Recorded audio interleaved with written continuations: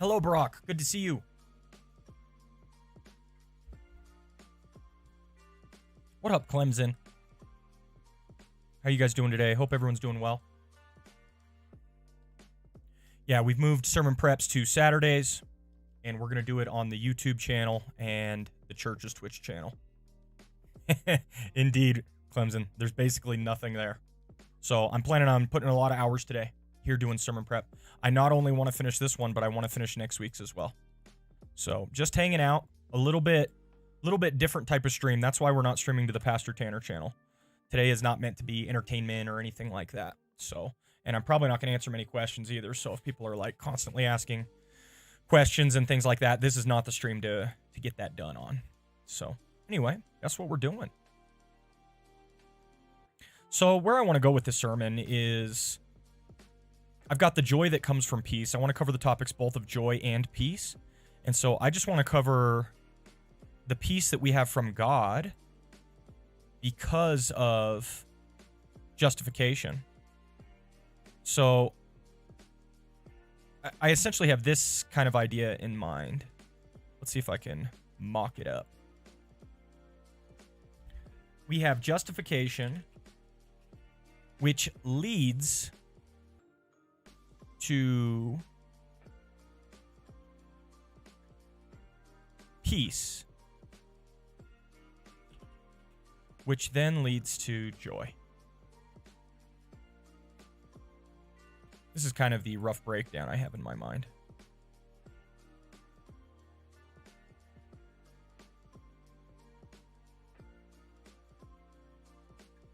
And so we're going to need some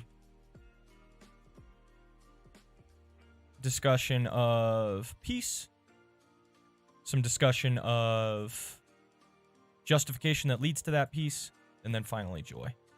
That's where it'll be, I think. So I could probably go in like a little Q&A type of format. Honestly, just kind of ask myself questions, ask the audience questions. You know, how do we think about this as we're walking through the topics of joy and peace and all that type of stuff. So that's kind of where I'm thinking of going. So first I kind of want to dig into like, what is peace, I think.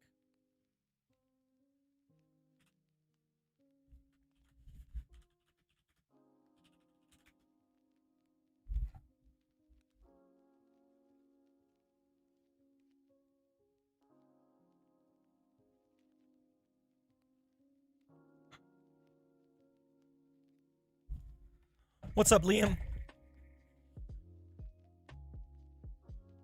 Good to see you, Liam. Yeah, we moved sermon prep to the church's channel.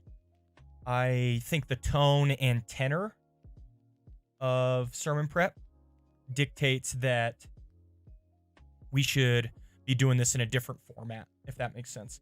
The Pastor Tanner channel more and more has become about community building, asking questions, helping people in their discipleship, praying for others.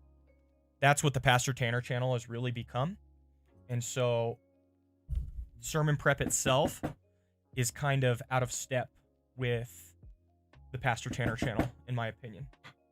And so we're putting it here now. And we're also live on Facebook right now, too.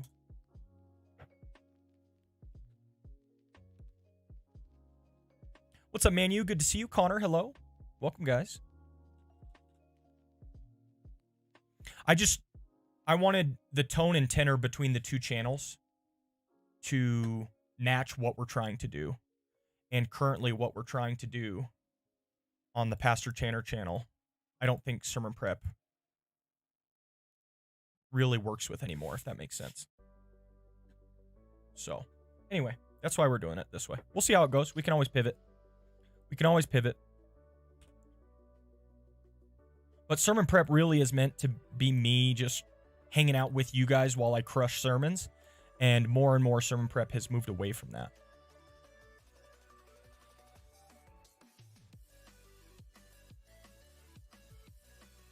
So, I think here are some questions I'm thinking of. What is peace? We also want to ask the question,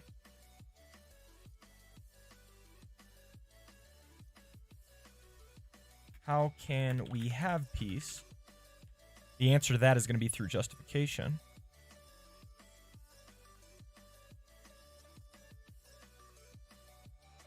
So maybe we start with peace, discuss it as a topic, pivot to justification.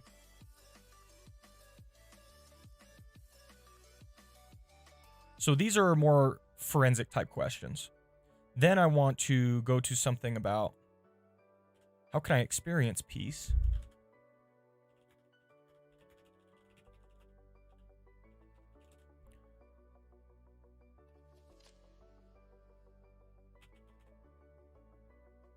And then, once we've answered the question, how can I experience peace? Then it's going to be something that then drives towards joy. So, what does my experience of peace result in? So I think those 4 questions can essentially drive the whole sermon. We're already pointing towards inductive rather than deductive sermon. And I think this will be great.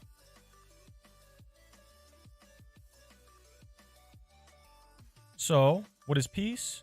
Talk about it. How can we have it? Through justification. What does the experience of peace look like? I'm going to talk about that. And then finally leads to joy.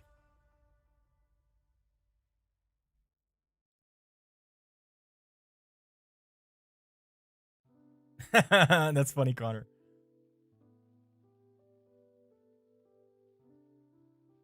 Yeah, no, it was a lot of fun. Oh, thanks, Jess. Appreciate that. Yeah, I think it's going to be nice as an inductive sermon. Hello, Melody. Good to see you. Welcome.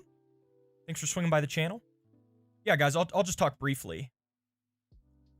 I'll just talk briefly about our pivot and why we're doing what we're doing.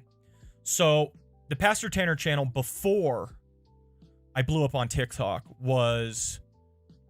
this is all the Pastor Tanner channel was. Me prepping sermons, just hanging out with you guys, interacting, having fun. There wasn't a lot of discipleship going on. I wasn't answering a lot of people's questions, and I wasn't praying for people regularly.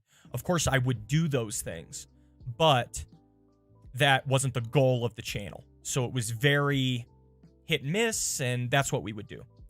Well, once I blew up on TikTok, we got a much younger audience, and something that was needed was I needed to answer people's questions, pray with people much more regularly, try to help guide and direct people in how they should be living, all of that stuff.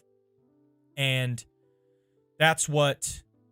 then community, building community with people, playing games with each other, laughing together, having a good time together. That's what the Pastor Tanner channel morphed into.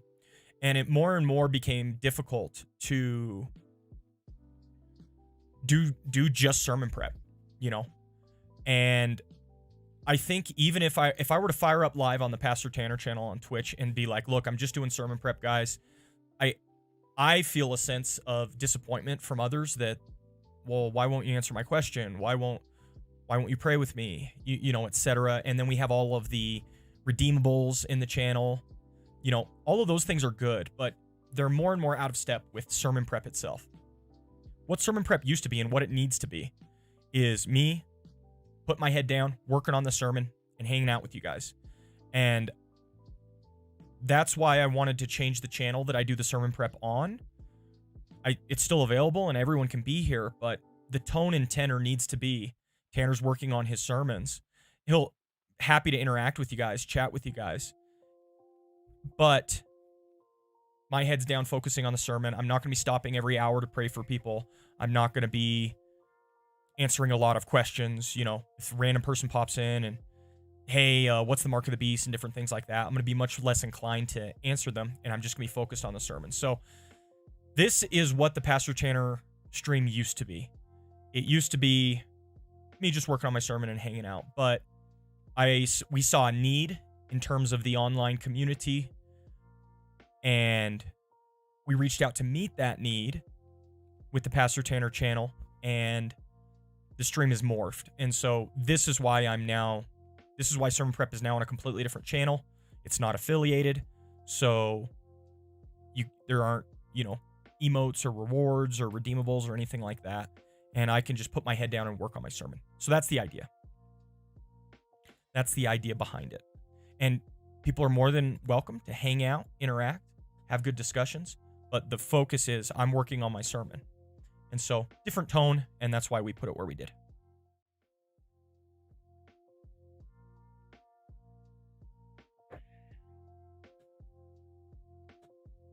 There you go, Connor. See, exactly it. And you guys know from the other channel that we get questions like that all the time. We get questions like that all the time. And this literally, sermon prep is literally meant to be me working on my sermon with the camera on.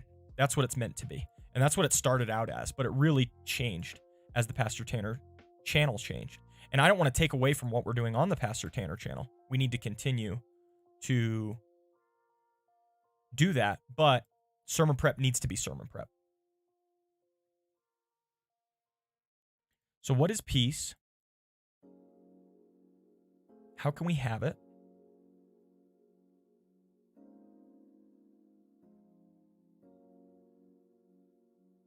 How can I experience it in my day-to-day life? It's one thing for it to be an abstract doctrinal concept. It's quite another for me to experience it in my daily life. And then finally, what does it result in? That's going to be joy.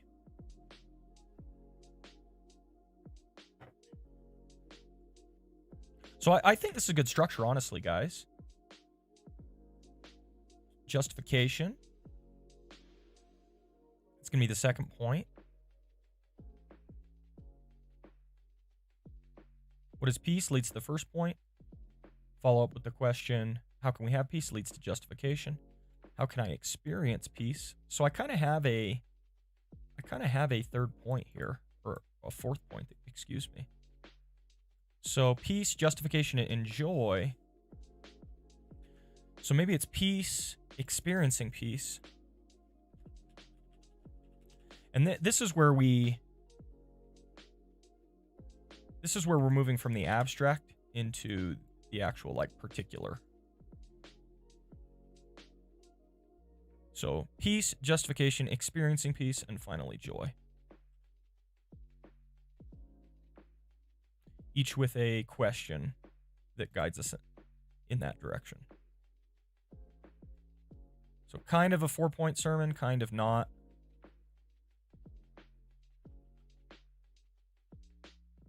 Oh man. Struggling with this arrow.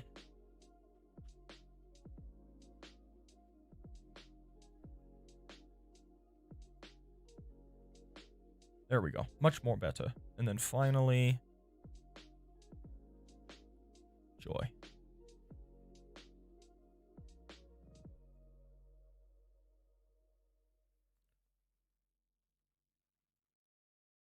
Okay. So 4-part sermon. We need to talk about peace in depth. Do a little bit of research and study on what peace is, what it looks like, how God accomplishes it. Kind of answer these questions. Then we need to do a little bit of research on justification and how it leads to peace. Then we need to do a little bit more work in just that principle of, okay, peace comes from justification. Now I've been justified. I want to experience this peace in real time now. That's what we can do there. And then finally, we can head to joy after that. I think that makes sense. I like that flow. Man, for right now, this is a permanent change. We can obviously adjust, but it's a permanent change for right now. Oh, happy birthday, Barack. That's awesome.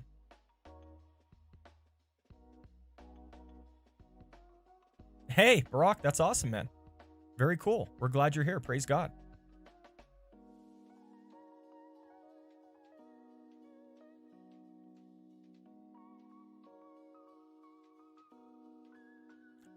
I guess I don't know what you mean by that, Connor.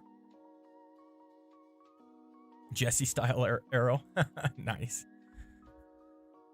Okay, I like this. So let's dig into peace a little bit, guys. I know a little bit about peace. It's shalom in Hebrew, and it's eirene in Greek. Let's just hit up the fact book.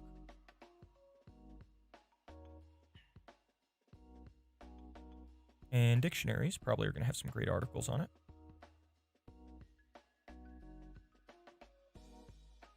And first, let's do a word study. People like to start with word studies when you're defining terms. Zelfor, hello, how are you? We need a frog. Fully rely on God. Nice. Yeah, let's just do a couple of word studies.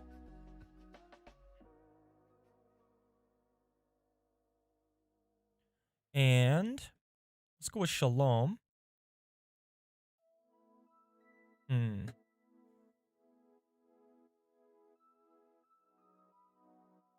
Oh, I understand, Connor. So first of all, I do, just so you know, I've got it trimmed up a bit, right? It's very, very small amount of trimming, but we've done a little bit of trimming. And Jess has hinted that she got me some beard shaping tools for Christmas. So it might still be unruly until Christmas. A COVID cut from the missus? Nice. Did she just put a bowl on your head and trim anything that hangs out over the bowl?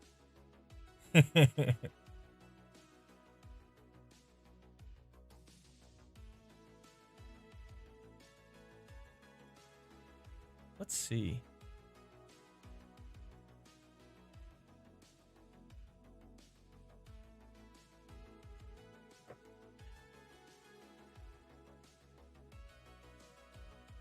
Yeah, we'll see how it looks.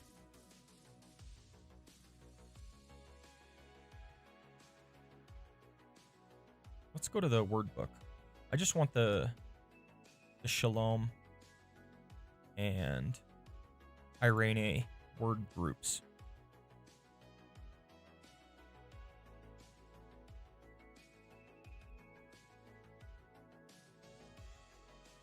I wonder if I can just do a search on this.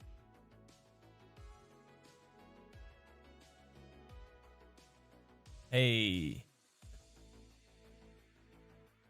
237 times in the Bible. Cool. It's also...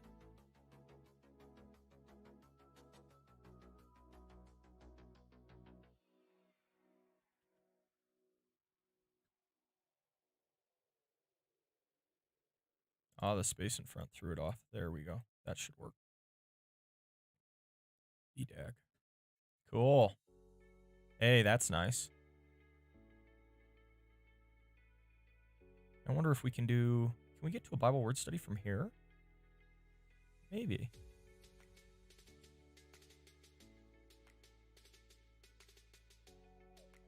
The other thing, we could probably just copy and paste it into the Bible word study tool itself.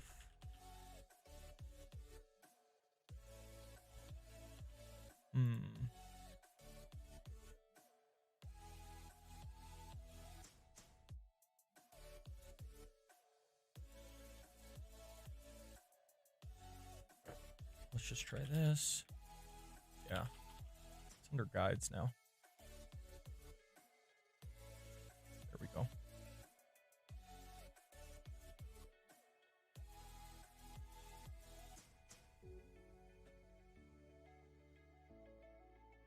Perfect. Boom. Check that out. Guys, it's a common word. 232 occurrences in the Old Testament. Translated in a lot of different ways. Look at all the shades of meaning it has, guys. Peace, prosperity, or success. Peace, peaceful, peacefully. Safely, prosper. How they were. He asked them how they were. Interesting. So shalom used a few ways. A few times in that type of way. Do you come in peace, success, well, blessing, greet? Do you have to do with peace? What do you have to do with peace? Interesting. 2 Kings 9, 18 and 19. Okay, cool. And we already got Halot open.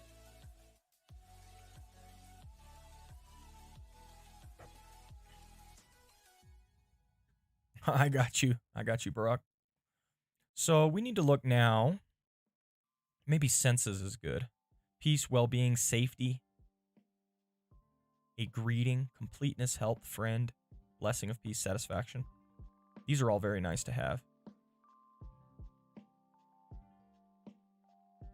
Example uses.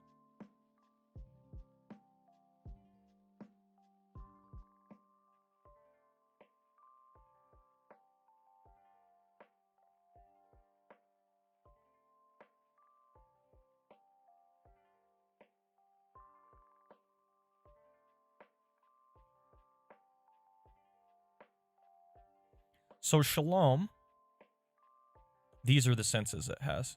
Peace, well-being, safety, greeting, or completeness.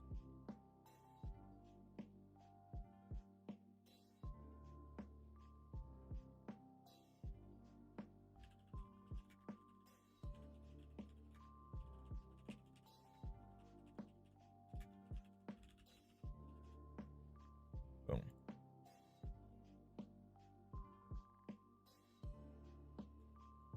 And that's for shalom, the Hebrew word.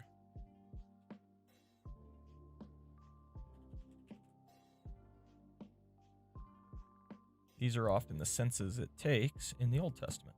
Let's look up Irene now.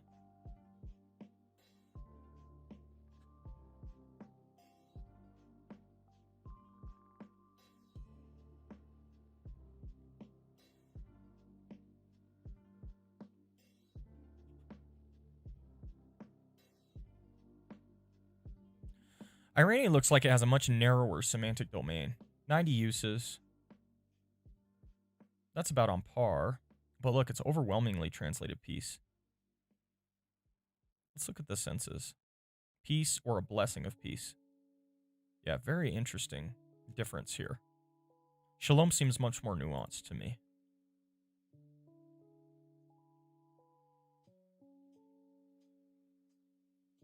Peace or blessing of peace.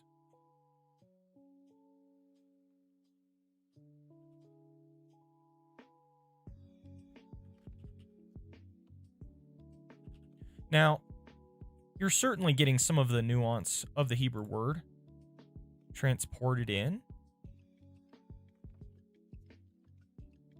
when they use Irene, because they're using Irene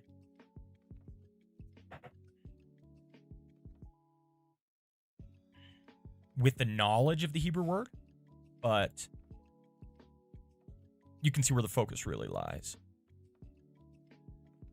Connor, 2 Thessalonians 3:16.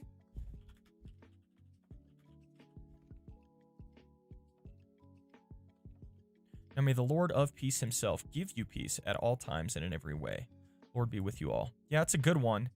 Now, it's kind of a greeting, right? He's kind of just, it's almost a benediction, you know? Hey, be peaceful. It doesn't have the theological weight that we're looking for in terms of performing a teaching on the subject. It's relevant, don't get me wrong, but I think it lacks that theological oomph that we're looking for.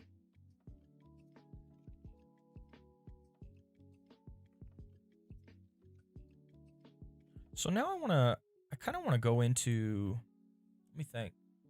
Well, I've got two ideas. First, let's look in the Septuagint.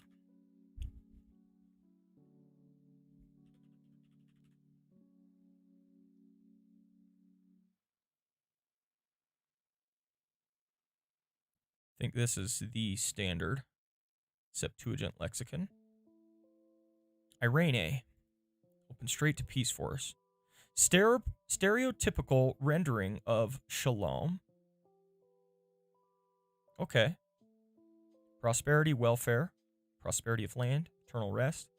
Kai apen Irene, he said peace or all is well. Anthropos tes Irenes mu, my friend. Okay.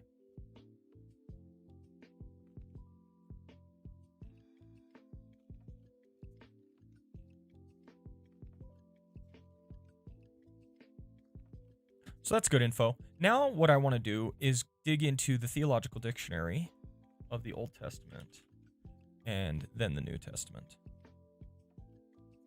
So let's check this out. Shalom, the word etymology, Septuagint, lexical field, perfect. Now, shalom occurs 237 times in the Hebrew Old Testament. The root shalom is attested since the earliest times of all branches of Semitic in a wealth of forms with a broad range of meanings. The semantic range of shalom, which exhibits remarkably constant elements in various times and languages, suggests that it involves an elemental aspect of human life whose linguistic designation may not be further derived. The attempt of Torxener to trace an etymological connection between shalom and salah, be at ease, be calm, should therefore be met with caution. Okay. So, 237 times. I'm going to put that in.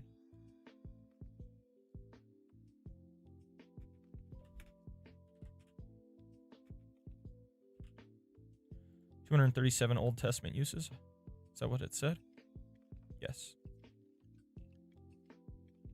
Cool. Whether the root shalom in Hebrew is based on nominal or verbal concept is disputed. Earlier scholarship treated shalom as inderivable, blah, blah. Complete, more precisely, blah, blah, blah. Whole, intact. Root may also occur in the Amorite, in Akkadian, Saleum, friendliness. So this is just tying it to the other Semitic languages. In Phoenician Punic, we find shalom, which serves as an element of personal names.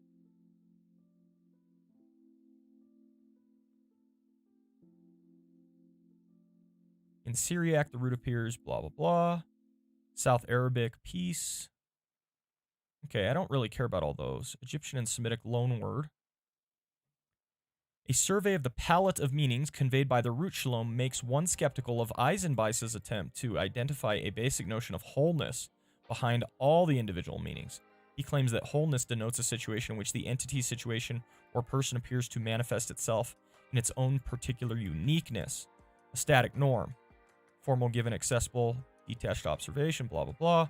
This wholeness is to be understood as a formal structure that can be imbued with a variety of content. Can such a definition do justice to the multiplicity of particular contexts? The concrete individual meanings are being forcibly constrained to fit within a single concept. Yeah, see, I agree with that. We don't want to narrow things down. A lot of people are like, what does shalom really mean? We don't want to go there. That's not the purpose or intention. Hebrews 12:14, pursue peace with all men and the sanctification, without which no one sees the Lord. I like that. Hebrews 12:14. Yeah, see, that one's not just like a greeting. That one's telling us to pursue peace. So, Hebrews 12:14, it will probably go somewhere over here, Connor, under experiencing peace. Hebrews 12:14. Because under this heading, that's where I'm going to be teaching people to experiencing peace. And you've essentially pointed out that the fact that we, and I'm actually going to put this as a note afterwards. The fact that we have received peace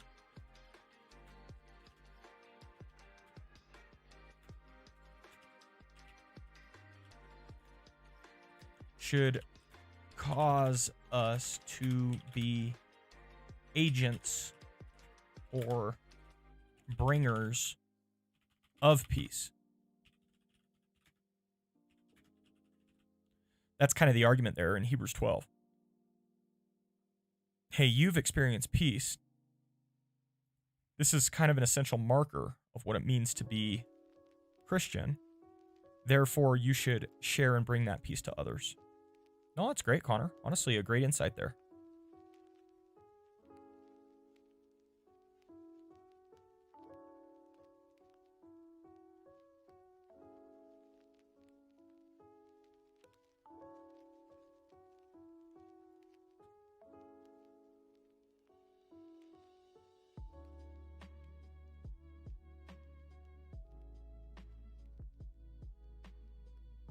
Okay, that's very nice. Let's get rid of this, and let's keep reading through T-Dot. Very helpful. Taking as a starting point the PL of the verb shalom, which which can be translated give back, pay, settle, pay the penalty, requite. Some have sought to define the noun as denoting a state of equilibrium and contentment that often corresponds to our terms peace or well-being. Arguing on this basis, Gerlman comes to the understand shalom as satisfaction or sufficiency, a term denoting the situation in which one has enough as well as whatever is sufficient or satisfactory. It is characteristic that shalom transcends the merely adequate, denoting rather plentitude, a sufficiency measured by full or copious measure.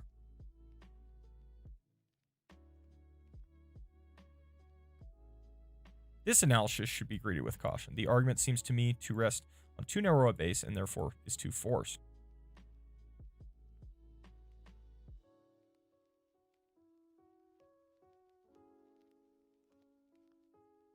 So I don't need to know all these backgrounds.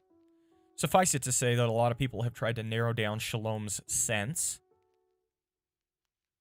to varying degrees or another. I need to get to the bottom line.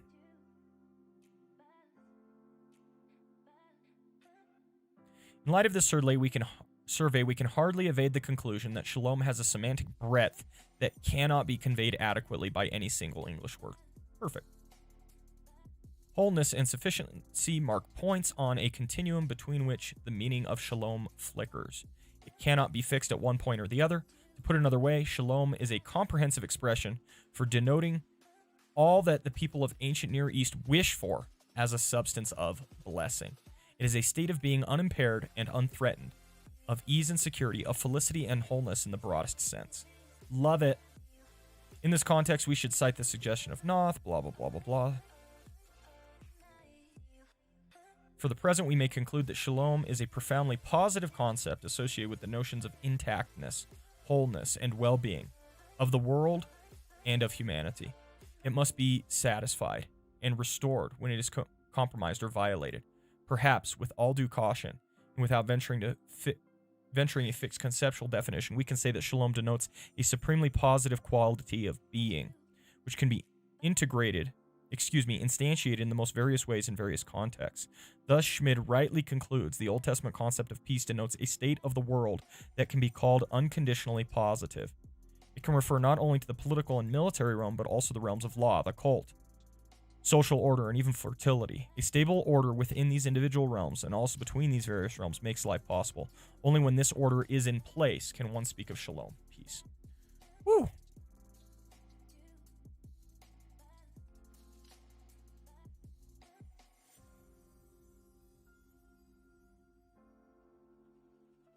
And then I think what I should do after I describe this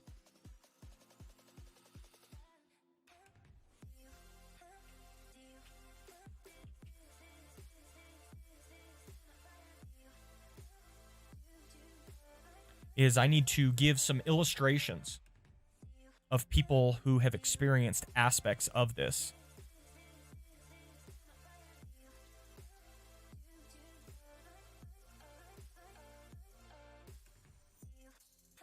Yeah, I think that's the answer.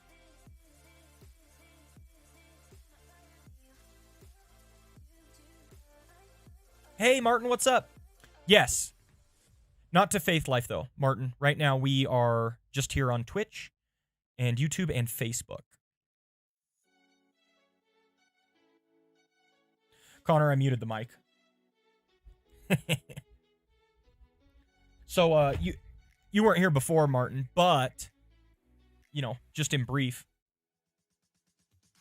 the Pastor Tanner channel has morphed from what it used to be, which was me just sermon prepping with a camera on while I interacted with you guys. It is now morphed into discipleship, prayer, and community building.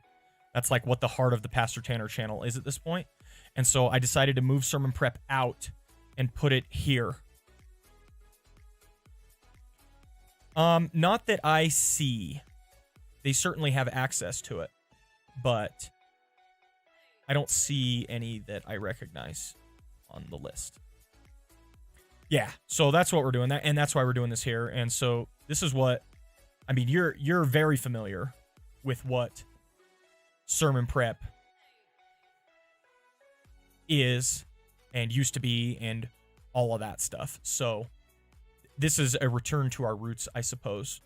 And I think that YouTube and the church's Twitch channel and Facebook is the proper place for this part of the ministry to live. See, and that's exactly what's happening, Martin. That's exactly what's happening. Me too, Connor. It's going to be a blast. And then what happens, Martin, is, you know, somebody reaches out and says, hey, can you pray for me? And of course I want to pray for them. You know, somebody reaches out and says, hey, I have a question about the mark of the beast, and I want to try and help them. And then what happens is we constantly get sidetracked from me prepping sermons. We haven't done proper sermon prep in a long time. And it's because of how the channel has morphed. And so this is an attempt to get it back to what it was, to where it can be helpful for me while I also get to hang out with you guys. So that's the idea. And I think YouTube is the proper is the more proper audience for this as well, you know.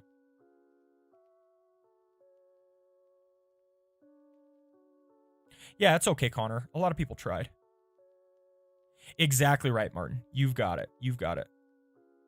So that's our goal here. We can obviously alter this if and when we need to, but right now, this is going to be our structure. 4-day-a-week stream to the Pastor Tanner channel, one of those being a community night, so really 3 primary Pastor Tanner channel streams a week, and one of those being a Bible study, and then sermon prep on Saturdays, and me literally just firing up, doing whatever I want, not having to answer questions, not having to pray for people, not having to, you know, fulfill redeemables, all of that stuff. So, now that we've got the breakdown of Shalom, what I want to do now is come up with a couple illustrations surrounding Shalom to try and help people grasp what it's like. So, where I'm going to start is just some of these quotes. I've got these quote books from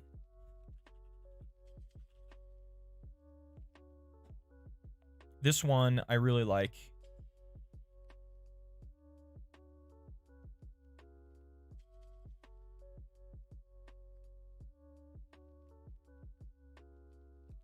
Info. The Complete Gathered Gold from John Blanchard. So these are a bunch of quotations gathered by John Blanchard, which I think is going to be really nice. So this one's on peace. And then not only The Complete Gathered Gold, but I had another one as well. Yeah, Stott's Preacher's Notes. And is there a... There isn't.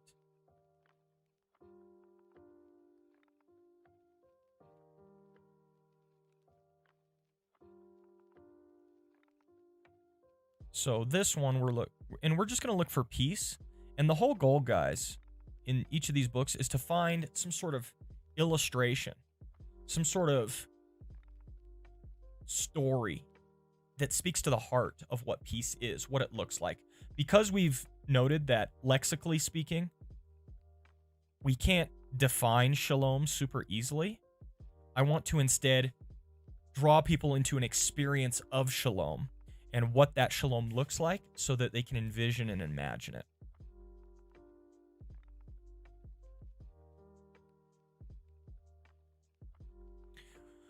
Martin says, whenever I hear James White talk about shalom, he usually says shalom is not just a ceasefire. Yeah, that's a very good point.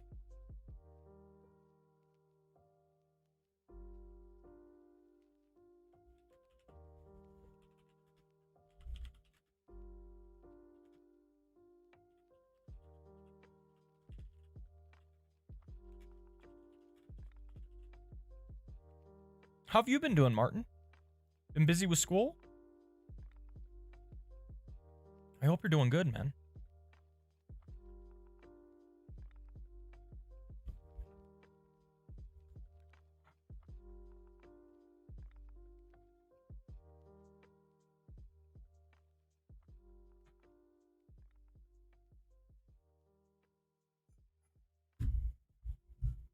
Hey, I understand, man. No biggies. No biggies whatsoever. I hope it's been going good.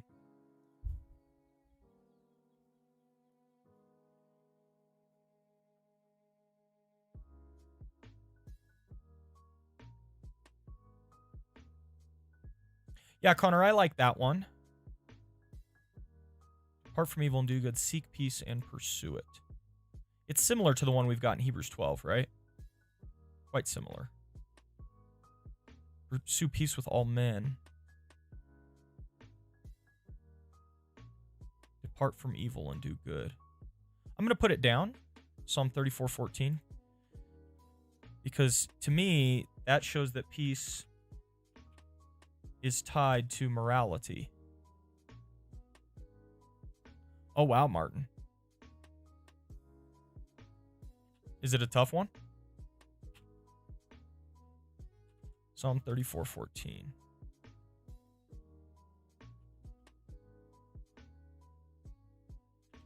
Peace tied to morality. That's pretty nice. That's a nice thought. So, let's start looking through these quotes. Peace is the establishment of a harmonious relationship with that for which we are constituted. So that's right, but it's abstract. I want something that lives and moves and breathes. All men desire peace, but very few desire those things that make for peace. Ooh.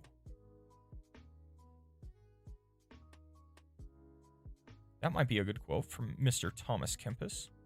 We'll drop it in there, see if we use it. Maybe we do, maybe we don't.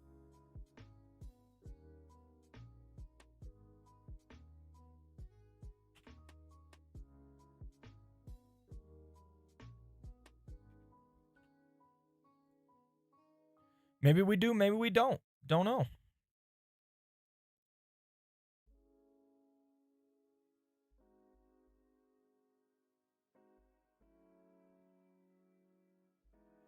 Great tranquility of heart is his who cares for neither praise nor blame. Okay. Peace is rarely denied to the peaceful. Peace is the conscious possession of adequate resources. Peace, so maybe we can turn this into an illustration. Ooh, I might have steeped this far too long.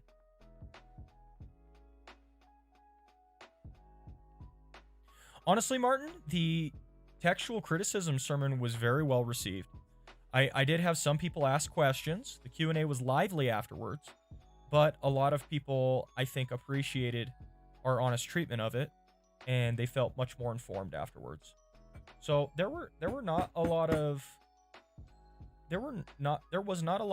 backlash, to be honest, which was really nice.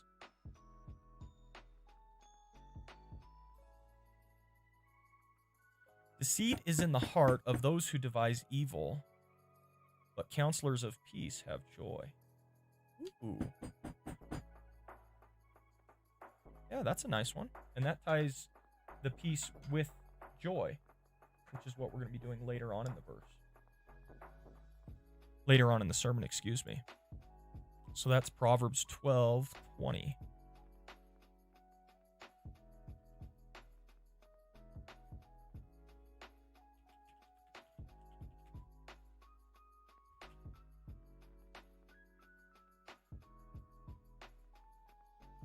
I have not, Martin. We've narrowed down to an Old Testament book, and it needs to be short. So we're talking a Minor Prophet, Ruth, those sorts of books.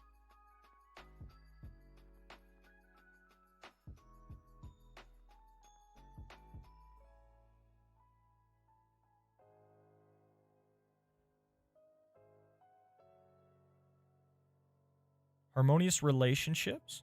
So let's grab some of the essentials of peace here. Wholeness and sufficiency.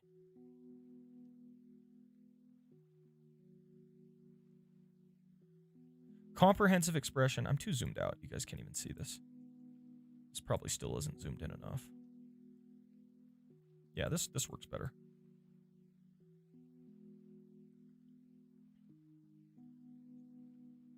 So we want an illustration for wholeness of relationship.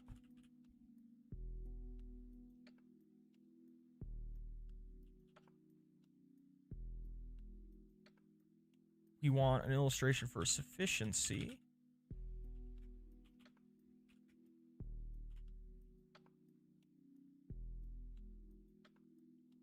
Some of these quotes as well. Possession of adequate resources, so that's sufficiency and wholeness. Deliberate adjustment of my life to the will of God. Peace rules the day when Christ rules the mind. Rest is not a hallowed feeling that comes over us in church. It is the response of a heart set deep in God. The best tranquilizer is a clear conscience. Where there is peace, God is. Peace is to the soul what health is to the body, a sign of balance and order.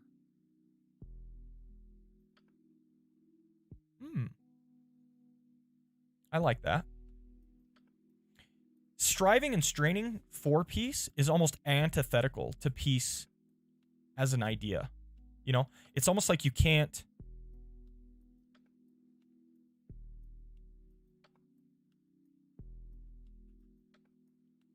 I'm going to put this. Striving and straining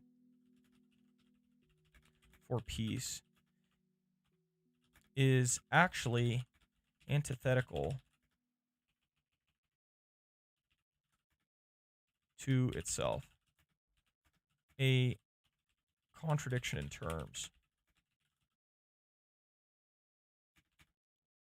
Peace is the end of striving and straining. That's why we can have it through justification.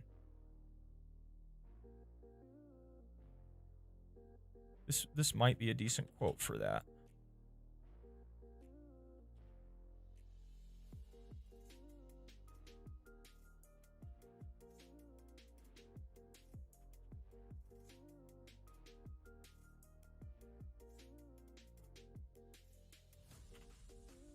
Yeah, that's nice. That's nice. I like where that's going.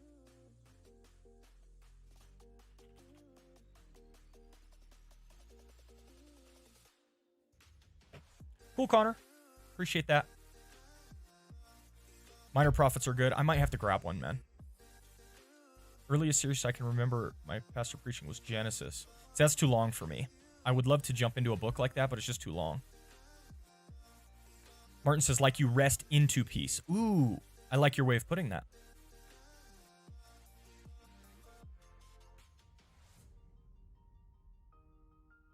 Oh, did I ruin all these leaves? What a shame.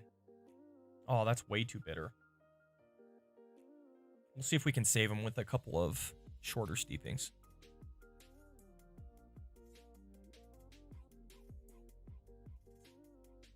Oh, that's pretty cool, Martin.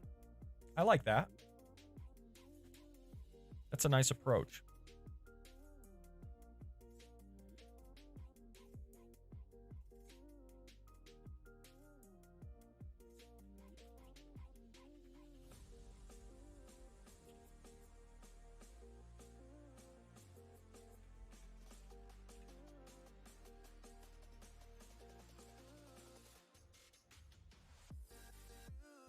Marin, hello!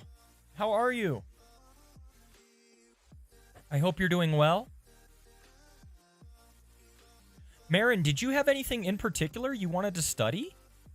I honestly did not expect someone to donate at that tier for a while, and so I didn't have anything prepared ahead of time. Is there a particular study you would like us to do? I'm really excited for it. I think it's going to be a lot of fun. Hopefully we learn a lot too. I think we will.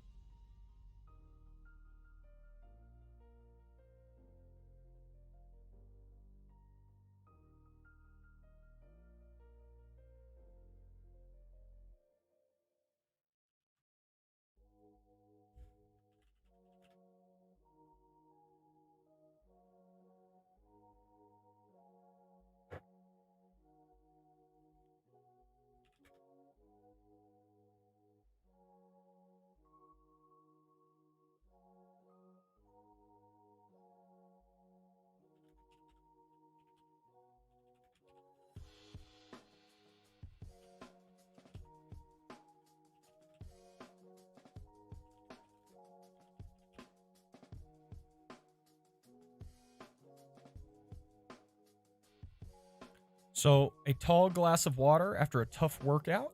I think that captures some of the idea of peace.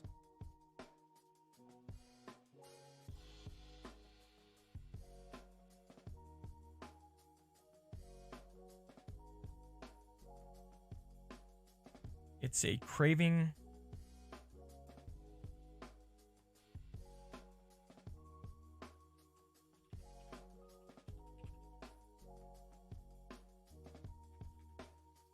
Like you have in your mind. In my mind, I'm thinking of like biting into a juicy, perfectly ripe pear. It's not too firm. It's not too soft. Perfectly ripe.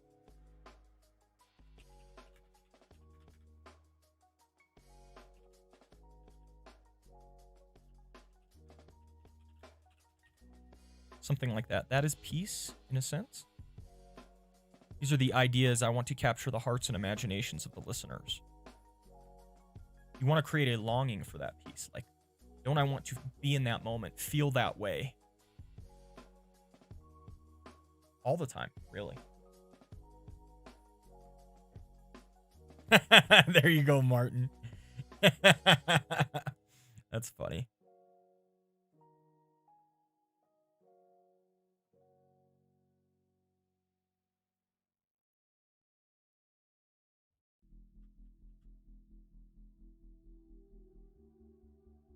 So these are like satisfying cravings that we have. Those are part of what peace is. But peace is also wholeness of relationship.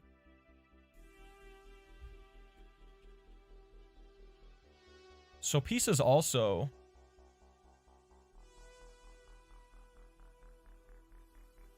when you're sitting around the table at the holidays with family and everybody's laughing and having a good time, and you kind of are able to step out of the experience for a moment, almost an out-of-body type of experience, and you just kind of sit there and you look around, and in the moment, you're not interacting with or talking with anyone in particular.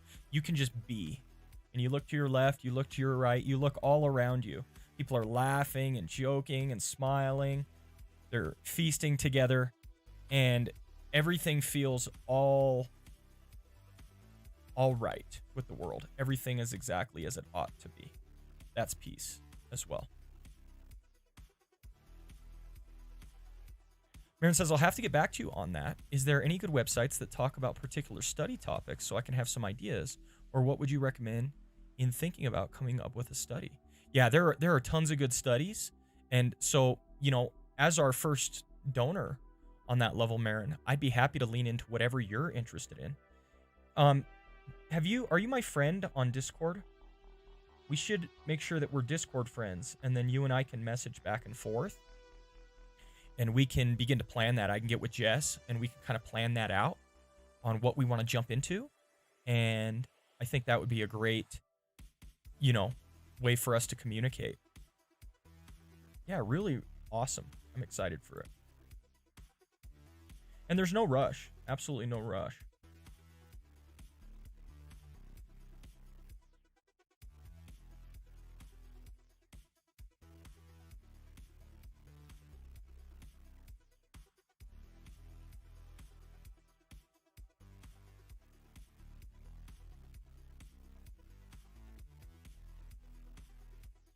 Martin says, you might get a similar experience listening to a piece of music that really draws you in. Ah, I love that, Martin. I love that. So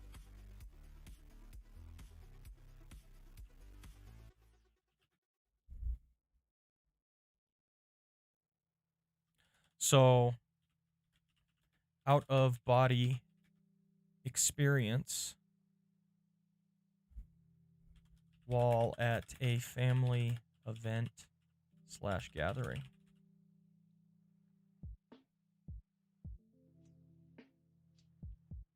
And I like what you're saying, Martin.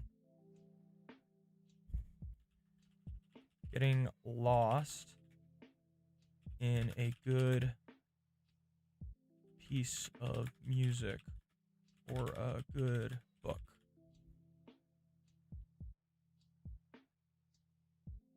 I think these are all examples of sufficiency, wholeness of relationship that we get from peace.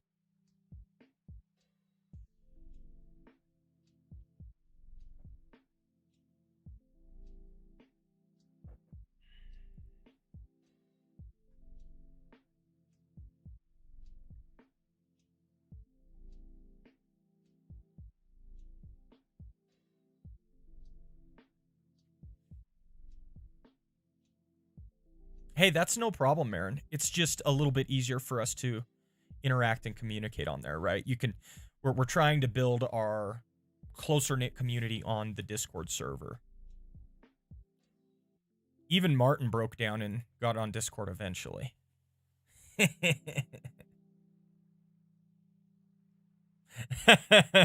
There you go.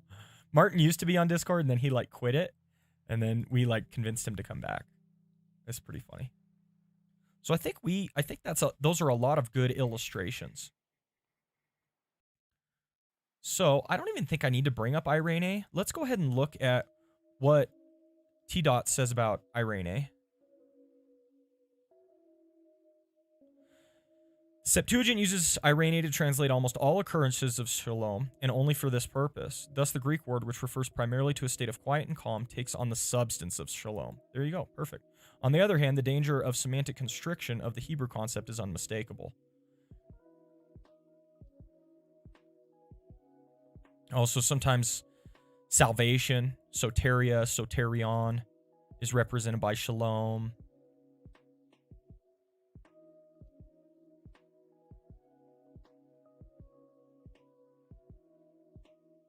Perfect. Ancient Near East. I don't know that I care about Akkadian, Mesopotamia, Egyptian, any of that. Cool. Interesting.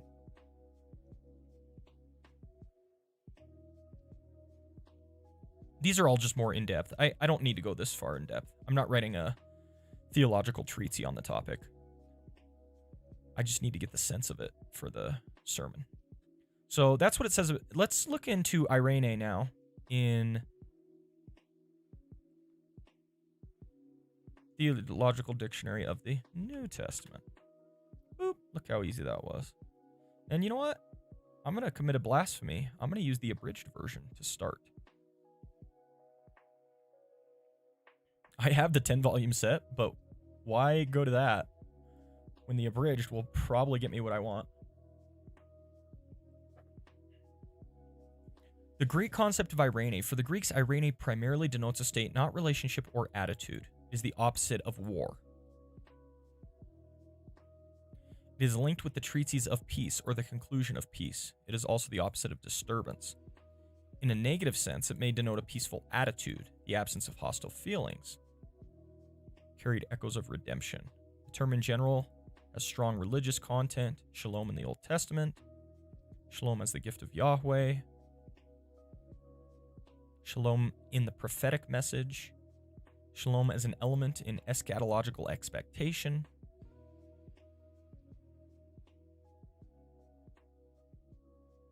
Martin says, I wonder if the church father Irenaeus was called that name at birth or if it was given to him as a nickname like Chrysostom. Interesting. I hadn't thought of that, but that's a really good point. Things that make you go, Yeah, I don't know about that. Do not know about that.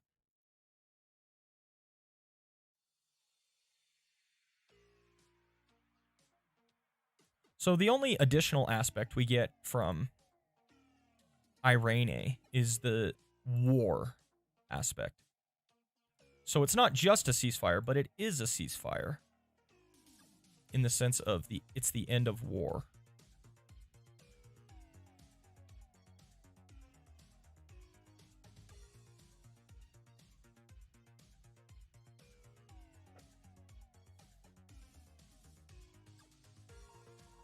So how can I illustrate?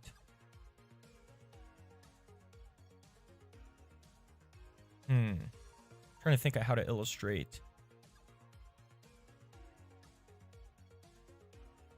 the end of war.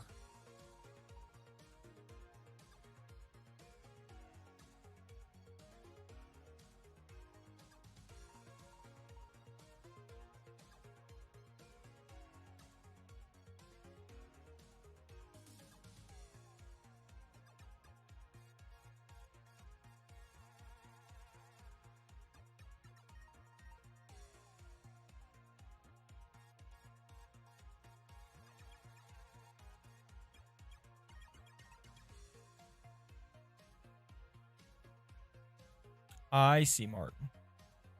Yeah, I see what you mean.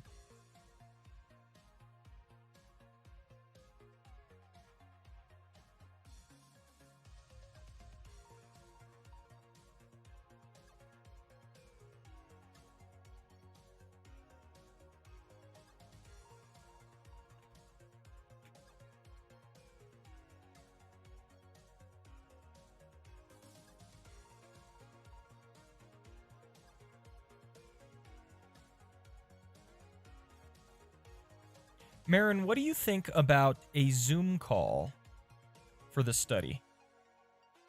It's going to be a small enough group where I think that more intimate setting would be pretty cool for the study. Hey, no problem, Zel4. God bless you. Have a good day, okay? Thanks for swinging by. And yeah, we will catch you later. Can't wait to see you tomorrow.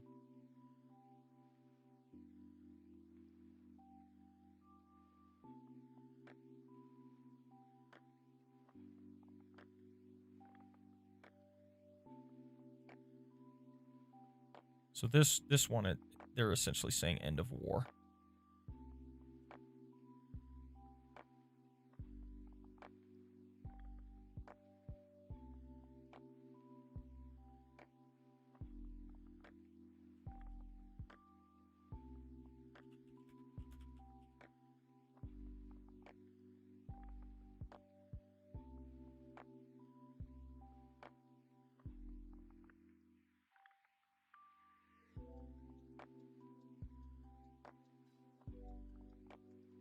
It's just you right now, Marin, but we only launched it yesterday. So we need to give it a little bit more time and push it out there to people.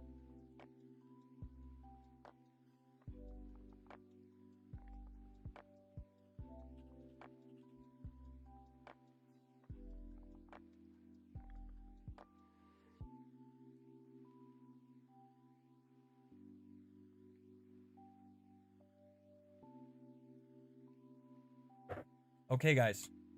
Oh, that was so bitter. We can steep these leaves better this time. I'm going to do a very quick steep.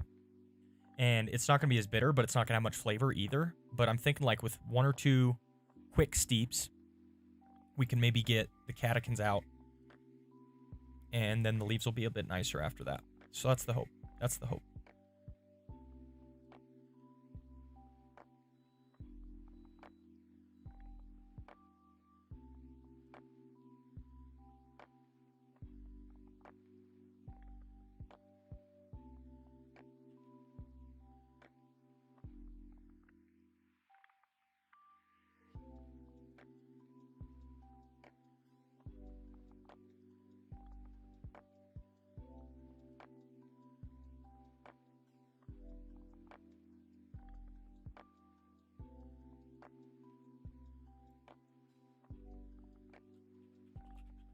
Man, loving this lo-fi.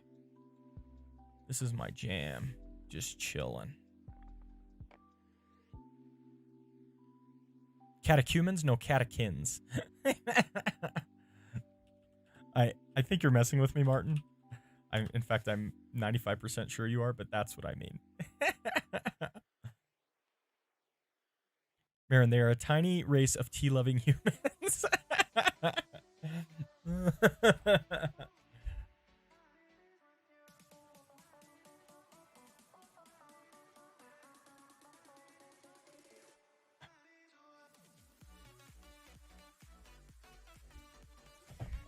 Yeah, it's funny. I prepared a lot of leaf. Guys, I'm going to be streaming for a while, honestly. I want to get super far ahead on sermon prep. And so I prepared a lot of leaf, all that, and then second steeping, I burn it. The only question remains now, is it recoverable? Is the tea recoverable?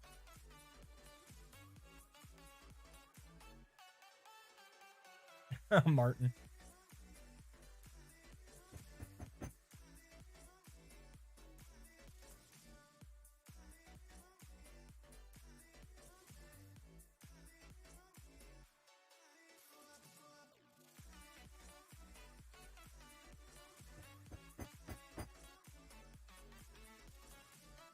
All right, let's see if this is if this can be stomached.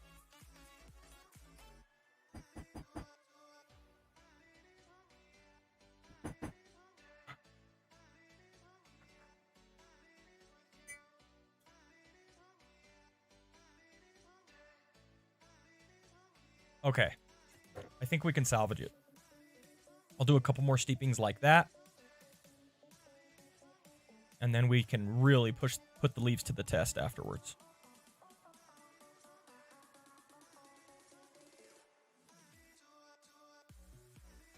I think we lead with the comment about war.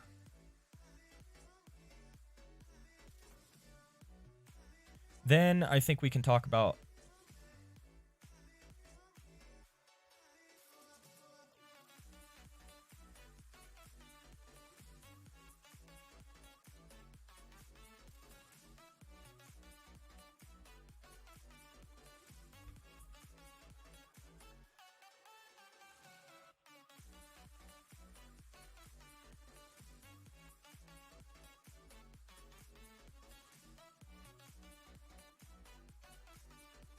So we'll talk about war first.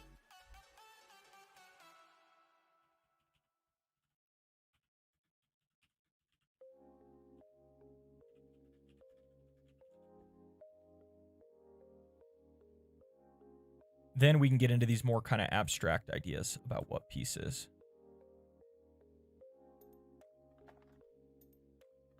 And again, what we're doing on a more meta level while we're talking about this is we're trying to create a longing for peace in the hearer. We want the listener to desire peace.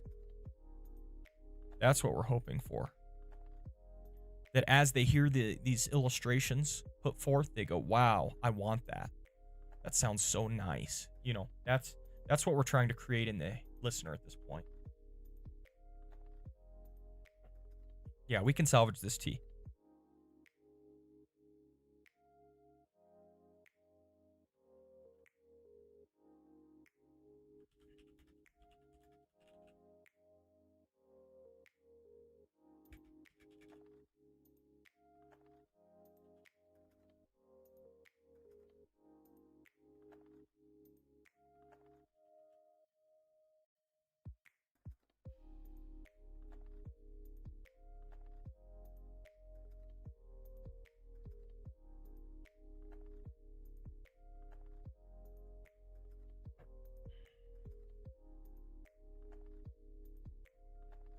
Martin says, what made you choose Romans 5 for your text this week? So it was quite simple. I went to the fact book and I looked up peace, and I was looking at these key passages here. Key passages that talk about peace. Psalm 4:8. In peace I will lie down and sleep. For you alone, Lord, I make me dwell in safety. I will keep you in perfect peace, those whose minds are steadfast because they trust in you. And so I was going through all of these. And so I wanted to preach on peace because we're preaching Advent. And peace and joy combined, in a sense, speak to Advent. Peace and joy.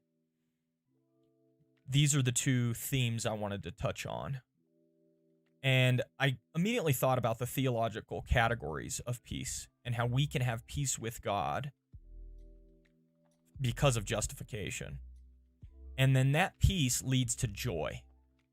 That's kind of the step-by-step process I had in my head. And so then I thought about, okay, let's look up peace in the Bible and let's try to figure out like where peace is specifically tied to or associated with our state with God. And as I was looking through these key passages right here, all of them felt very fluffy. And on earth, peace to those on whom his favor rests. Peace I leave with you, my peace I give to you, etc. But then Romans 5:1, therefore, since we have been justified through faith, we have peace with God.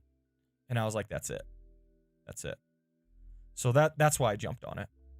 I was like, this is the theological peace. Hey, what's up, Yoshi? Good to see you, my man. How are you? Yeah, Romans 5 is so good, Martin. Really, the whole book. Hey, no problem, Connor.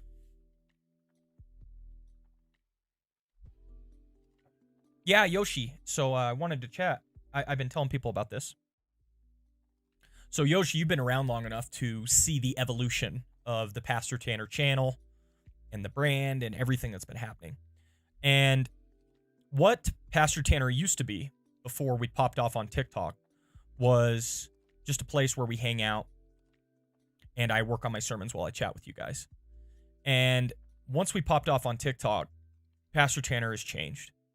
Pastor Tanner has turned into a place of praying for people, discipleship, answering a lot of questions, trying to create community with others by playing games with them and talking with them.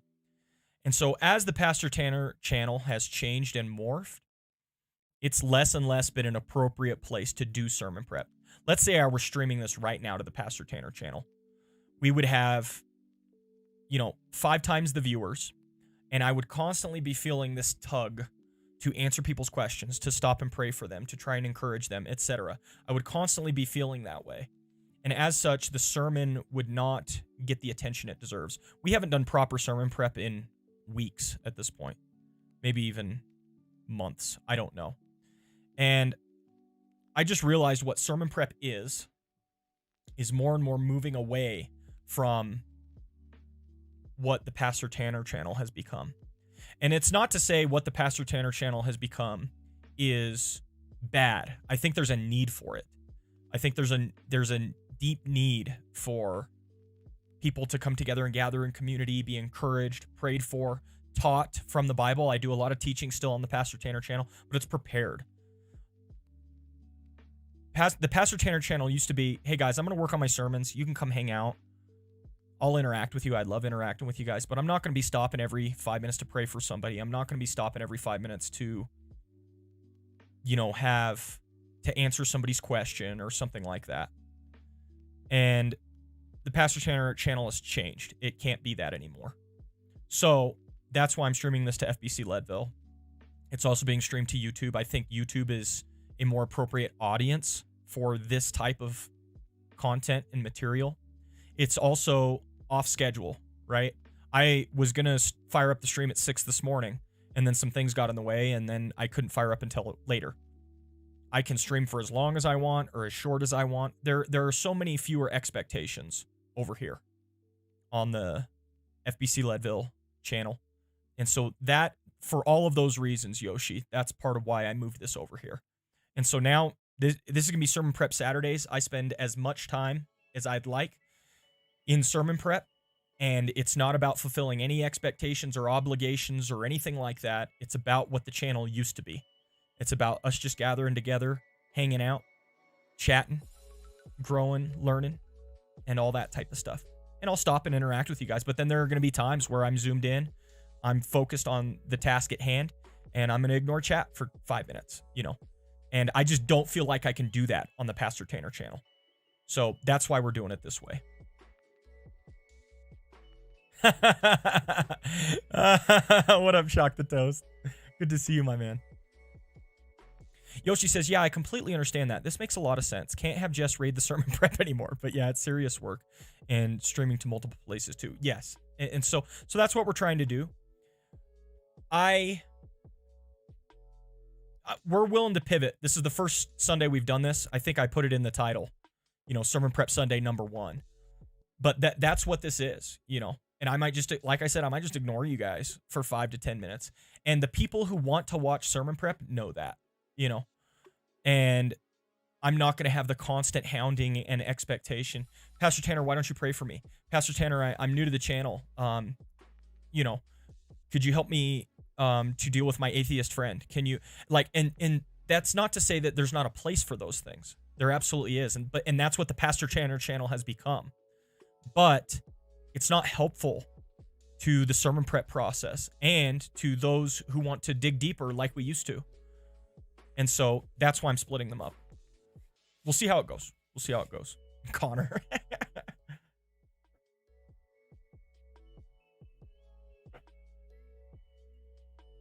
So I really like how this is shaping up. I want to more concretely illustrate a war coming to an end. I want to say I was reading in Truman's recent book, and he was talking about the end of a war.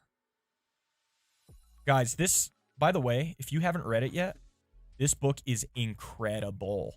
The Rise and Triumph of the Modern Self, Cultural Amnesia, Expressive Individualism, and the Road to Sexual Revolution by Carl Truman. 400 pages. It's incredible.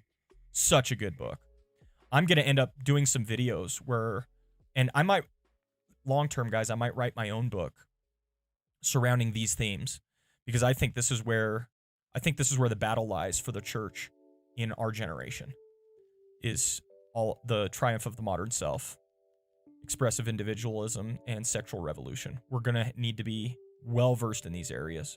So, yeah, great book. But anyway, the reason I'm going there... Oh, thanks, Yoshi. Yoshi got my back. I knew Yoshi would get my back.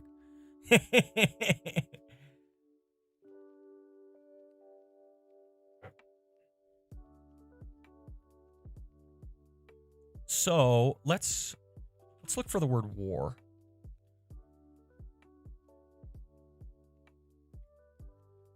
Maybe we need to parentheses it? No. We need to do a search. Search for the phrase war. There we go. There we go.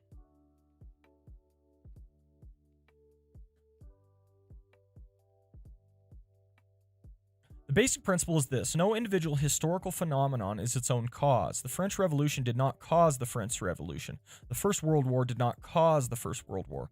Every historical phenomenon is the result of a wide variety of factors that can vary from technological. Yeah.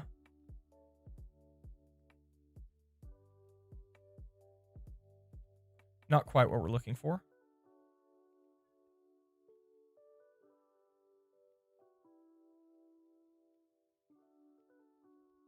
Let's see. The great days of the 19th century, when the church was culturally powerful and marriage was between one man and one woman for life, but little children worked in factories and swept away chimneys, perhaps the Great Depression, the Second World War, the era of Vietnam, etc. Every age has its darkness and its dangers. Okay, we'll continue.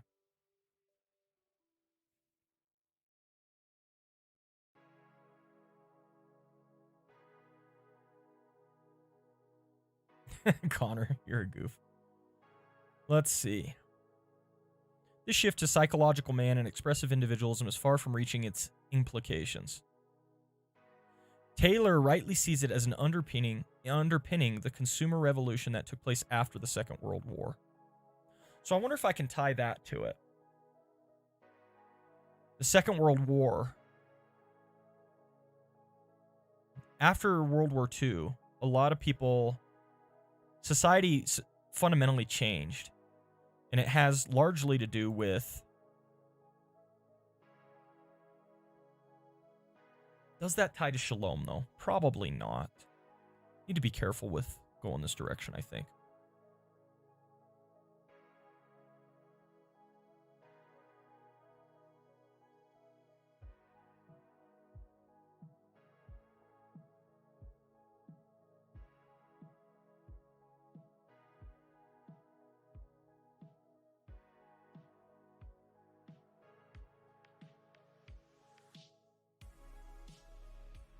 Yeah, this might not be the book I'm...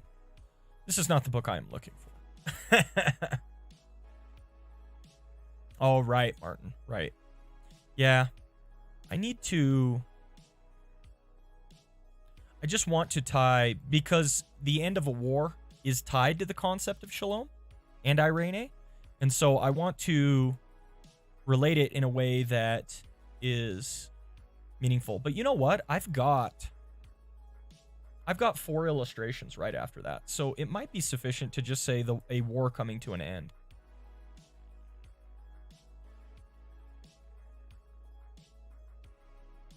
Man, is there a scene in The Lord of the Rings where, like, there's a war going on? And I want to say Aragorn runs at somebody with a sword and he swings a sword, but then, like, all of Saruman's army disappears. Is it, like, right at the end? I swear there's a scene of that.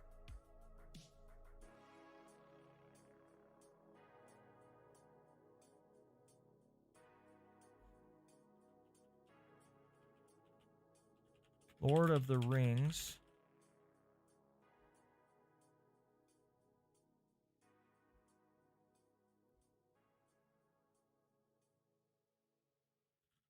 Maybe last battle scene.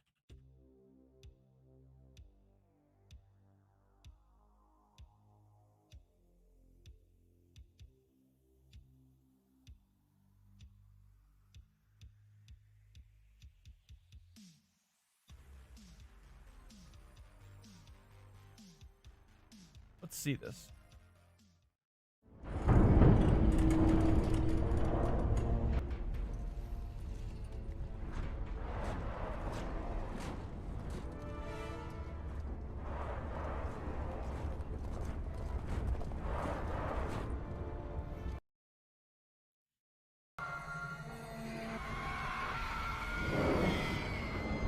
Does it? There you go. Whoa, whoa, whoa, whoa! I didn't want to hear all that. That I think is good. I think we should go with something like that.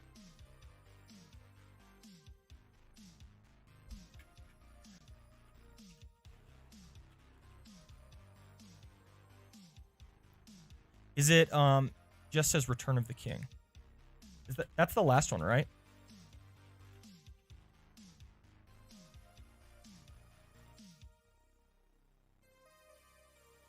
Perfect.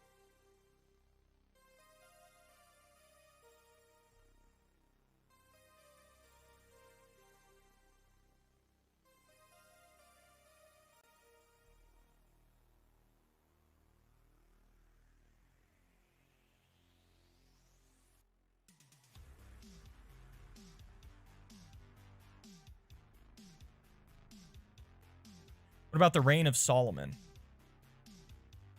Yeah, this might sound bad, but I don't like to use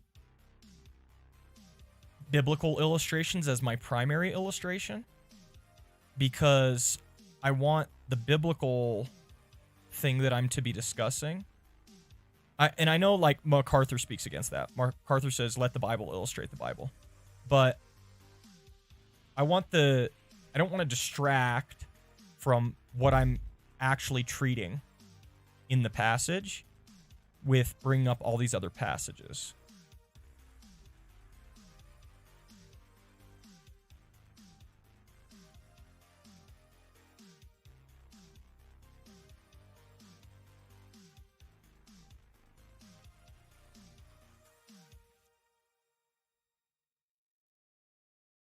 All right, good. I'm glad that makes sense, Martin. And again, I know I've heard MacArthur speak against that. MacArthur explicitly says, like, I don't like giving a bunch of illustrations because that's not biblical. Let the Bible illustrate the Bible, that kind of thing. And that sounds really pious, right? That sounds like, oh yeah, man, he's got it. But in practice, I don't like what it does. You end up jumping around and proof texting a lot of stuff, and then you require, like, the audience, in order for them to gain the most benefit from your preaching, they have to be super biblically literate. And don't get me wrong, I want my audience to be biblically literate, but we don't all start there. And so it's almost like what ends up happening is we end up preaching to maybe a smaller subset of our congregation than we actually want to.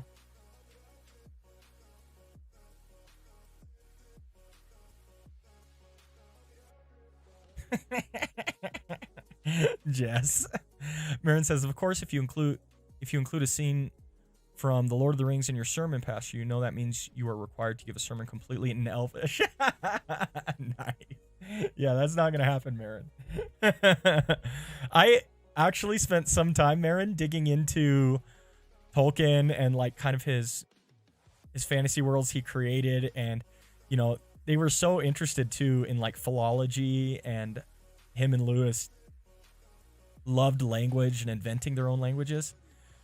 And I could never geek out on it like they did, right? They just loved it. And it was always something that I could, like, admire and respect from a distance, but I could never fully invest myself in, you know? So that's so funny though. Okay, point number 1 is done. Quarter of the way there.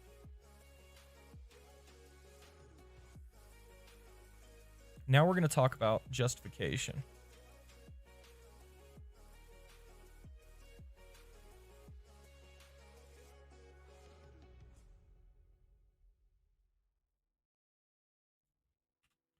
So everything we've described under the heading of peace, we fundamentally lack because of the fall. I don't know why it does this. It's really annoying, to be honest.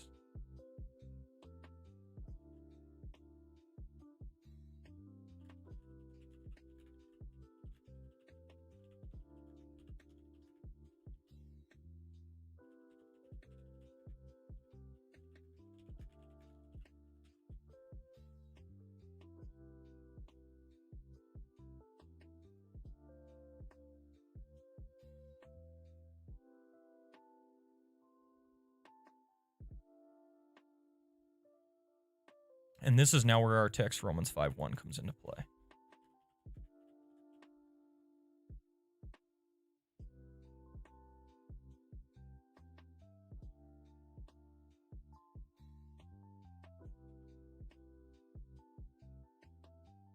So we can have this peace, we can acquire this satisfaction, this fullness by justification that comes through Christ.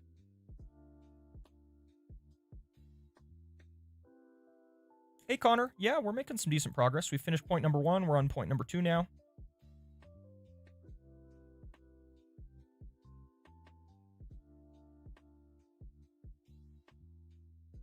Shock. Could be done in Dwarvish as well.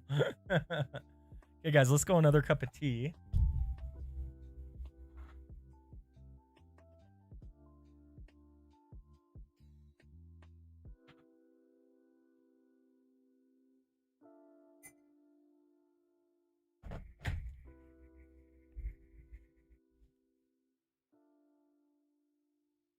Martin says there's also the historical example of the peace of the church in 313 AD.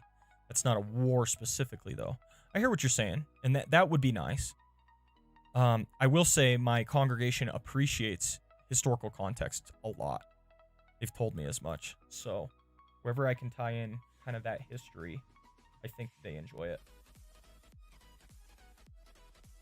Connor, I'm 5'9".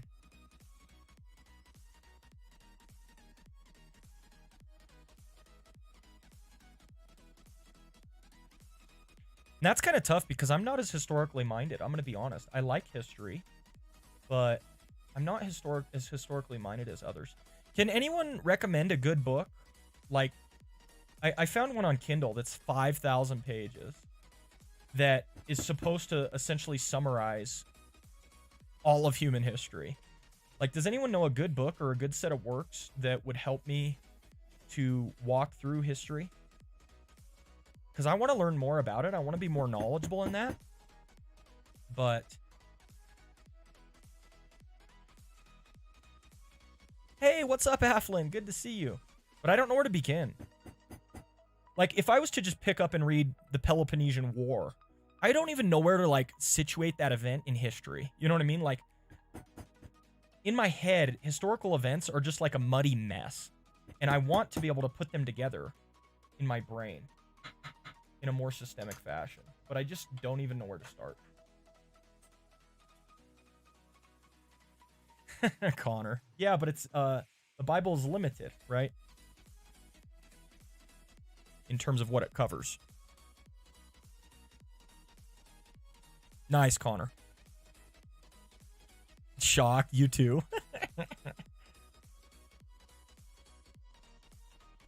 Yeah, Marin.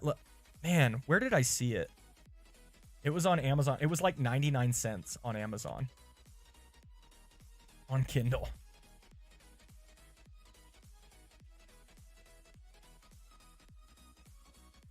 Let's see.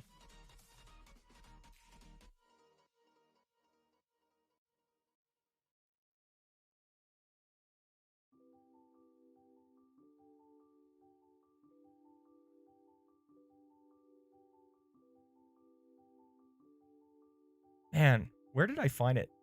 Maybe I added it to my, I hope I added it to my wish list. Let's look. Where's my wish lists? Wish list. Did I add it?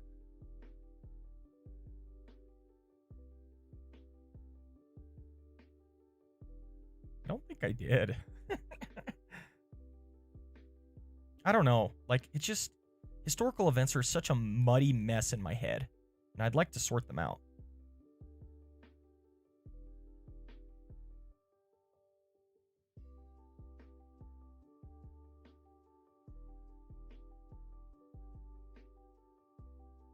I got you, Shock. Yeah, see, that's my problem. That's my problem, Shock. I feel like I'm so ignorant when it comes to world history, you know? I know a little bit about certain narrow aspects of history, but like world history as a whole, I'm just super ignorant about. Yeah, I can't find it. I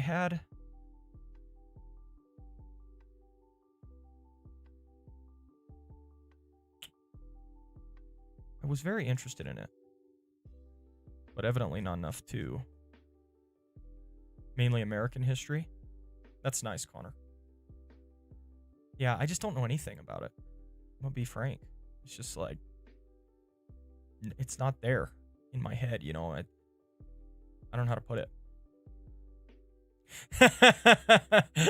it. Shock, let's go. That's amazing. So now is where I need to do a little bit of exegesis on Romans 5. So let's read the passage. Therefore, since we have been justified through faith, we have peace with God through our Lord Jesus Christ, from whom we have gained access by faith into this grace in which we now stand, and we boast in the hope of the glory of God. Not only so, but we also glory in our sufferings, because we know that suffering produces perseverance, and on you go. So let's go to the passage guide, and let's just hit up some good exegetical commentaries. And I bet if we read 2 or 3 good exegetical commentaries, we're going to know exactly where to go with this. Origin? No, we're not going to start with Origin. Perhaps we'll do Pillar, Leon Morris. That seems like a good place to start.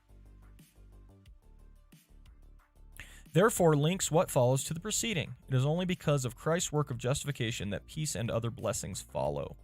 For justified, see additional note. Through translates ek, which denotes origin. For peace, see the note on 1:7. Paul speaks of peace with God, not the peace of God, as in Philippians. He is not referring to a subjective feeling, but to the objective fact that the justified are no longer enemies of God, but are at peace with him. The inward peace that follows is very important, but it is not the primary thought here. Look at that. That's very nice from Leon Morris.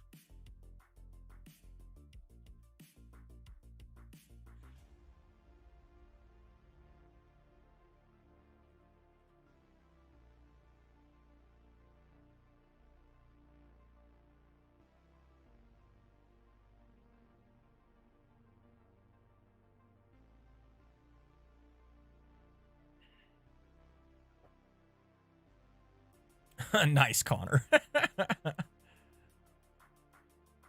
justified person is no longer tormented by questions of his relationship with God arising from the fact that he is a sinner. Sinner though he is at peace with God because of what God has done for him.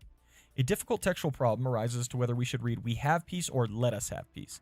The context favors the former reading with its indicative stating facts, but the manuscripts favor the second reading.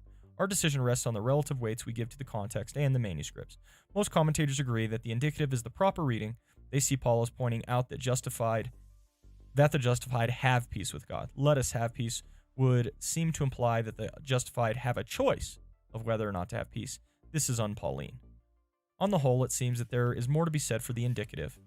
If the subjunctive were accepted, it would have to be in the sense "let us enjoy peace." Justification results in real peace with God, and that for all believers. Gore points out this involves the destruction of the fancied securities and false peace that we manufacture. When we say "peace, peace" when there is no peace, our peace is obtained through the Lord Jesus Christ. That it is Christ who brings us blessings is the emphasis of this part of the letter. This expression thus appears at the end of each section of the argument. I like that.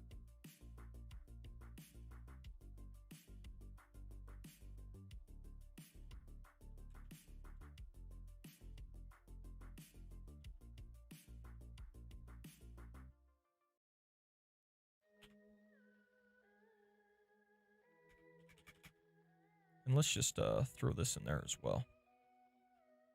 Okay, so that's Leon Morris. Very nice start. I like what he had to say. Let's hit up another exegetical commentary.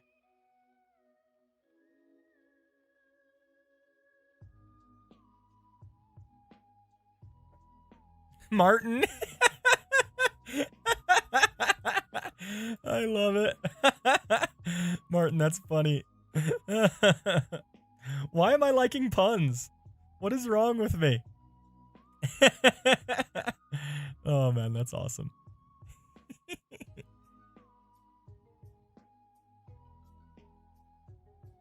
Oh no.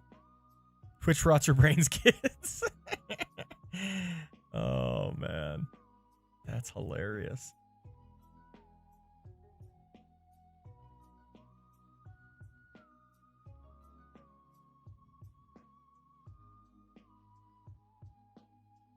You know, I think one of my problems in looking for my human history is that I'm not under Kindle books.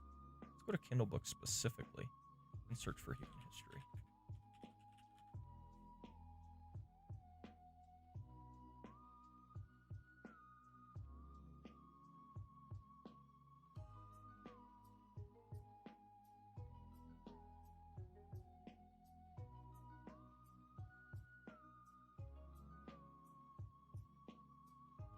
Yeah, I can't find it. I don't know why I didn't save it, because at the time I was like, man, this is a lot of info for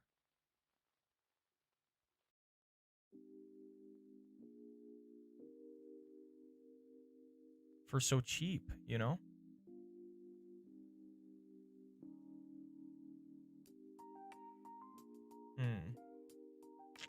Yeah, I'm not finding it. Sad day.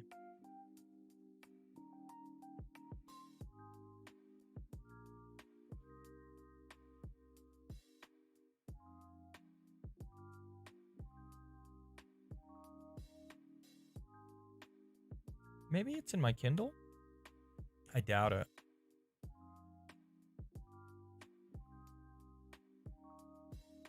That's kind of the goal, Connor. Yeah, I don't think I picked it up. All these are expired. Looks like I didn't pick it up.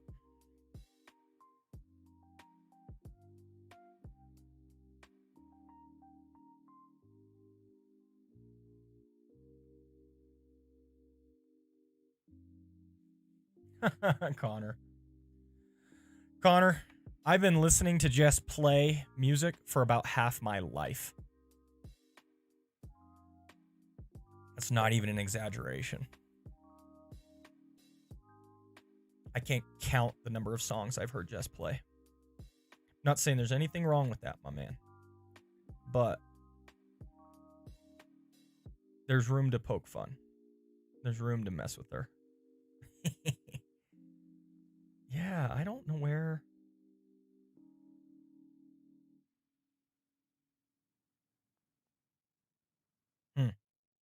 Don't know. Don't know, guys. I'm sure if I searched long enough, I could find it again, but it would just be nice to have a giant set. You know how, like, they put together the, you know, they have, like, a bookshelf of,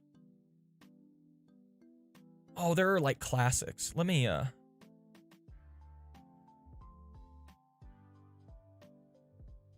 think there was the Harvard, like, bookshelf of classics. Different things like that. Yeah, see? The Harvard Classics bookshelf, the Harvard Classics shelf of fiction. They've put together these big books, but I want that for history. I want somebody to compile history in a multi-volume set that's very accessible and I can just read and understand. That's what I want.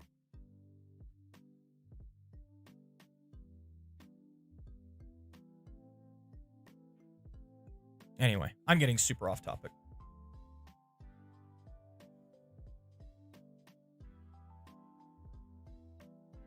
Back to the sermon. Oh, we were reading through commentaries.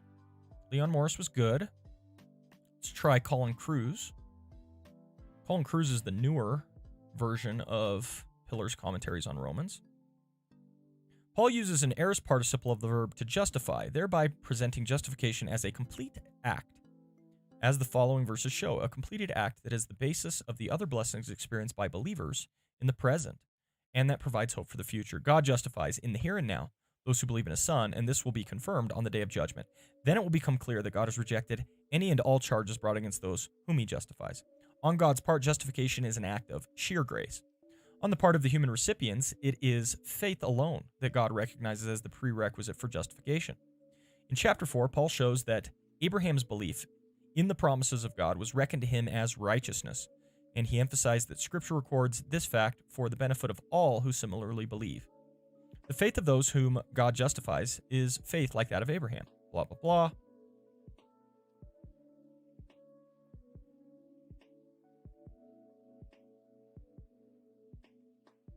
Same question of the subjunctive. I mean, this is very nice, but it's very clinical.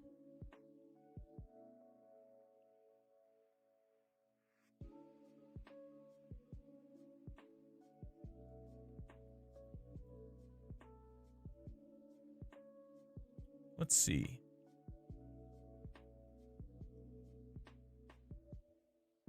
Aflin, we have a conversation about religion in other chat yesterday, and religion's side was underrepresented.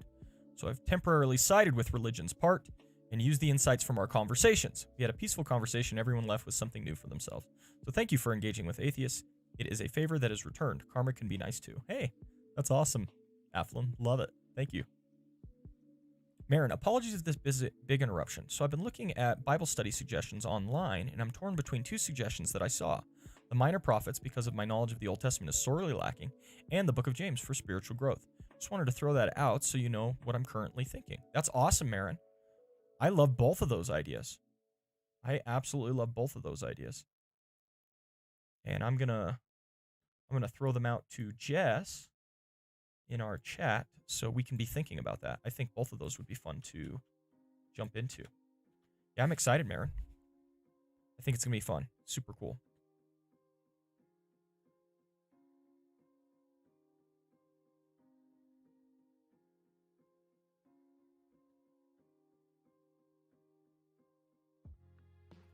Guys, I'm super distracting myself with Amazon. I have to close it.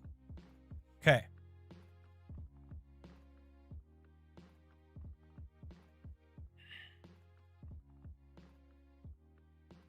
Yeah, the textual variant's not that important. And him going back to Abraham doesn't really help me too much. So I'm not going to lie, I like Leon Morris's contribution better. Let's check out Tom Schreiner, the second edition. Paul doesn't exhort believers to have peace with God, but celebrates their peace with God. The idea of peace reoccurs in verse 10 with the word reconciliation. In the Old Testament, peace is the gift of the end time, when God fulfills his covenant promises. In a comprehensive way, peace describes God's goodness to his people. Now, this peace is available for both Jews and Gentiles who believe in the death and resurrection of Jesus, since the church is the eschatological community of God. Paul says that this peace with God is ours through our Lord Jesus Christ. And it is instructive to see that the promised peace would become a reality through the Davidic king. That eschatological peace has become a reality through Jesus, indicates he fulfills Old Testament prophecy. Commentators rightly remark that this peace is described here as objective rather than subjective. The former receives the emphasis. Still, those who possess the former should also experience the latter. Okay, good enough. Let's try John Murray.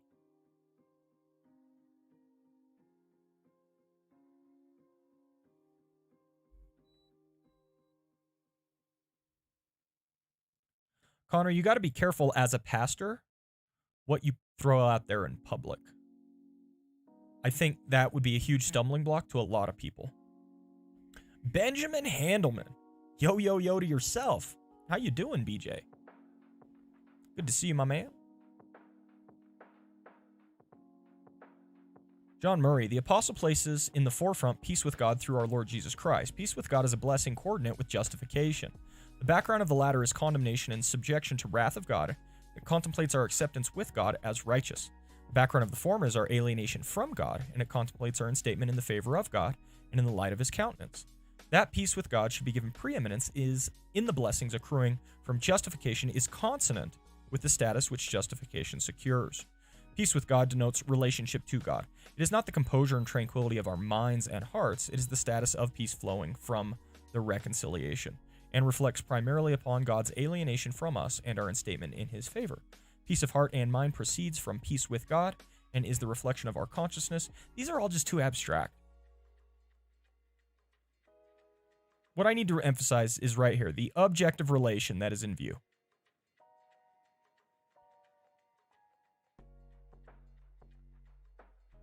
Yeah. No, this is good, but the bottom line is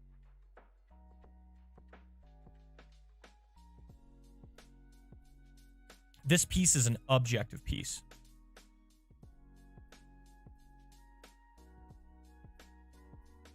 Ben.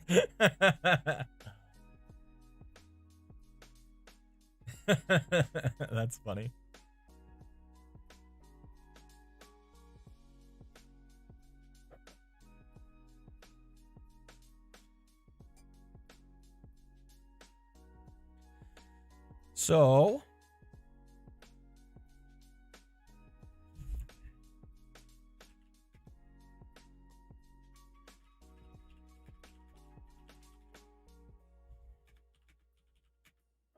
So, I need to emphasize this isn't a feeling or emotion, but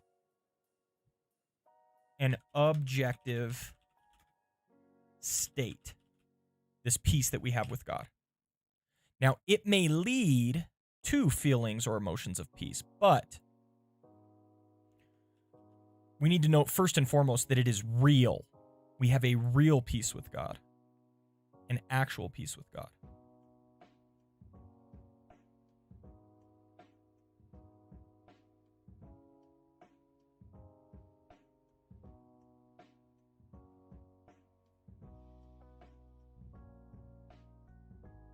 And then that can lead to what we were talking about earlier, which, we think it's an objective thing.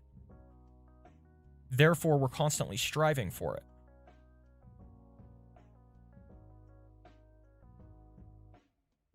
And that's a wrong application.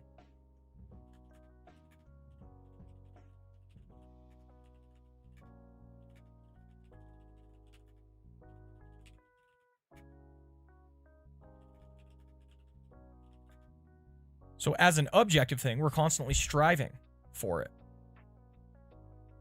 Because it is not felt. But that's precisely the problem, is the striving. That's the opposite of what peace is.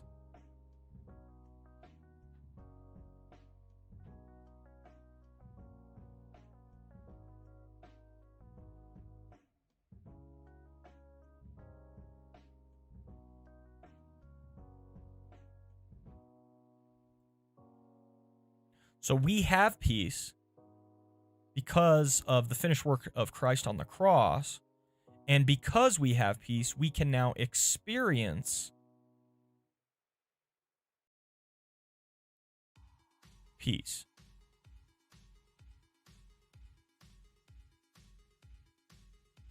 So that might be enough of a description.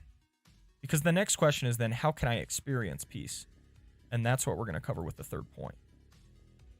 So that might be sufficient right there, guys.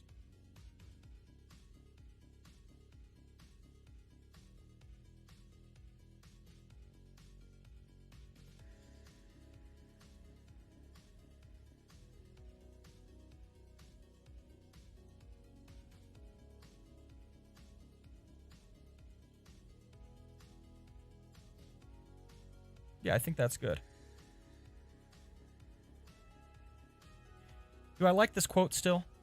Peace is to the soul what health is to the body, a sign of balance and order.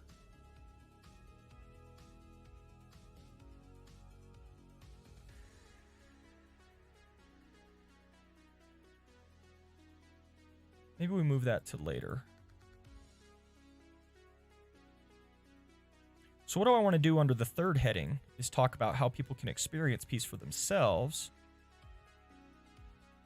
And then, once I've discussed that, talk about some implications of this knowledge of peace that we have for our lives.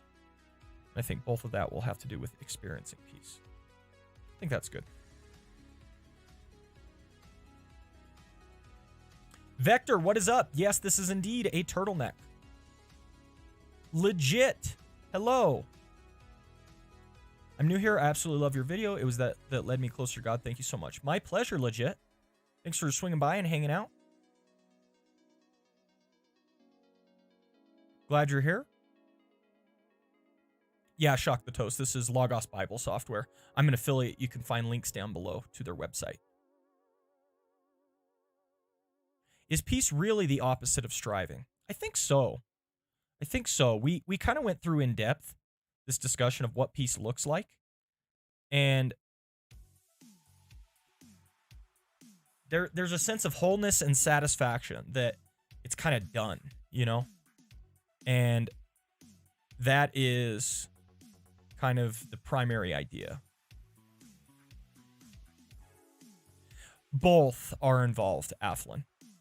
We talked about it earlier. It is partially the end of war, but it is also well-being, wholeness, proper relationships. There's so much that peace is involved in, you know.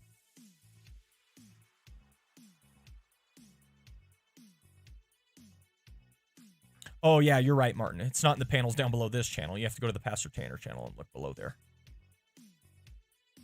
Yeah, no problem, Shock.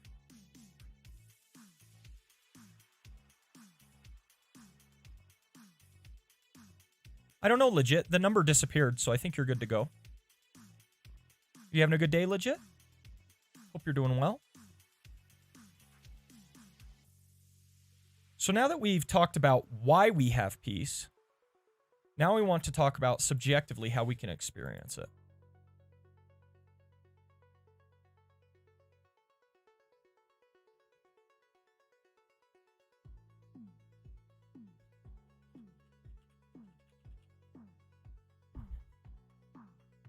So the grounds of our peace isn't subjective, but the results of an objective peace ought to be a subjective peace. So I can put that.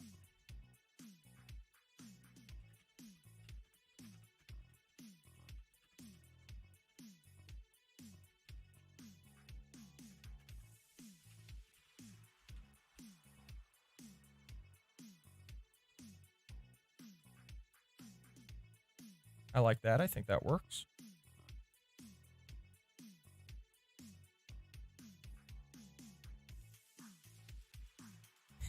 Tweed jacket. I have a tweed jacket upstairs. I think it'd be too warm to wear both the turtleneck and a tweed jacket here in the house. If I were going out somewhere, that sounds like a nice outfit.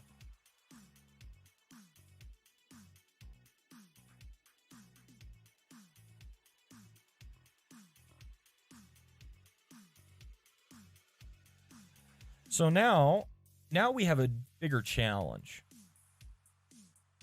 How can people experience peace? That's what we want in this third point. We want them to be able to experience peace. So how can we help people to do that?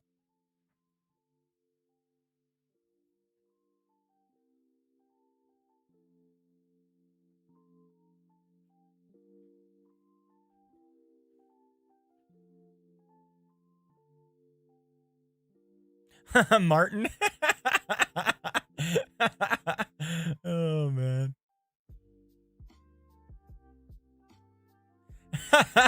That's awesome, BJ. Really cool. Top hat and monocle.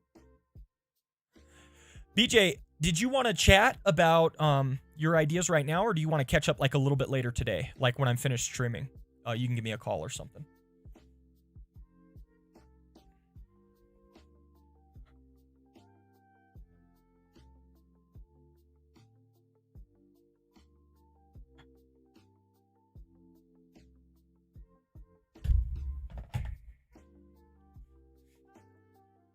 Okay, I think that's good. So we need to dig into a little bit.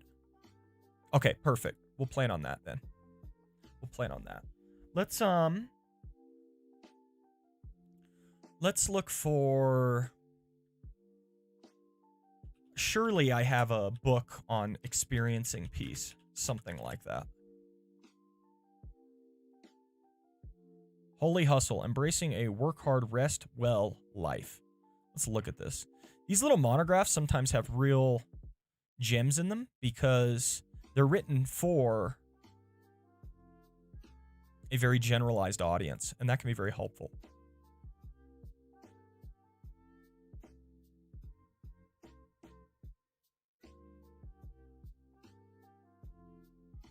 A goodbye party for striving. So interesting. Getting rid of striving, but changing into a mindset of what she calls hustle.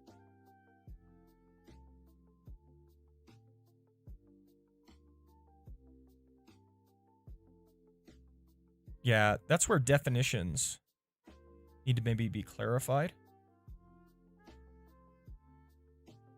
Kind of going to Liam's question earlier.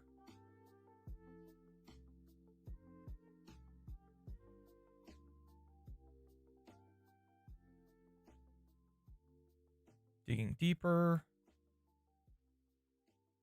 Interesting. Holy Hustle story. Reflection. This is a very almost devotional type work.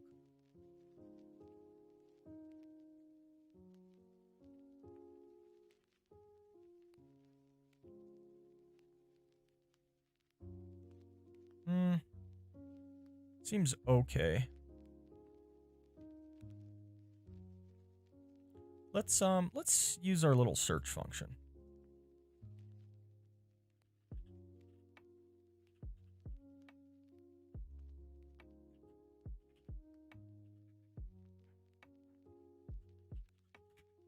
Let's go within 2 words. Peace.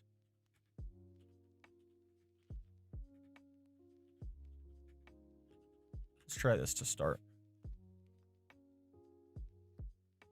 You'll be the Jesse of YouTube chat. Perfect, Ben. Perfect. Oh, man. See, that's way too many hits. But that's good because it means we can now... Let's try large text and see if large text... Goodness gracious. I am so tired of getting COVID alerts on my phone. I'm in my basement, Colorado.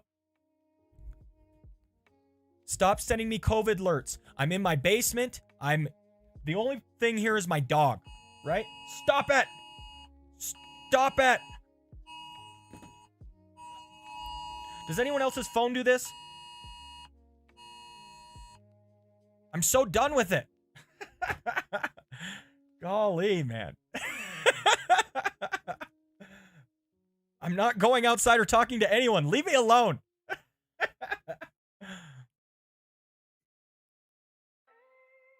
It's like people need to be reminded once a week that coronavirus is a thing. Our entire lives have been coronavirus for a full year. Okay? We get it. We know how it works. Leave me alone.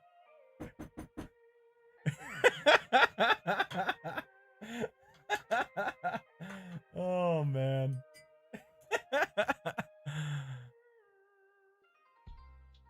LA is below 0% capacity in the hospitals. We get them constantly. They're just frustrating. I guess there's probably a lot of people out there not obeying the rules, so they think they constantly need to tell us to obey the rules, but come on. All right, let's see this one. Drawing near. Look at this. January 2nd's daily reading. Experience God's peace. Awesome. Let's read what he has to say. Hopefully this will give us some insight that we can give to our congregation. True peace is God's gift to those who love and obey him. Throughout history, mankind has sought peace through military alliances, balances of power, and leagues of nations. Yet lasting peace still remains an elusive dream. Even during times of relative peace, nations struggle with internal strife and crime. The Bible says that man on his own cannot know peace because he is alienated from its source. But we need not despair. True peace is immediately available from God, our Father. and from the Lord Jesus Christ. It's a gift of God's grace to those who love and obey Jesus Christ. That's the objective reality of peace.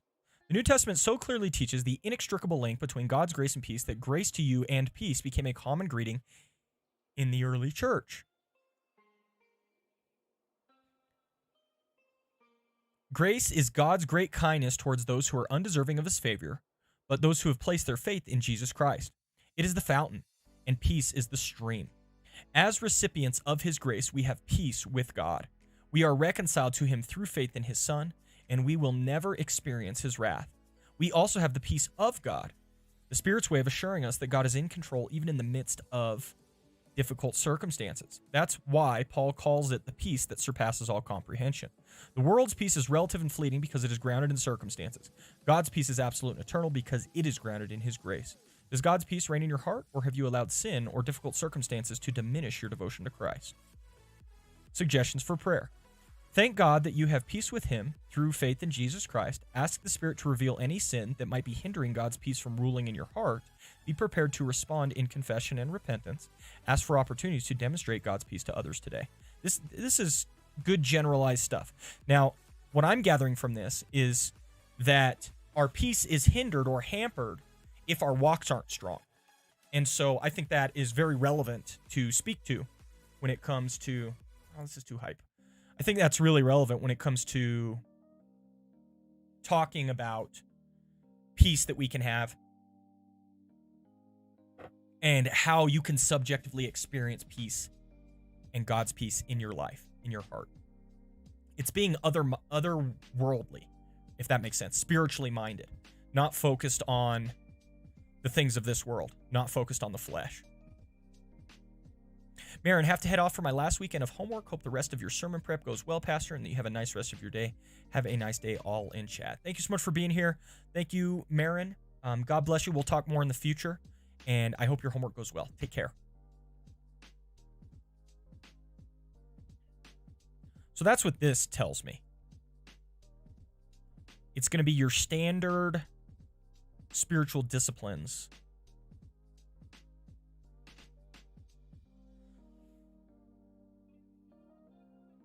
So this, I can essentially ask how or why. And the answer is because we have an objective peace.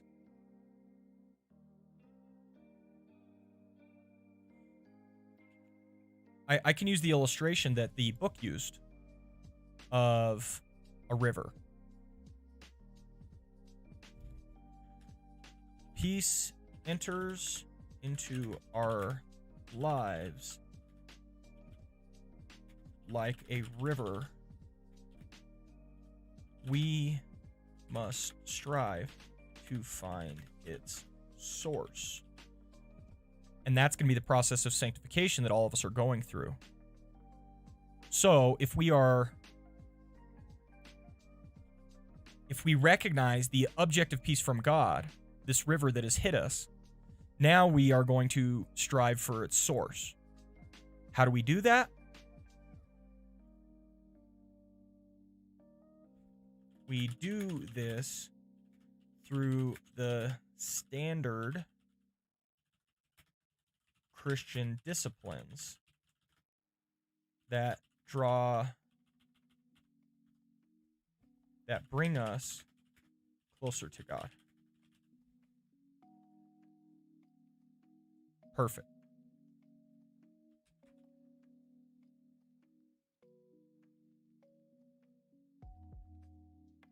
So as we draw closer to God in prayer, in Bible reading, in worship, then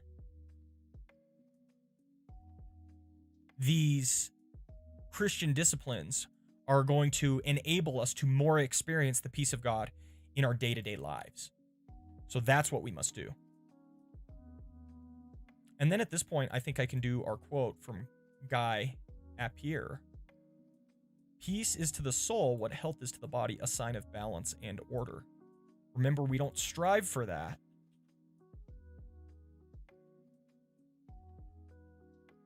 We instead strive to be closer to God,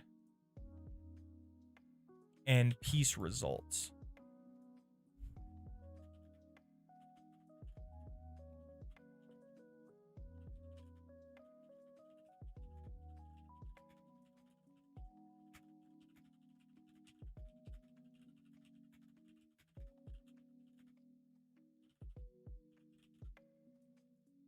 Guys, so much of the Christian walk has to do with being quiet and still before the Lord and trusting that that's where faith is, guys. We constantly strive and struggle and wrestle, and we're always working, and I need to do this better, I need to do that better. And the fact of the matter is that it's just so hard in our current society and culture, because real peace with God, real peace comes from relationship with God, just being with him, just being like, I'm here, God, and I love you, Lord, and I want to learn more. Please help me, direct me, guide me, etc. That's where real peace with God comes from. Oh, Connor, I forgot. I can do it right now. Yeah, thanks for reminding me, Connor. I forgot about that. Let's see.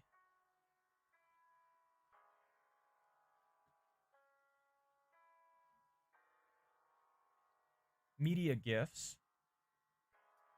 Drag and drop. Upload. Boom. I think it's there. I think it's there, Connor. Sorry about that. Thanks for reminding me.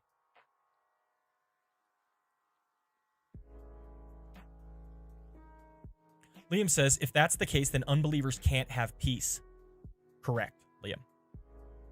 Correct. Not in the way that the Bible defines it.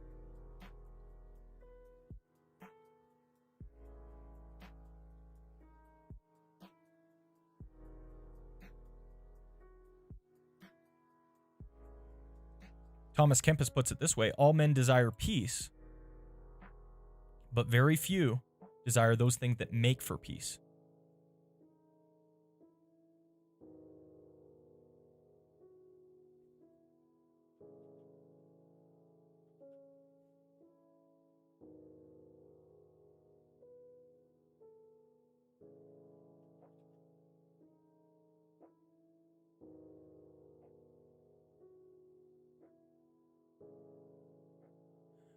Yes, Connor, we will preach this one tomorrow. Sermon is looking good. Let's zoom out. Look at this arrow. Let's get rid of that. Point 1, point 2, point 3, fleshing it out. Point 4, shortly to come, talk about joy. Just need to come up with a introduction, and then we'll be donezo, guys, for this one. I want to write 2 sermons today if possible, maybe 3. But yeah, this one will go tomorrow. Then I've got to prepare a sermon for Christmas Eve. I'll be preaching on Thursday the 24th. And then I've got to prepare a sermon for the 27th. I would love to get all my sermons for December done today. We're finishing the 20th right now. Then we can go to the 24th. And then after that, the 27th.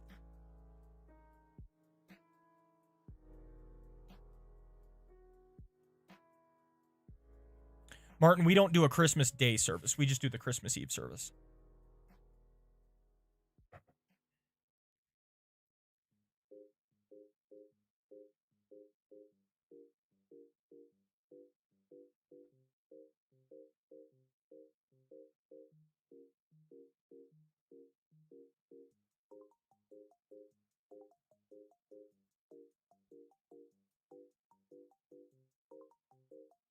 Now, we also wanted to address Psalm 34 and Hebrews 12.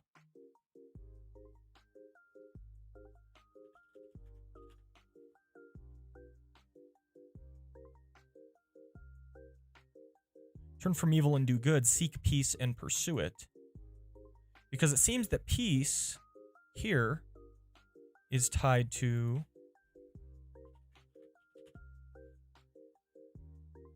make every effort to live in peace with everyone and be holy. Without holiness, no one will see the Lord. Both of these verses tie peace to lifestyle.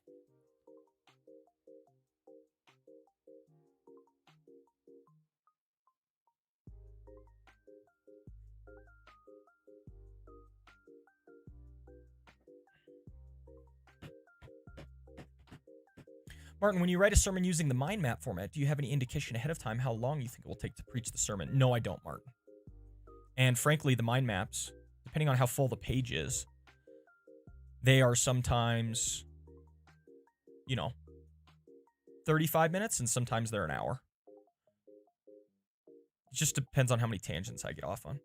Aflin, I wasn't trying to ignore you. I didn't see it. So,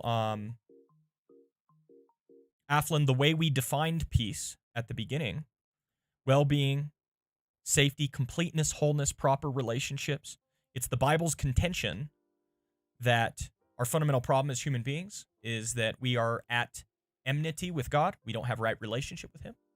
And so the foundational definition of peace from the Bible's standpoint is right relationship with God.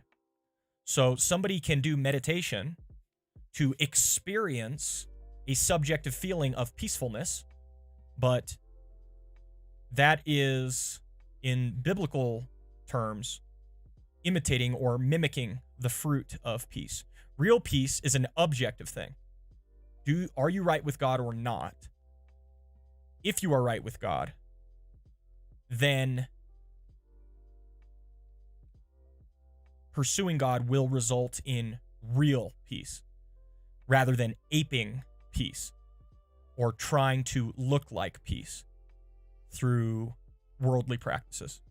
I know you don't believe any of that, but that's the Bible's contention. And as a teacher of the Bible, I'm going to teach peace from that perspective.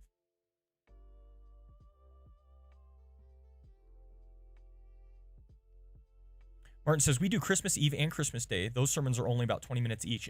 I will do a shortened sermon for the Christmas Eve.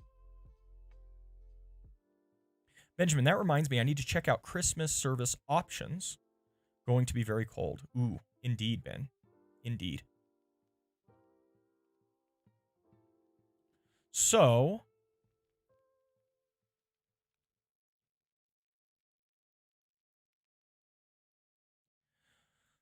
experience peace by seeking or striving your relationship with God, not for peace itself. Then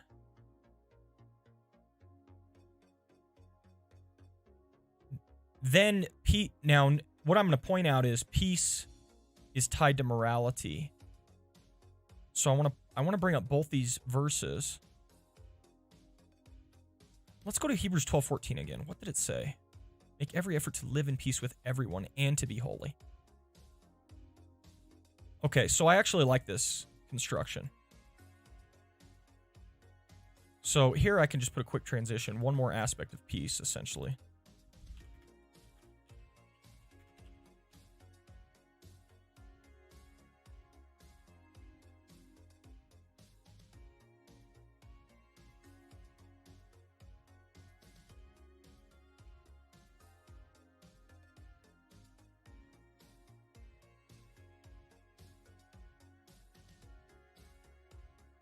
Yeah, exactly, Martin.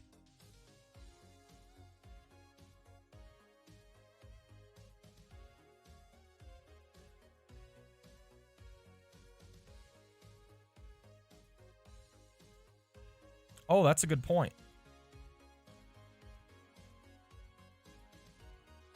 And again, the morality, living well, has the same kind of structure built to it, where you don't first try to live well, but instead you first obtain peace through close relationship with God, and then that will work itself out in proper morality. To me, it's kind of tied to all those biblical passages Paul talks about where he essentially says we're no longer under law, but under grace, blah, blah, blah. I think a lot of that just has to do with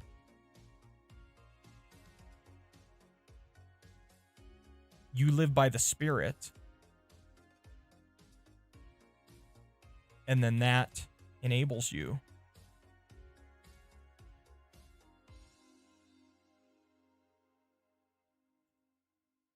if you live by the Spirit, that essentially enables you to more greatly represent. Did I crash Logos? I did. Oof. Oof, guys.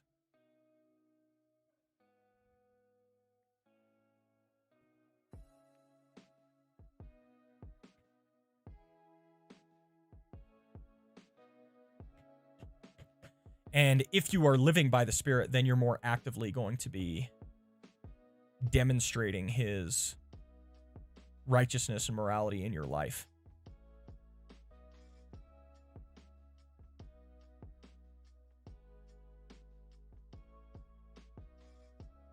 Yeah, there you go, Connor. Exactly right.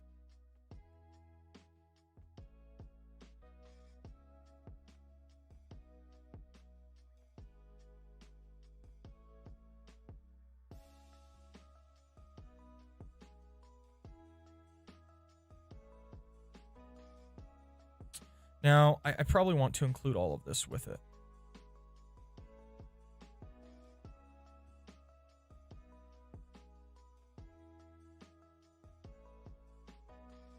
Yeah. And then I can just kind of give those final words. Essentially, how it works is seek out God in right relationship with him. Then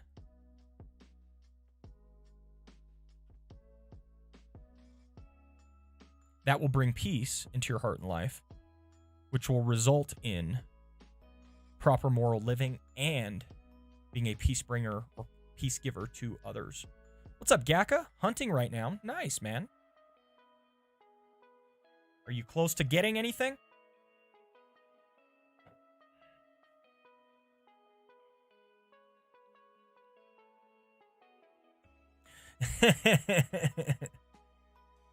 That's hilarious, Martin.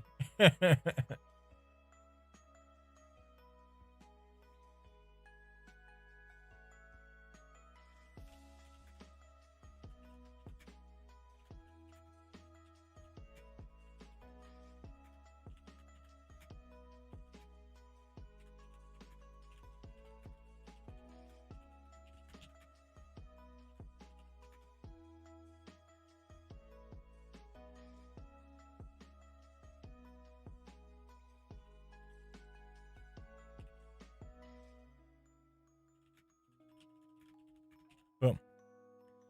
So that's going to be the essential exhortation, because your proper relationship with God is the fountain from which all of these aspects or experiences of peace flows. Okay, guys, finally joy.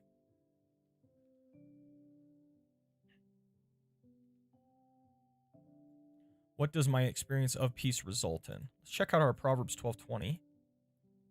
See what we had there.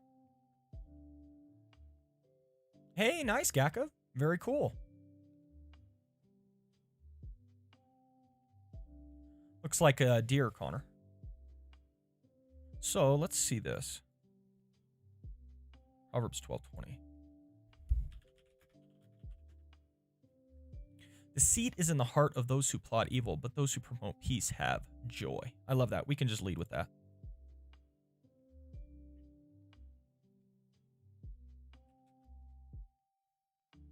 And we've talked about joy before here on the channel. We have a video on joy. Should I watch my own video on joy? I don't remember what I said. Athlin, even if the message is meditation brings inner peace, yet it is imitation of true peace that can be achieved only through devotion to God, I think it's worth mentioning, because if people from congregation will share inspiration with others that they hopefully carry with them off the sermon, they'll get meditation mentioned.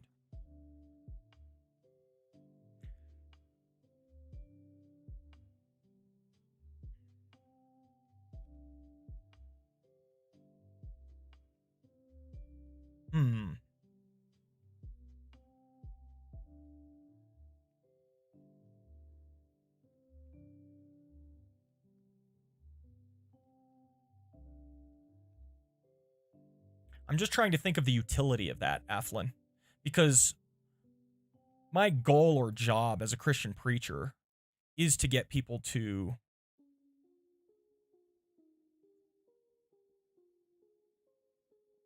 I'm not just a messenger of pragmatism, right?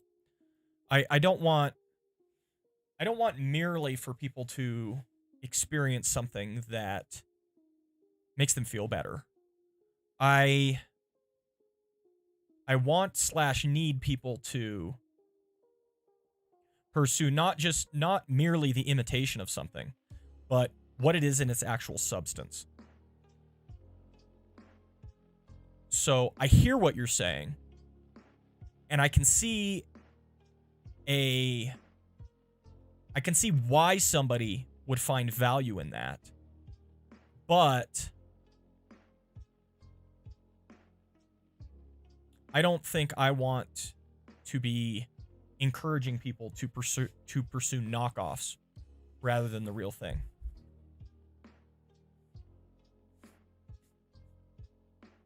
If somebody has a disease, and I'm a doctor, and I know there are 2 medications, one will actually cure their disease, the other will merely deaden their symptoms, I am not going to prescribe the second medication. I don't have any interest in deadening their symptoms. I have interest in curing their disease. My goal in the pulpit is not to get somebody to experience inner peace, even if it comes through a secular means. My goal in the pulpit is to get someone to experience the true, lasting peace that comes from relationship with God.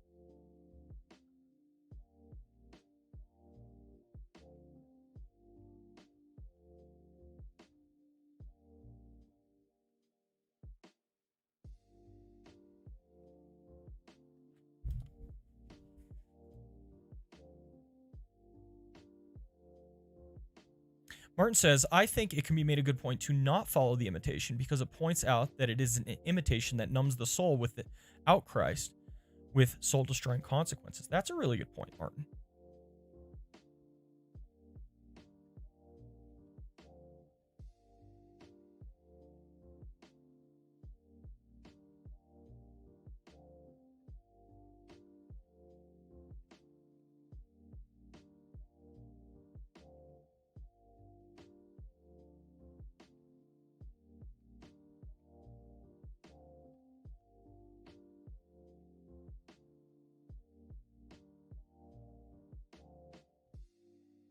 So I probably need to fit in. I like what you guys are both saying, Eflin and Martin. So I probably need to fit that in right here. Because you guys are right. That's a fundamental idea that's going to be on a lot of people's minds.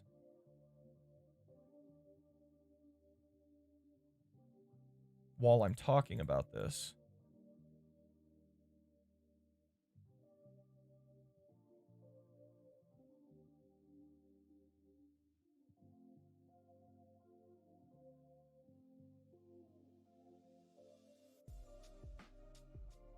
So we'll contrast with meditation and peace gurus, essentially. Saying, hey, this is a cheap knockoff.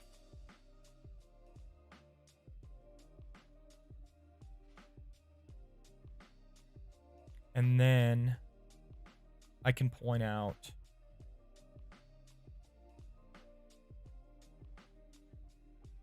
that we need to go for the real thing. I like that. No, good point. Thank you, Eflin and Martin. I think that's a good discussion. That's going to help people.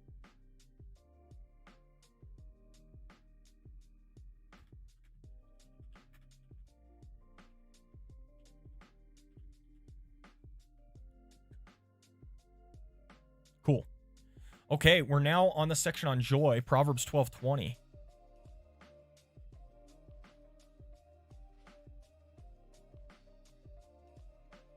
Joy is essentially the end of the road of peace.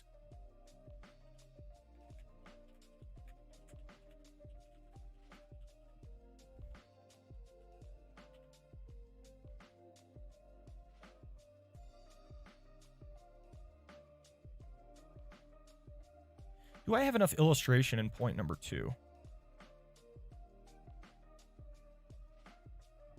I don't think so.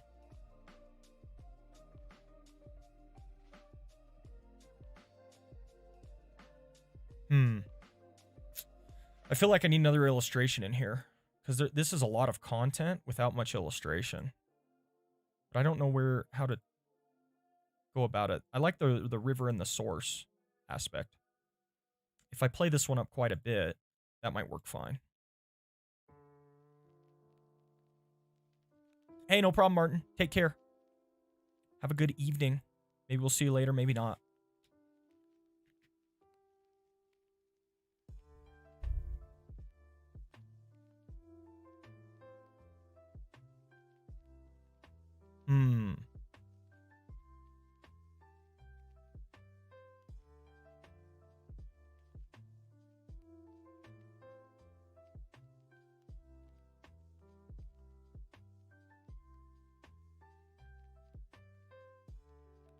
Yeah, we'll go with that for now.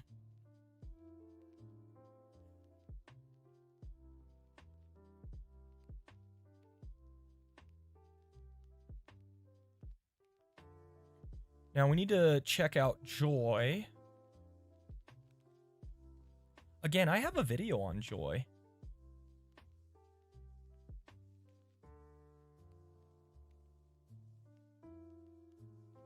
Let's just let's look briefly. I think in my library, R.C. Sproul does a little book on joy.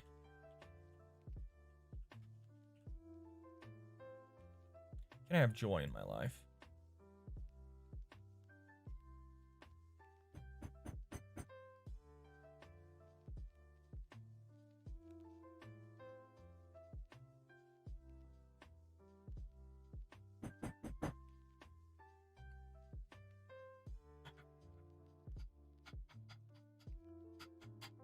You know what? Let's just watch my video.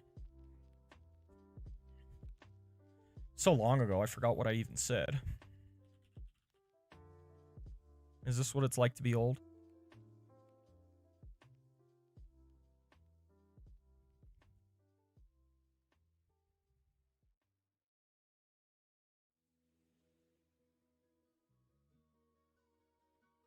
What is joy?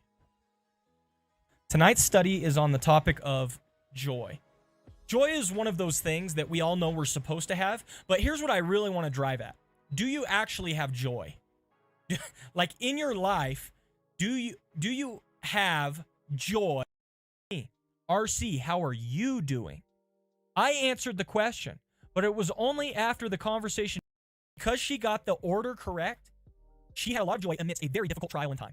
Because she wasn't focused on herself, she was not wrapped up in herself in the least, says Sproul. Because her order was correct, she was actually able to look with eyes of faith and just enjoy ministering to RC. Jesus, others, you. Get that order right, and you're going to have joy much more often. A couple more practical ways to look at joy. Luke 10, 18-20. Listen to this, guys. Here is a situation where something good happens. The disciples are placing their joy in it, and Jesus corrects them. Listen. Verse 17. Luke 10, verse 17. The 72 returned with joy and said, Lord, even the demons submit to us in your name. They were not preaching the gospel, and even the demons submitted to them in Jesus' name. And they came back with joy. Look how successful we are in our ministry. Jesus replied, I saw Satan fall like lightning from heaven. I have given you authority to trample on snakes and scorpions, to overcome all the power of the enemy. Nothing will harm you. However, do not rejoice that the Spirit submit. Luke 10, 17-20.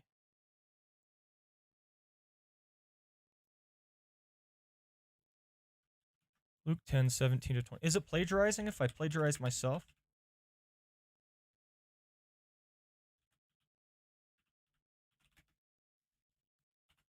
That is a thing, right? I think I've heard of that before. Like somebody plagiarizing themselves. They didn't give proper attribution of a previous work. Connor. To you, but rejoice that your names are written in heaven. Notice how Jesus shifts their perspective. What Jesus is saying is your victory right here is fleeting. It's temporary. Sometimes you're going to be victorious and sometimes you're going to fail. If you put your joy or happiness in your victory, then when you're victorious, you're going to be happy. And when you're failing, you're going to be unhappy. Your state of joy is going to be like a roller coaster. Oh, we're doing well. Praise God. Oh, we're not doing well. What's wrong? And you're going to be up and down, up and down, up and down. Instead, Jesus says, stop focusing on your potential victory for your joy. Instead, put your joy in the fact that your names are written in heaven. Put your joy in your relationship with God. Again, Jesus, others, you. If you put your joy in your relationship with God, the fact that you have a true relationship with Him, then you can have consistent joy that does not fail even amidst trial. John 15:2, the vine and the branches, guys. And here's where we're going to end. We are united to Christ. And so long as we pursue our relationship with God through Christ, so long as we're focused on the fact that our names are written in heaven, then we can have joy amidst any circumstance, okay? Listen to what Jesus says. He says, I am the true vine, my Father is the gardener. He cuts off every branch in me that bears no fruit, while every branch that does bear fruit he prunes so that it will be even more fruitful. You are already clean because of the word I've spoken to you. Remain in me as I also remain in you. No branch can bear fruit by itself. It must remain in the vine. Neither can you bear fruit unless you remain in me. What Jesus is saying is, in order for you to bear fruit, remember I talked about fruits of the Spirit earlier? In order for you to bear that fruit of joy, you need to remain in Christ. You need to be focused on Him. You need to be locked in. I am the vine, you are the branches. If you remain in me and I in you, you will bear much fruit. Apart from me, you can do nothing. If you do not remain in me, you are like a branch that is thrown away and withers. Such branches are picked up, thrown in the fire, and burned. If you remain in me and my words remain in you, ask whatever you wish, it will be done for you. This is my Father's glory, that you bear much fruit, showing you to be my disciples. Now listen up through verse 11, guys. As the Father has loved me, so I have loved you. Now remain in my love. If you keep my commands, you will remain in my love, just as I have kept my Father's commands, and I remain in His love. I have told you this, so that my joy may be in you, and that your joy may be complete. The final key, guys, to joy is abiding in Christ. Now I know that's a weird, abstract concept, but what does it look like? It looks like prayer, it looks like Bible reading, it looks like investing your life in God and following Him with what you're doing. It looks like focusing on Him with your life. I told you guys that it's a matter of perspective, okay? I said that earlier. It's a matter of perspective. I said that joy is a decision you make. It's an active choice that you choose to participate in, okay? I told you guys that joy is an acrostic, and you gotta get your priorities straight. Jesus, others, you. I told you all of those things. But final point, abide in Christ. If you're abiding in Christ, then you will have joy. If you abide in Christ, your joy will be made complete because you are resting in Him and in His love. What can touch you? What can harm you if you're abiding in Him? Nothing. Nothing can. Hey guys, Pastor Tanner here, and we try to... So this one is abide in Christ. Up here.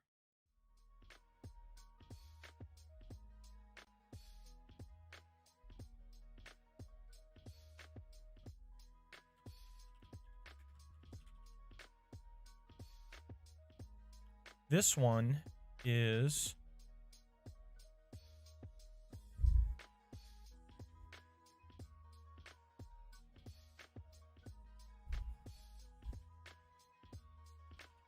it's rejoice in the right things, basically.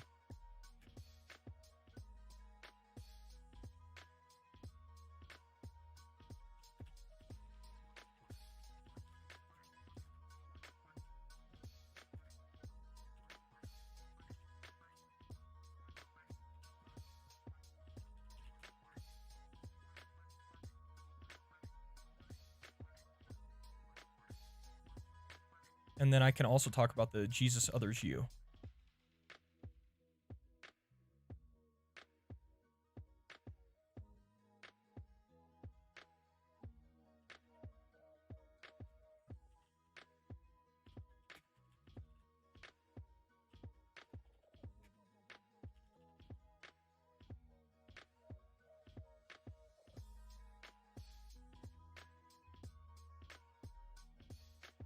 I think that'll do it. Beth, I'm sorry you're lagging. I'm glad you're here. I hope you're having a good day. And I hope your connection improves. Connor, blatant plagiarism. Should be a shame.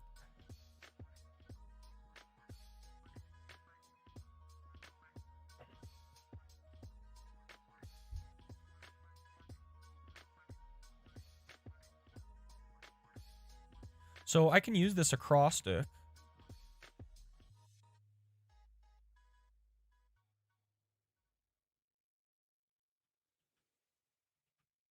And I can talk about R.C. Sproul hospital visitation.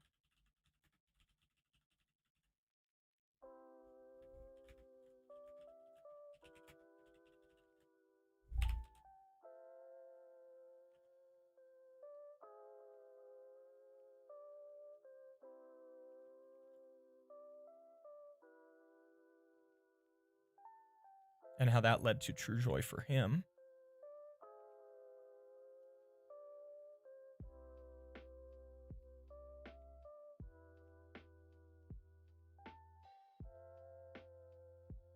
And then if we go here, we can abide in Christ.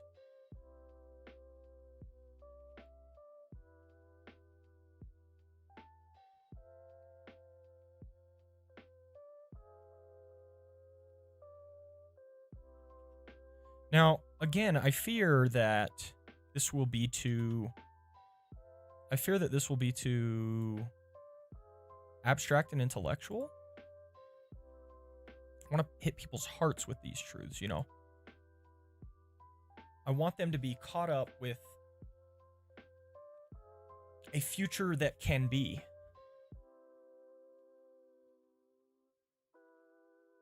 And so maybe I just end with that type of exhortation. Something like, you can have joy, don't you want it? What does it come from? It comes up from giving up on yourself. It comes from stopping striving. It comes from living for God, for others. Once you do all of those things, then you can have this joy. Is it worth it? Are you going to do it? What up, Carlton? How you doing, man? Legit says, I would say the Bible is like a compass. It shows a way to a better life. I like that a lot, Legit. Yeah. Too abstract? Is that even possible? Carlton. How you been, man? How you been? I hope you're doing good. It's good to see you. Good to see you, my man. And you know, the streams have changed a little bit, Carlton. That's why we're doing sermon prep here. You know, you said you need to get back on the streams like I used to, but let's be frank too, the stream has changed a lot. And so it's that's not to say you are not missed or anything like that. Of course we'd love to have you, you know, but I recognize, you know, I've said this several times today because we're doing this, but I'm going to say it again. What we're doing right now is what Pastor Tanner's stream started out as.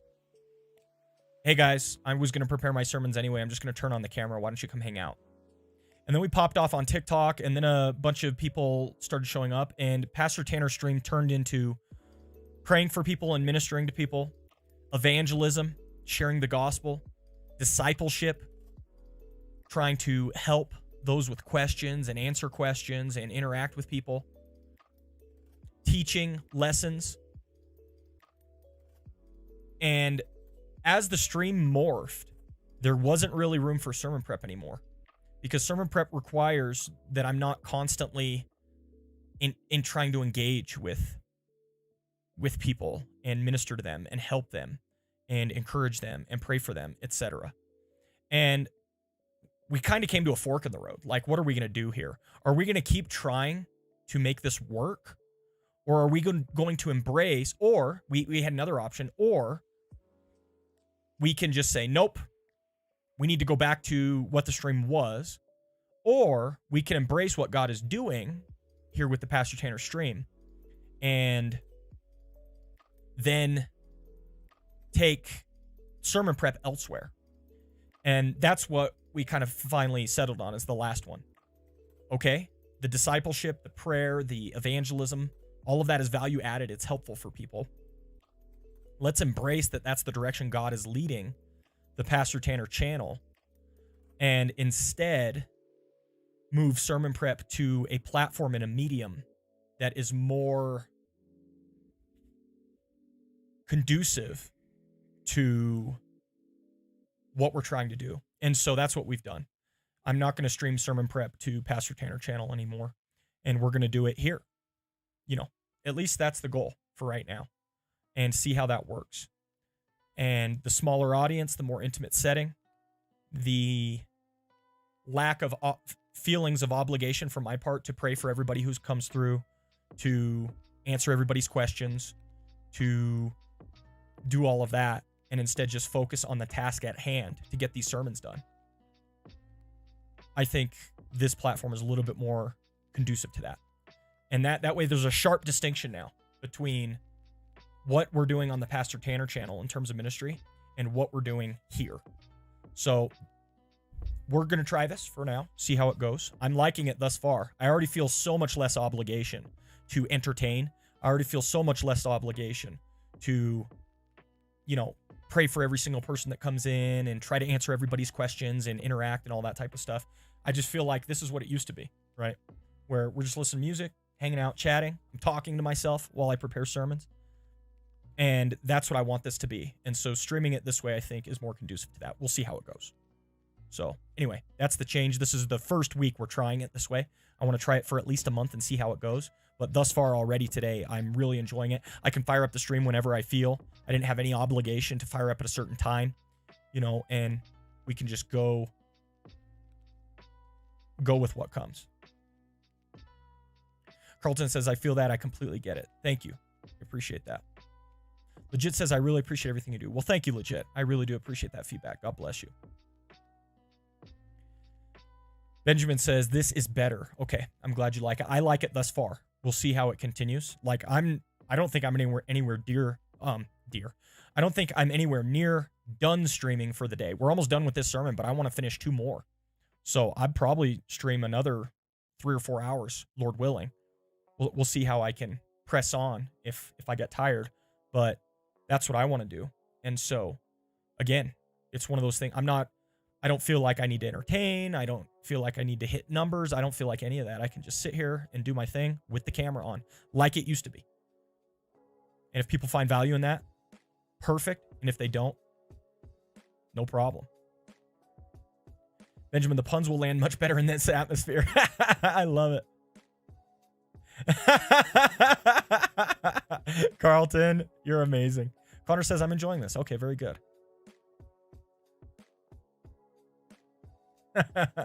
Yes, on that Philippians 3:13-14. Let's go. Press on. All right, let's check it out.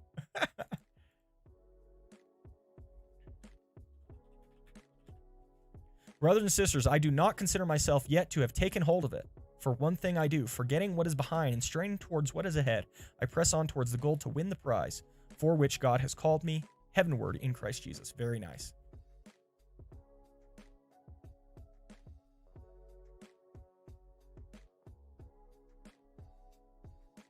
Connor, it's an inside joke more than anything. I think puns are kind of lowbrow humor.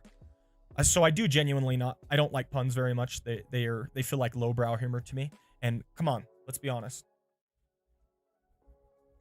I'm wearing a turtleneck. Okay. Connor, if you wear a turtleneck, you can't enjoy puns. All right. But it's more an inside joke than anything. The first people, Connor, that found my channel all shared a love of puns, Jesse included. And so they would just pun on me daily. And it got to the point where I was just like, I will be the resistance against the puns. Right? So it's an inside joke more than anything, Connor. Blueberry Bath, come on. Puns are the best. Love it. Love it. Carlton, hey, it worked perfectly, man. It worked perfectly. I didn't want to call you out on it being out of context, but now that you know it's out of context, I feel better. I feel better.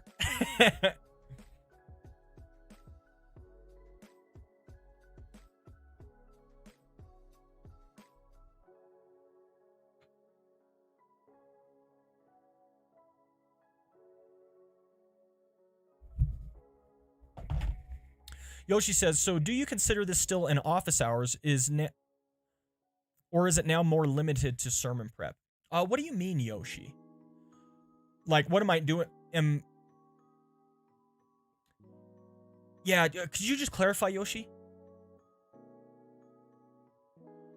Carlton says, one of my friends actually ran into you on Valorant. My friends came into stream like 2 weeks ago. I wasn't there, but I still thought that was dope. That's awesome, man. Super cool. Hey, that's okay. That's okay. You know, like, I used to be an evangelist back in college, and I'm actually loving it. I'm loving getting back into evangelism. We found a great medium through which to do it. So I don't want to minimize that, right? I don't want to lean away from something I feel like I'm gifted in and something I really enjoy. So we just got to find the balance for all of it. That's pretty funny. That's pretty funny, man.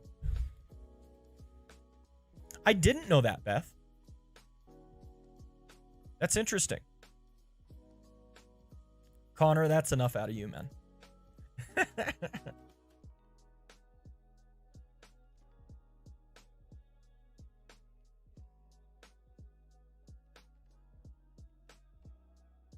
So I think the final thing is just going to be an appeal. Don't you really want to have peace?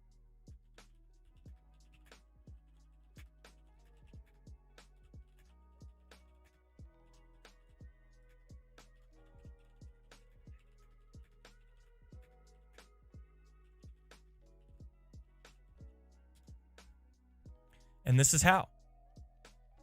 This is how.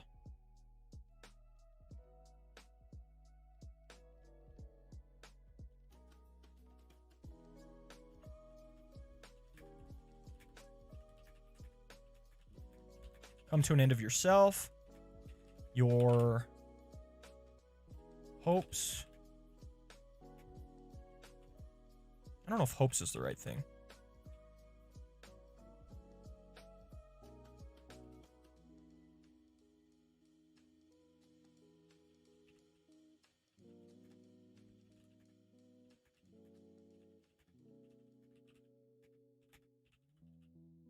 Instead, give yourself entirely for Jesus, God, others, and you will find that true peace that leads to true joy. I think that's a good way to finish it. And also, guys, we've got room for our quotes here on the... I don't know why you're clapping. I'm talking about you. I just got to follow, guys, on Pastor Tanner channel. I'm not even hosting. I don't think Pastor Tanner is hosting FBC Leadville right now. There we go. If you're here, Furtive, GG. Thanks for the follow.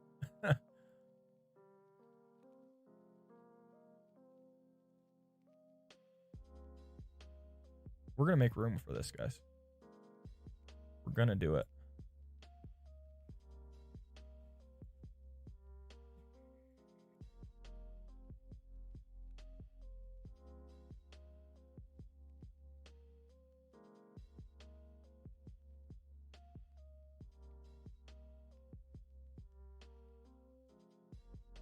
And that'll be the end of the sermon right there.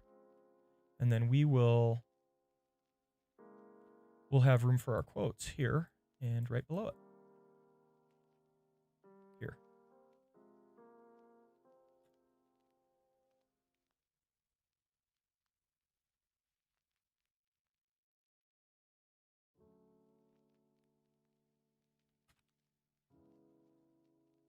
Boom. Okay, I think this will work. Can it fit? May not fit, guys. Maybe we just delete this quote.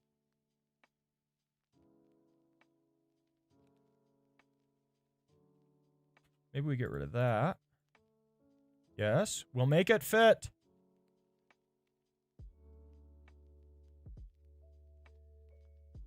Oh, man.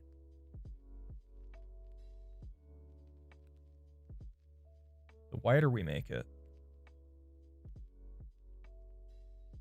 it's going to fit, guys. There we go. Look at that. Those are quotes. We can keep it all on one page. And then now we just need to write our intro, guys.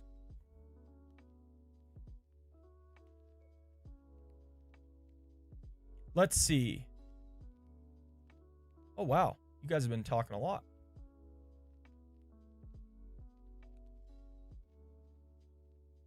Yes, we do. We do Christmas themed songs around this time, for sure.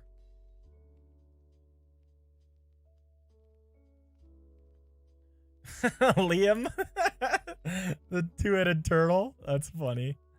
Oh, man.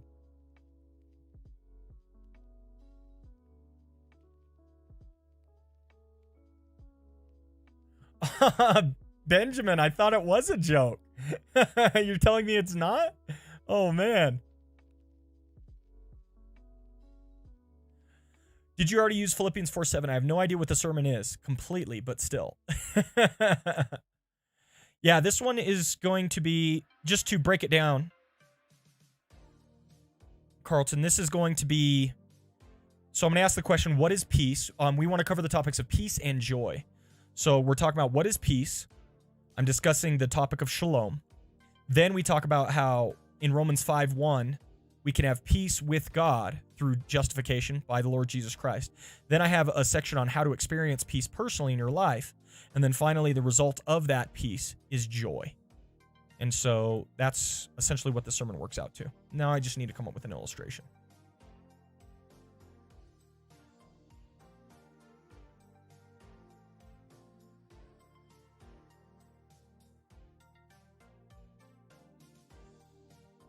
Let's see.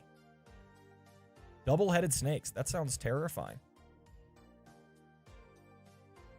I like the really, like, haunting Christmas songs. Like, honestly, the ones that, like, feel very almost somber, you know? I really like those Christmas songs. Oh, I'm glad you like it, Carlton. Hey, no problem, Benjamin. I don't know him, to be honest. No. No, Cool Blaze. That's not the direction I was going.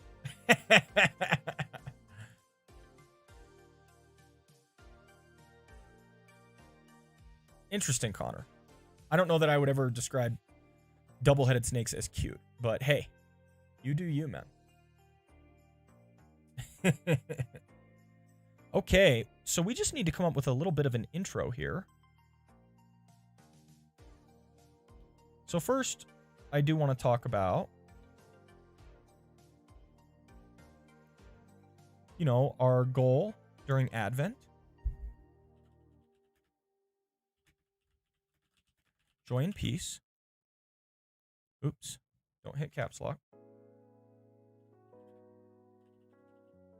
Okay. And then I've got Proverbs 12:20. Let's check it.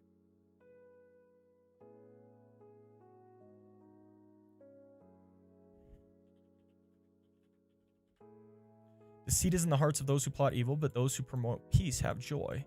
So I want to talk about this relationship. So that's cool. I won't go into too much detail. Then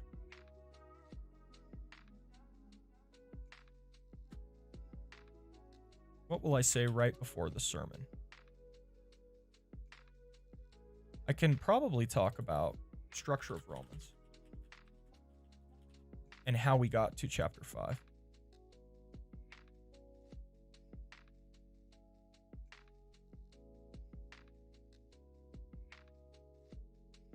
Then I'll read Romans 5, I'll pray, and then afterwards, just a quick little illustration on the topic of peace.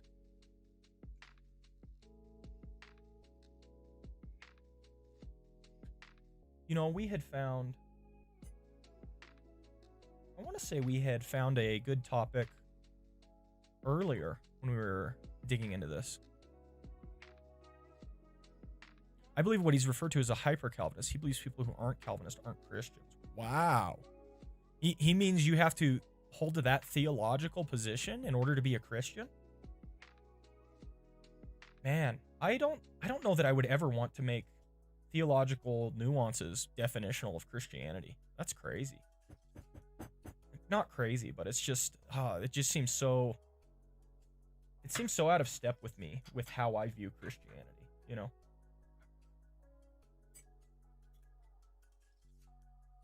How long do you think the sermon is going to be? Looking at it, probably 50 minutes. 50 minutes, Connor? 45 to 50 minutes?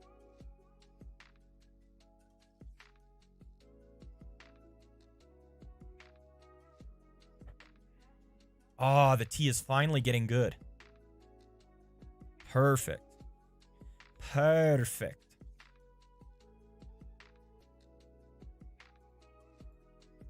So, we had a search going before we crashed Logos. Saved by soteriology alone.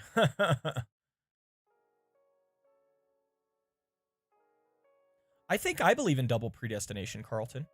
I don't believe in equal ultimacy, but I think I do believe in double predestination. Carlton, are you tying double predestination to equal ultimacy?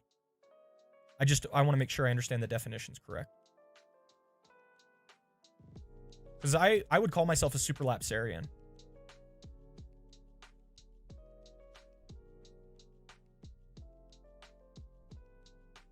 So in the current streams, do people still ask questions mods can answer? Yeah, how... You mean like this stream, Carlton? Absolutely. But my thing is, I want to... Like, if somebody came in right now and said, Pastor Tanner, what are the differences between Islam and Christianity? I'm just not going to answer it. Like, that's not what this stream is for. I'm going to point them to the regular Pastor Tanner streams on Monday, Thursday, or Friday. You know what I mean? Salvation by superlapsarianism alone. or Carlton, do you mean the regular streams, the Monday, Thursday, and Friday streams?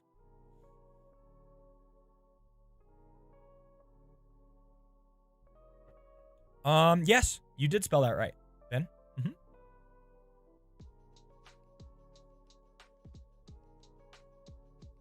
I see, Carlton. Yeah, that's I would call that equal ultimacy.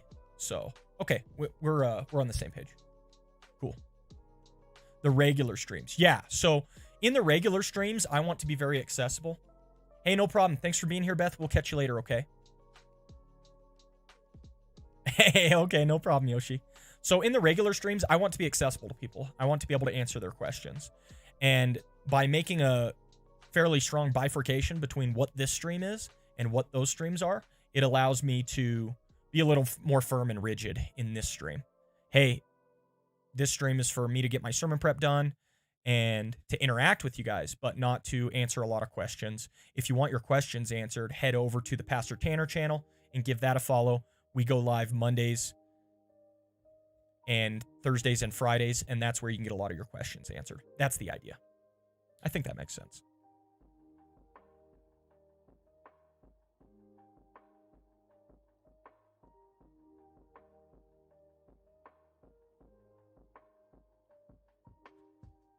So we had found a resource. I wish there was like a last available resources. Maybe there is. History? See, these are my searches and things. I don't want that. I want... Here we go. Look at that. The history did work. So throughout history, mankind has sought peace through military alliances, balances of power, and leagues of nations. Yet lasting peace still remains as an elusive dream. Even during times of relative peace, nations struggle with internal strife and crime. I think that's a fine.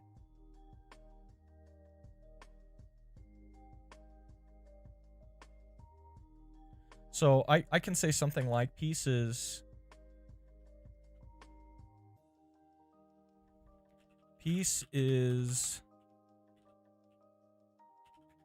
laid in the heart of every human being. We all want it. We're all striving for it. But we can never seem to find it.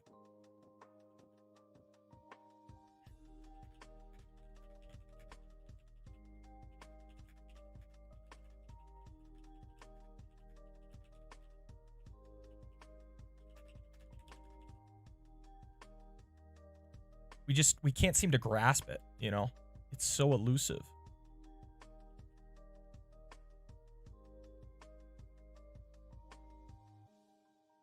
And I'm going to do a little search in illustrations now.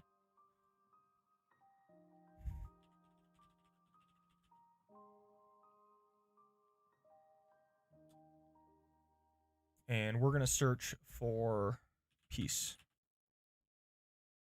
Hey, Martin. Glad you're back. That was a quick dinner. There you go, Connor. Pastor Tanner, I'm worried, my friend. Let's call him BJ. Oh, love it. Gotta love it, BJ. See, that's exactly what I'm talking about. Perfect. 2,200 quotes from Spurgeon. Man, look at this thing load. Am I going to crash Logos again? No, it doesn't look like it. That's so funny. Guys, evidently Spurgeon said peace a lot. And it's throwing my Logos program off. Logos has no clue what to do with these 60 results of peace. There you go, Carlton. Guys, I am convinced. I know you're joking, Carlton, but victimhood, actually, like the church rarely talks about this. Victim mentality and stuff like that is talked about all the time in like political arenas, but it feels like it's rarely discussed in Christian circles or church circles. But I think that's massive, guys. I think a victimhood mentality really hurts a lot of people. I really do.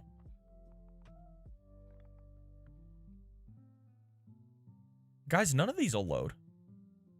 The first one's loaded. Oh, maybe they didn't.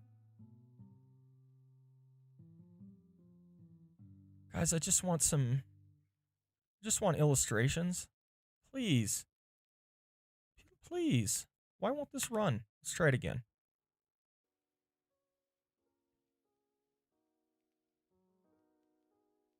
Yeah, it's become like a bad word, you know? Reformed Wheaties.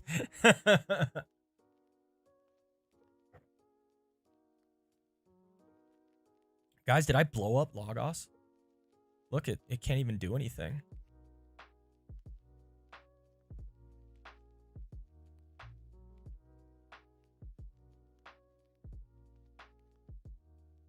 Look at it. What did I do, Ben? What did I do? Maybe it doesn't like this group that I made. Let's search in all resources instead. Does it like... I've never seen Logos do this, to be honest, guys. Never once. Oh, you're 100% right, Carlton. Yeah, like it's a pejorative term, right? It's at this point it's tied up with mudslinging, you know. I just mean I know exactly what you're talking about. I've just seen a lot of people who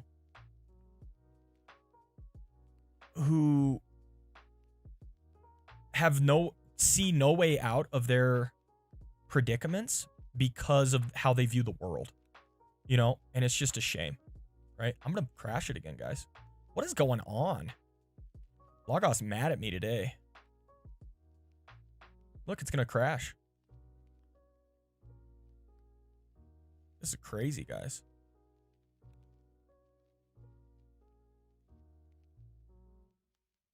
Yeah, exactly. Like, everybody has help it crash. Yeah, I need to. Exactly, Carlton. Exactly. Because people are not necessarily wrong that the world is unjust. Everybody has inherent advantages and disadvantages in the world. I've met really smart people. I've met really dumb people. I've met people who are great just naturally in conversation with others. I've met people who were jerks and nobody ever wanted to talk with them. I've met people who were tall, short, fat, skinny. All of them have advantages, disadvantages, etc. in the world. The key is to play the cards you're dealt and not to shake your fist at the universe, frankly at God, that you weren't dealt the hand you wanted. You know what I mean? Like, I don't know what to say, you know? People are born disadvantaged. People are born privileged. And you just got to do the best with what you got. And guess what? You're not going to answer for somebody else's life. To whom much is given, much is required. You think that person born with a silver spoon in their mouth isn't going to answer for how they live their lives? Could they, you know, drink martinis and sail on yachts their whole life? Yeah. You think God is going to be pleased with how they lived? No. So it is what it is. You know what I mean? You're going to have to answer to God for the cards you were dealt and how you played them. Guys, I'm going to have to crash Logos. You're right, Athlon. You are right, Athlon. End task. Blew it up. Oh, of course. No, 100%, Carlton. The Bible always talks about us, you know, but you see, that's not the fault of, like we're going to answer for that, right? The more privileged are going to have to answer for whether or not they did anything right? Whether or not they actually accomplish anything for the poor, the downtrodden, the needy, etc. You know? Look, at this point, I'm very much reminded of Lazarus and the rich man, right? The rich man was born with a silver spoon in his mouth. He did whatever he wanted in his life, and he didn't help Lazarus at all. He didn't care about the poor, the downtrodden, the needy. And he ends up in hell, you know, and Lazarus ends up in heaven. Who gets the last laugh there, right? Well, that's what you get for drinking martinis and just sailing on your yacht your whole life and not advocating for justice like you're talking about. So, but leave that between, like, it's not, to me, it's not up to Lazarus to condemn the rich man for how he lived. That's in God's hands, right? God is going to see to it that they answer for what they've done, you know? And again, I'm not even trying to make a political point or nothing like that. All right, let's try to get back. Let's see if I can't get Logos to work on this. So basic. Mindset makes a huge difference for so many people.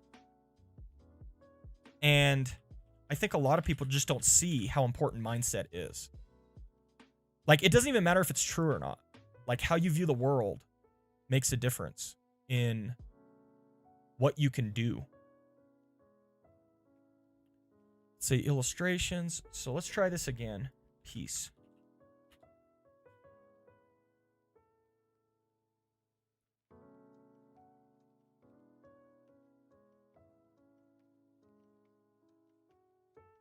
All right, we'll see you, Connor. Take care.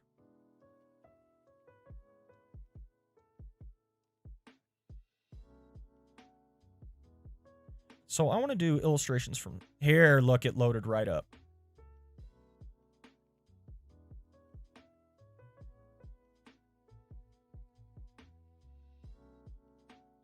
Two good men had a sharp difference with each other in business. I do not know which was to blame. Perhaps neither.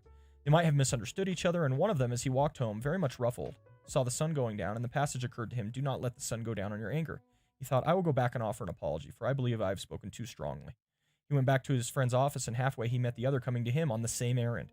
Happy Christians to be both so mindful of the Holy Spirit's teaching. So that's really cool, but that's not like peace that I'm looking for. The bad man's occupation is gone. Ending the battle between neighbors.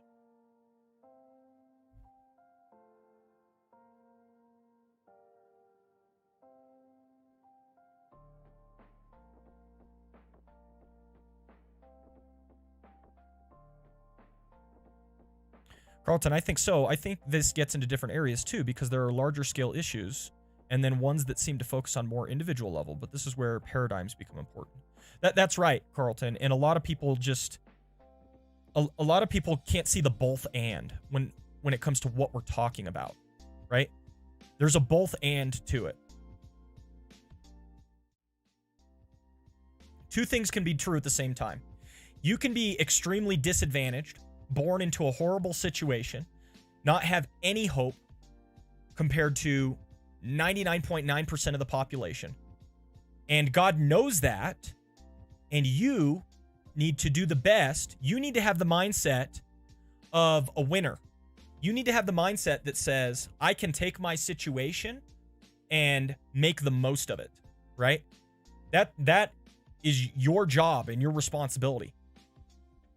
Too many people who are genuine victims view themselves as victims in such a way as to do nothing with what little they have. I hate that.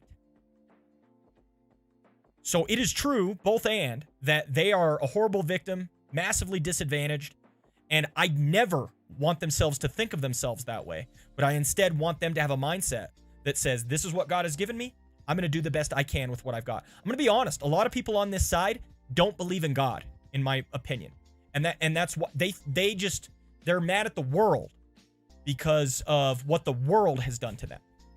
And the fact of the matter is, to whom much is given, much will be required. God knows where everyone starts. God knows what everyone has. God knows what everyone's capable of and what they're not. And everyone's going to answer for how they lived.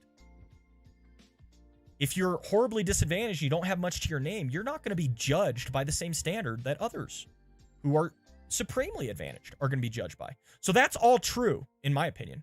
Obviously, it's an opinion, but I think that's all true, while simultaneously, those who are tremendously advantaged are going to answer for their advantage, how they used it, what they did, right? And we as the church, we as Christians, should be calling and advocating for justice, And again, like, all of these terms have like so much nuance now in our current like cultural engagement and parlance and all that type of stuff. You can almost not even talk about this stuff without somebody importing some sort of paradigm in.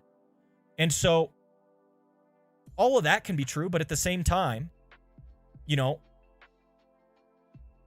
we need to recognize that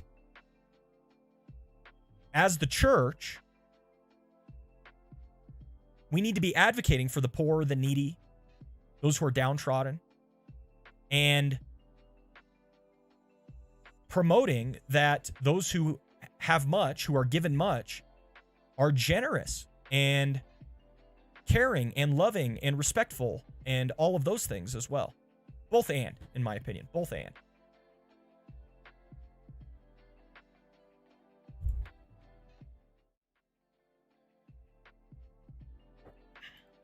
Let's see. William Ladd had a farm in one of the states of America, and his neighbor, Pulsifer, was a great trouble to him, for he kept a breed of gaunt, long-legged sheep, as active as spaniels, that would spring over any sort of fence. These sheep were very fond of fine field of grain belonged to Mr. Ladd, and they were in it continually. Complaints were of no use, for Pulsifer evidently cared nothing for his neighbor's losses. One morning, Ladd said to the men, "Set the dogs on those sheep, and if that won't keep them out, shoot them." After he had said that, he thought to himself, "This will not do. I had better try the peace principle." So he sent his men and countermanded the order.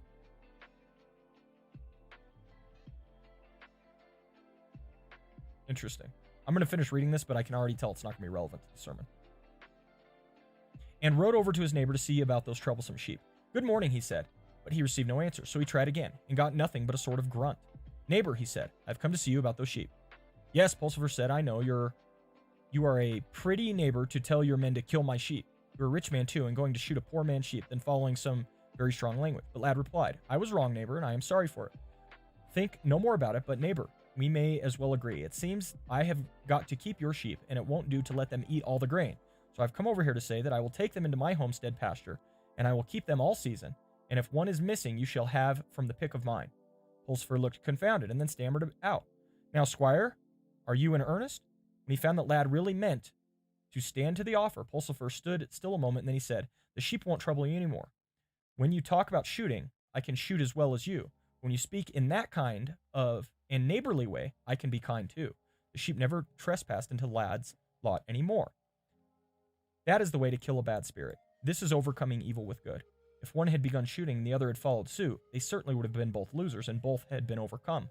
But when the offended made one kindness his only return, the battle was over." Interesting.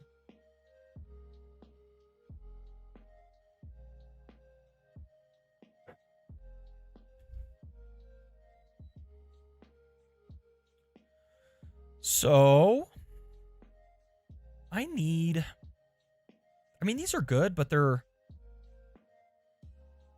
need something about the lack of peace. That's what I need, because I'm setting up so maybe we don't search for peace, but war. Maybe we search for that.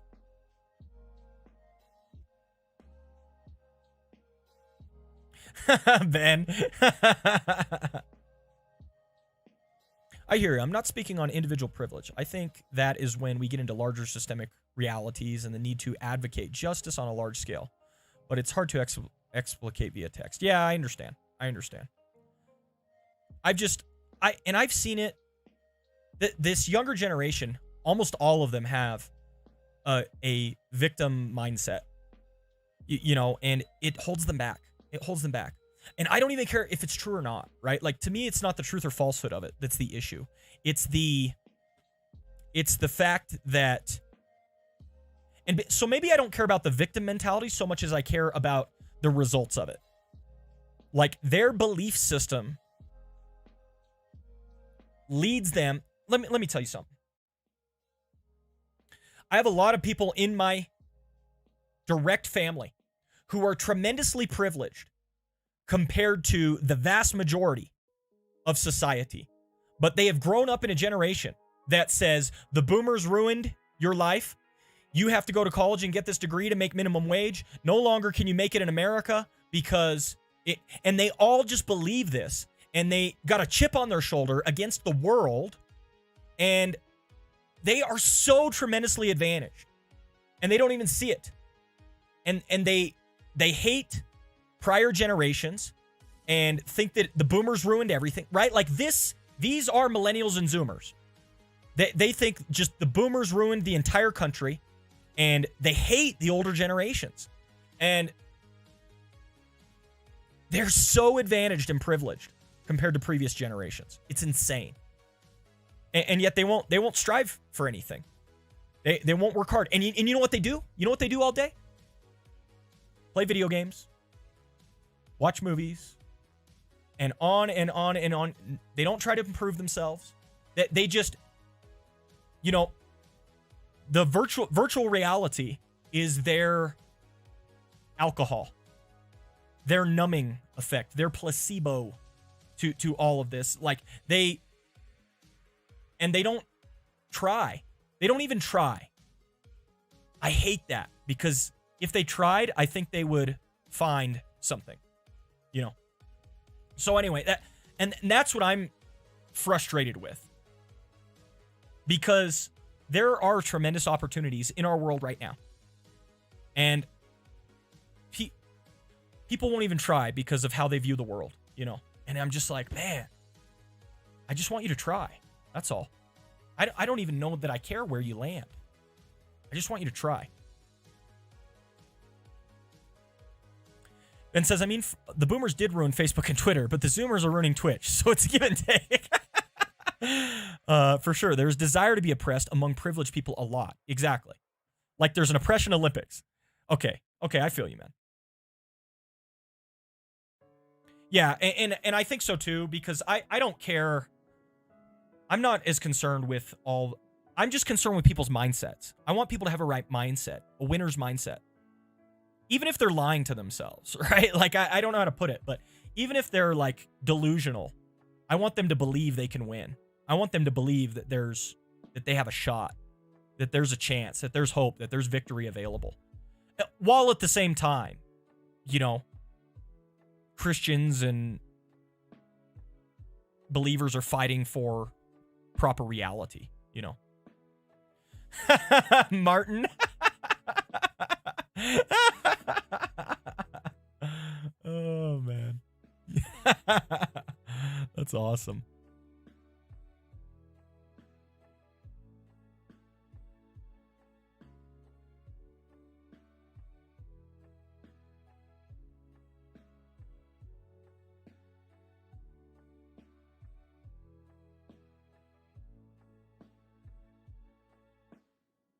Maybe we just need to think for ourselves. Let me just think for myself.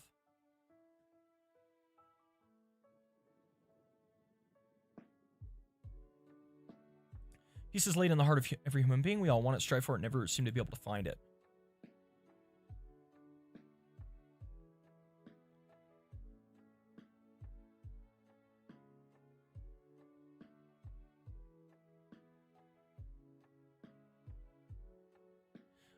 You know,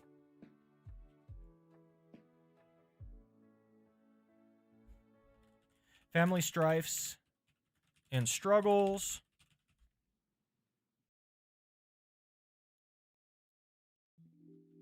Religious controversies.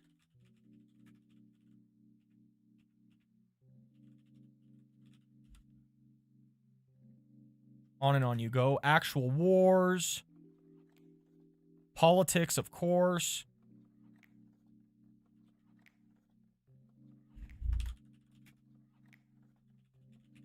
It just seems to be never ending, you know.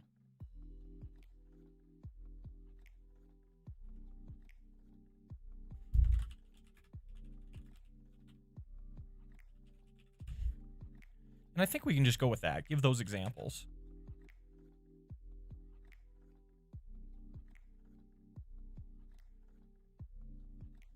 Okay. I think that'll do fine. And if I think of another illustration, I can definitely use it.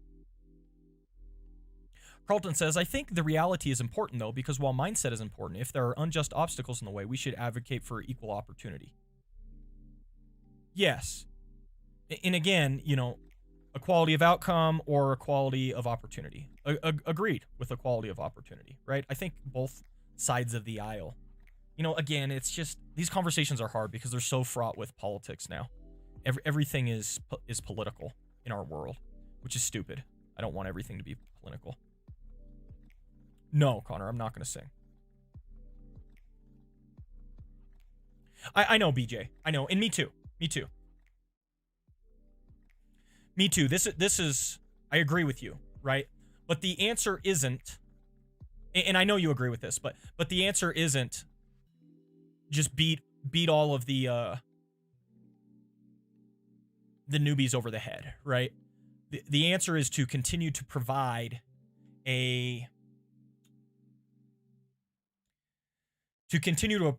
this stream in a way that it can be provided, which I think is exactly what's happening right now, which is telling me that we're doing the right thing. I mean, let's be honest. When was the last time we had BJ, Carlton, and Martin all in the same, like you said, split across platforms, but all in the same stream together, and we were chatting about deep things like this? Man, it's been a long time, right? We haven't done this in what, 4 months? It's just been a long time, and that's not hating on anyone. It's just the current environment of the Pastor Tanner stream cannot, I don't know how to put it. It can't sustain what's happening right now, which is a shame. But that's why we're doing it this way. And I love it. And this is what I want to. But I also don't want to shun or spurn the ministry opportunity that God has given to us, right? So I think this is good. I like this. Connor, you've only been around for a couple months, bro. I'm not forgetting about you. You are a new initiate into this.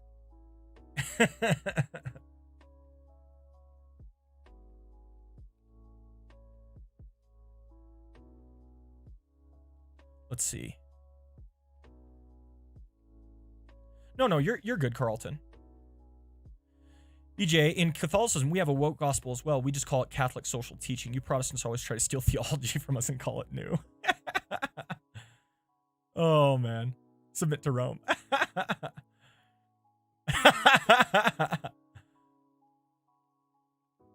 Your current audience would not benefit from this. The opposite would be likely. But that doesn't mean what they want isn't valid. It just means do what you decide. Yes, exactly. And so I love it too, because I think this is what I love, right? Because I can get my sermons done. You guys can engage with me in ways that are very thought-provoking.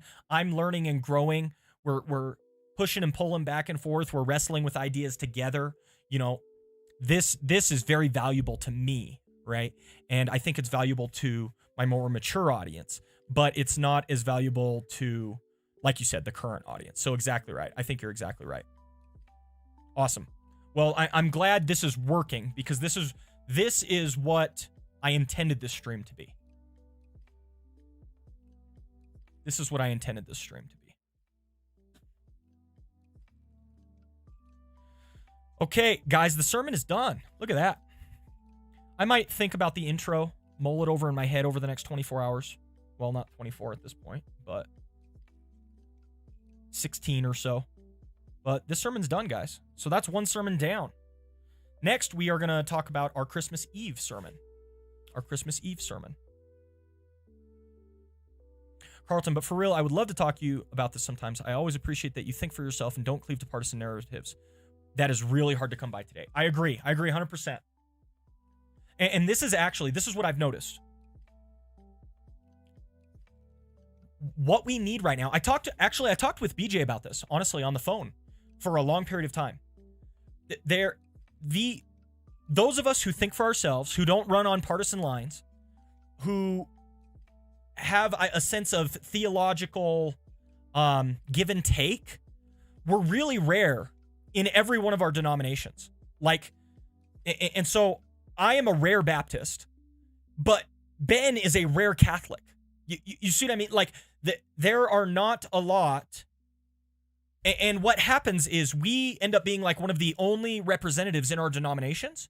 And what I think we need to do is unite and come together. Like, in my opinion, Ivory John is very much of this same spirit. And I don't know where all of his theology lands, but Ivory John is I don't know how to put it, but what I've noticed is, and the people who are partisan, they don't like me, right? Like I compromise too much, right? Like this is well known. This is well known to me of people who have followed me. People, when they first, there's a lot of people who first found me on Twitch who liked me very much because I was reformed and had a theological bent, right? They're like, wow, Pastor Tanner's got pretty good theology. Oh, he's Calvinistic. That's amazing. And all this type of stuff. And then as we started to dissect more and more issues, and this happened first with the racial stuff as it came up. But you can see that this is the case on Twitter. Twitter is divided now between, do you believe that Christians can be left-leaning at all, or do you believe that Christians must vote for Trump type of thing, right? Like, we've made it so partisan now. And I appreciate all those voices, but that's not me, you know? And I love theology, I do, but I am not trying to build walls with my theology. I am trying to find the people who are standing in the gap of their respective denominations and interact and have dialogue with them. Because I think that if we come together in a similar type mindset, then we can help each other, you know? We can all learn and grow from that, even if our theology is radically different, right? Yeah, I got you, Connor. I think that's true. I think that's true. Oh, really, Carlton? That's cool. And I really like, you know, like, I don't know how to put it, but you can tell when somebody's of this spirit. You see what I mean? DJ. So it is what it is. You know, I've said this before, but I need to run in the lane that I'm supposed to run in. And this is what I think I'm supposed to do. I think I'm supposed to, and I never thought I would be this. I used to be extremely theologically rigid and closed-minded. Really, really bad on that. And I've changed. I've changed quite a bit. And I think it is my job, obligation, race, whatever. I think it's the path that God has for me to engage with others and that are radically outside of my respective tradition and denomination. Yeah, you see what I mean? What am I talking about? Come on, Carlton, Ben. What is this thing that I'm describing? You can, it's not theological. It's not theological at all, because I have this same attitude as many have, but we have radically different theology. So like, what is this intangible that I'm discussing? I desperately want a word to describe it. You know what I mean? John 17.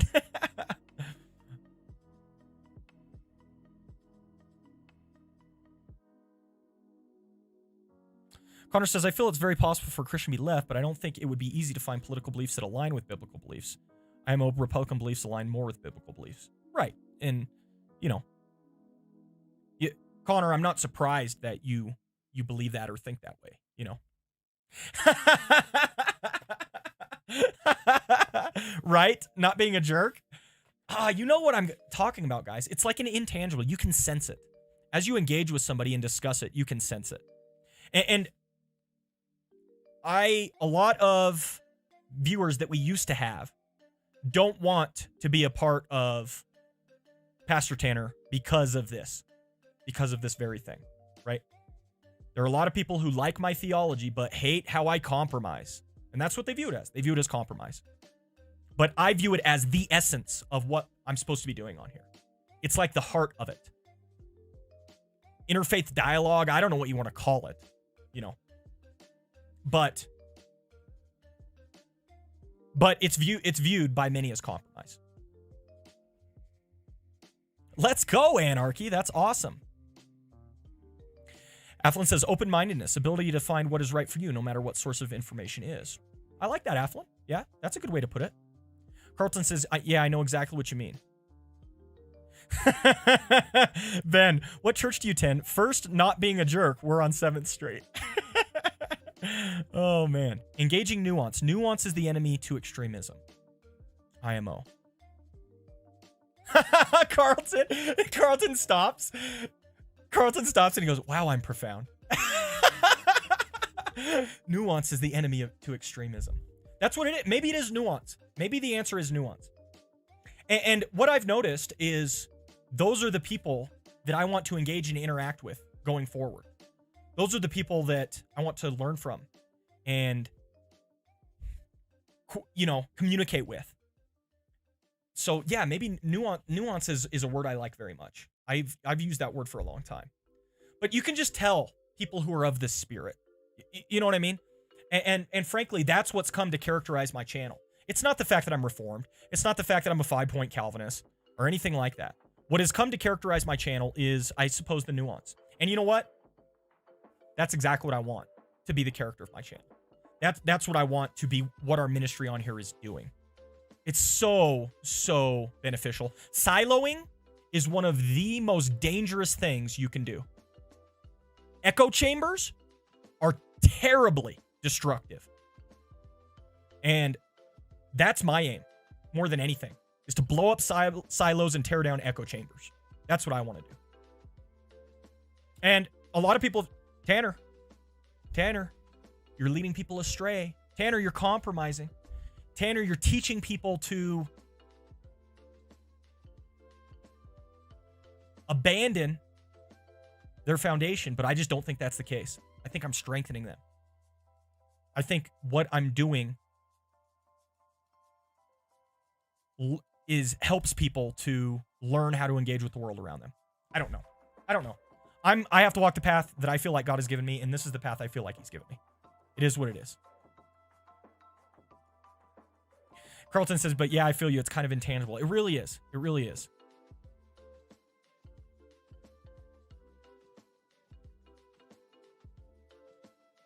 Imagine theology without nuance. There you go, Carlton. Yep. Very interesting. I think being for truth over tribalism is really important. Yeah, that's a great one too. Okay, guys, I need a break. A quick break. I'm running low on water, so I'm going to fill up the kettle. The leaves are finally where we want them. We just finished one sermon. I'm going to take a quick OMB. It's been a while since we took an OMB, guys. But I'm going to take a quick OMB. We'll be right back, and we're going to start cranking our Christmas Eve sermon. Okay? That's the next step. Hanging out, no schedule, no plan. We'll just write sermons and hang out and have great discussion. Me too, Carlton. I'm so glad you guys are here. Thanks for being here and engaging. Really appreciate it. I'll be back shortly, guys.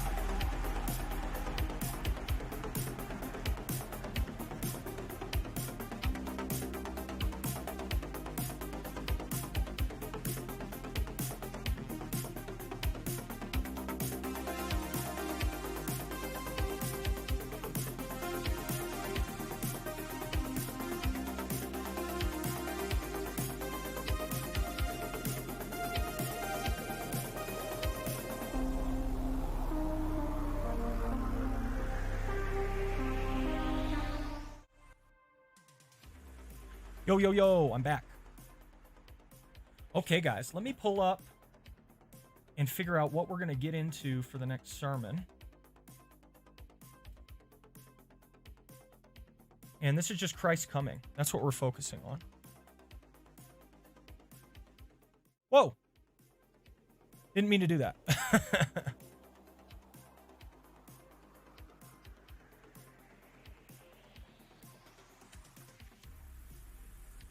Okay. So let's go ahead and... Music's a little too loud. That's better.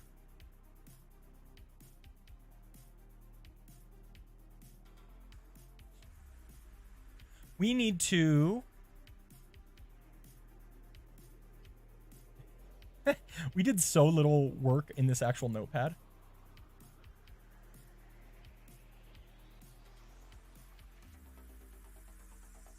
Okay, let's also now just do December 24 here as well. No, let's make its own note. Let's make its own note.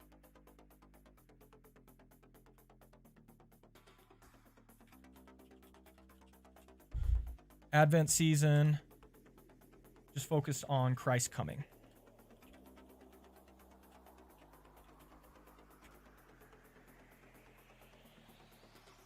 Thank you. I'm glad I'm back. I'm glad you guys are excited.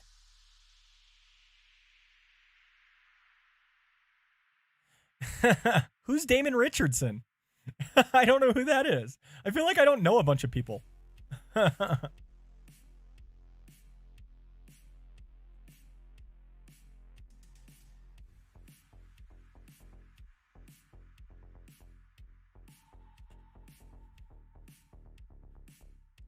So, Advent season, Christ coming. And we need to essentially...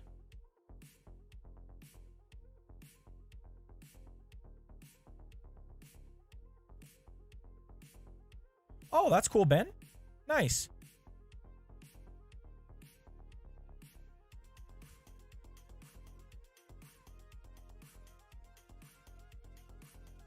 And this one's going to be on the 24th. Now, this is a much shorter sermon, guys.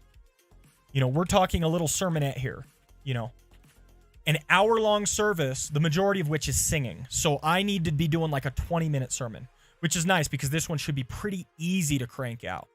So first we need to choose a text. Let's just search for Advent. Or Christ's birth, we could even. See, the problem is when I search for Advent, I get a bunch of Adventism stuff. Let's go for fact book. And let's just do Christ's birth. Let's see if that's there.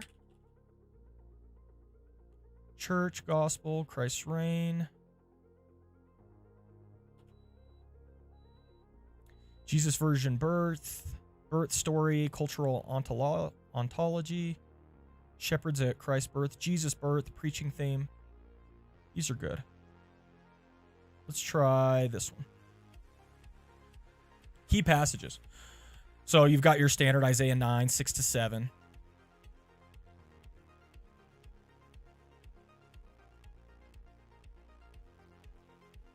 Oh, I got you, Ben. Okay, cool.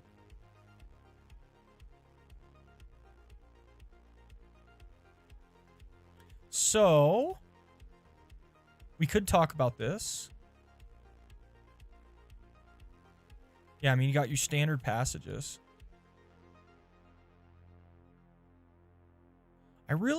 Isaiah 9 would be fun to preach out of. Or, man, the book of Revelation. But that would immediately get controversial. Man, it's kind of like the book of Revelation is permanently off limits because everybody has their own eschatology, right?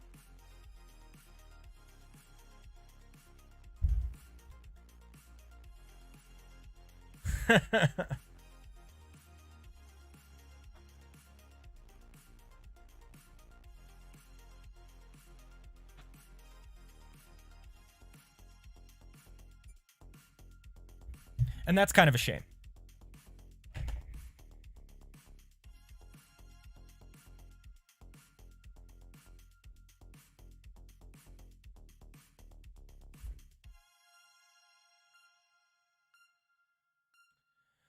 Okay. I think we should just roll with Isaiah 9, 6-7.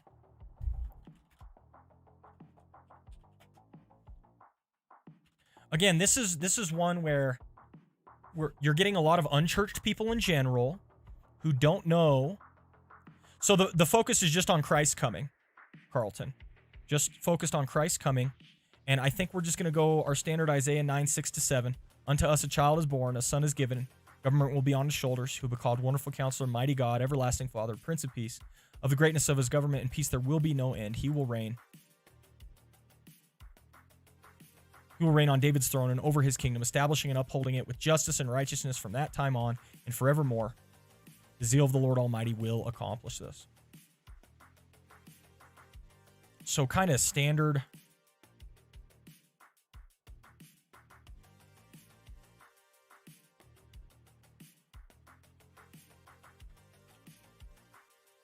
Just kind of our standard Christmas texts. All right, we'll see you later, Connor. Take care. Standard Christmas texts. And yeah, it's just focused on Christ coming. The incarnation. So I almost want to do like a preaching themes. Let me think. I'm going to run a passage guide, but I'm going to look at the systematic theology portion of it and see, because like surely this is tied to incarnation in a lot of systematic theologies. So I'm actually not going to hit up the commentaries right now. We're going to come down here to biblical and systematic theologies.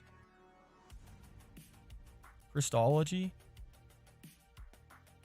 Actions of authority and arrival by his person. Spiritual messianism in the spirit Christology. Jesus' messiahship and divinity. You know, this is really what we're talking about.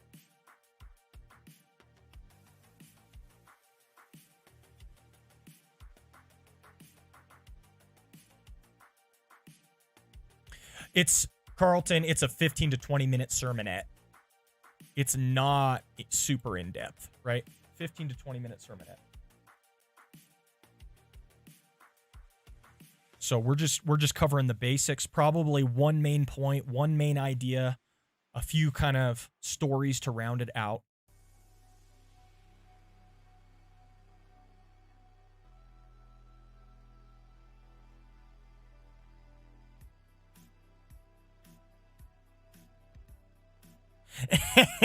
Carlton. I was thinking about it.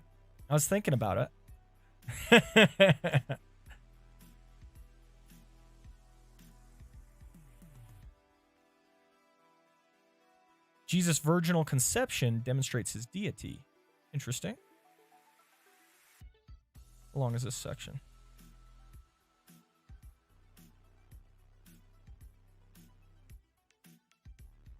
Matthew does not wait until the account of Jesus' birth to inform his readers of Jesus' miraculous conception. He implies the virginal conception at the conclusion of his genealogy of Jesus. As we saw in in chapter 8, the genealogy proceeds with a familiar pattern. A was the father of B, and again, in 4 instances, we have mothers identified. So, this is interesting.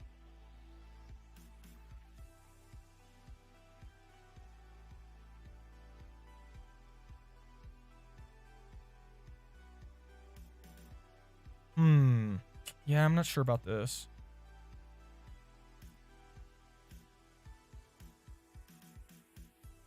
No super chat button. I don't even know what that is, Ben. Is it because I'm not partnered or whatever? My YouTube channel isn't monetized, if that makes sense. Do you have to be like a monetizable or whatever channel?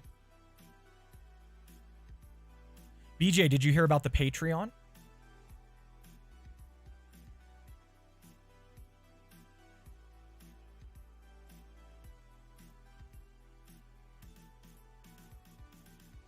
We launched the Patreon yesterday.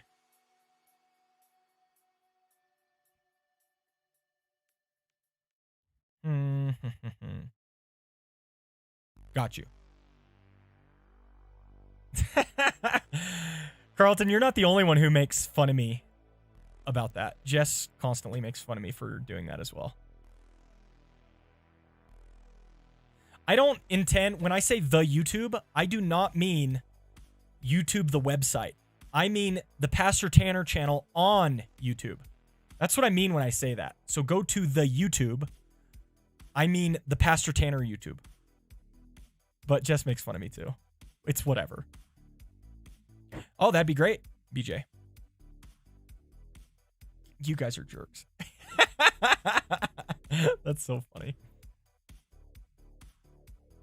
This unusual word order places emphasis on of Jesus Christ and highlights Jesus' birth was different, blah, blah, blah.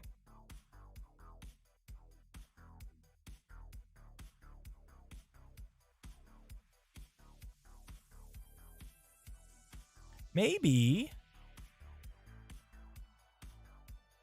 we do this genealogy. No, I seriously can't preach a genealogy on Christmas Eve, can I? Oh my goodness. You guys are the worst. This is how the birth of Jesus the Messiah came about.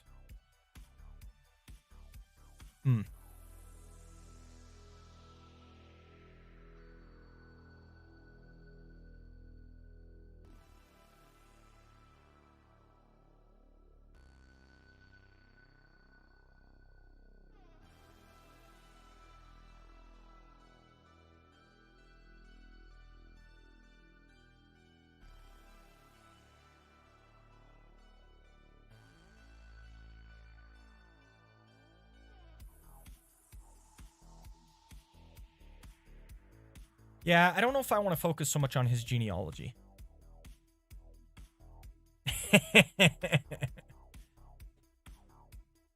Preach a genealogy, but substitute in a genealogy from Chronicles or something and see if anyone notices. Oh, goodness gracious, Martin.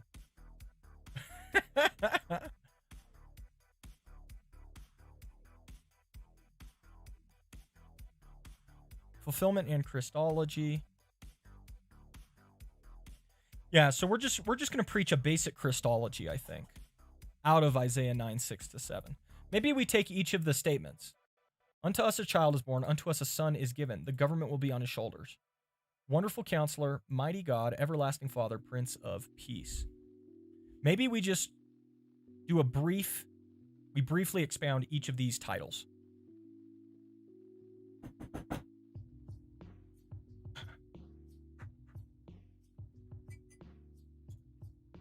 Let's try that.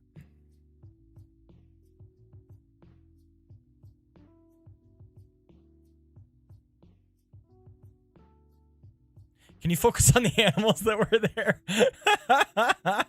Oh, man. I see what BJ is saying. Exegete the verse away in a manger, the cattle lowing. A complete homiletic sermon from the perspective of the animals. Oh my goodness.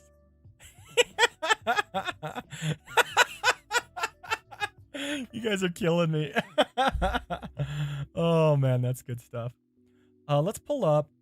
Let's make a canvas. Oh my goodness, man.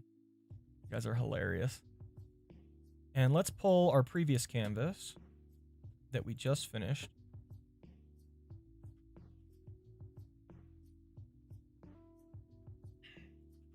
We'll call this Advent 3.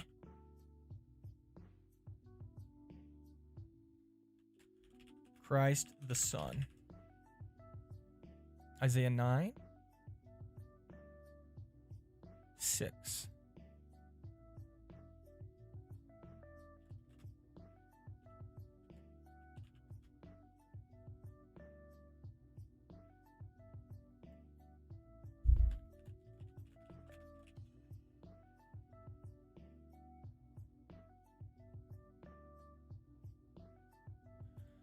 And let's just grab each of these phrases.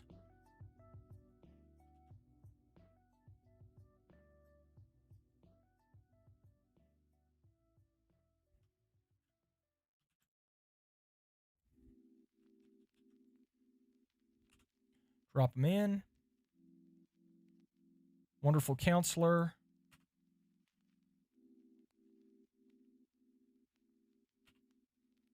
whatever that means. And we'll discuss what it means essentially, right? Ah!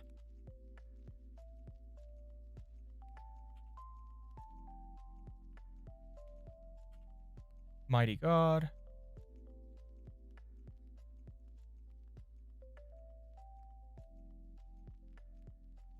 Everlasting Father.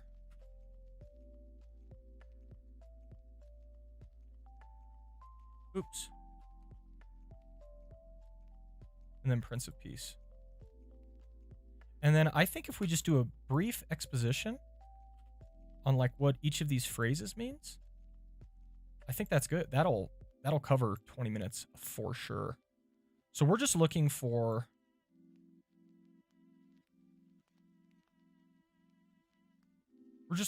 generally what each of these mean, how these emphasize Christ and his greatness.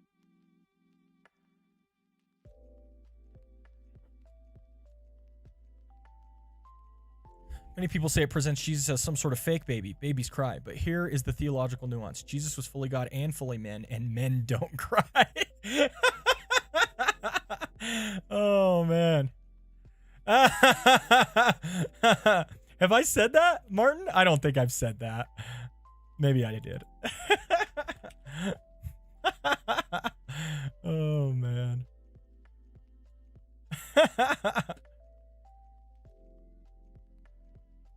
See, that's why we need to discuss it.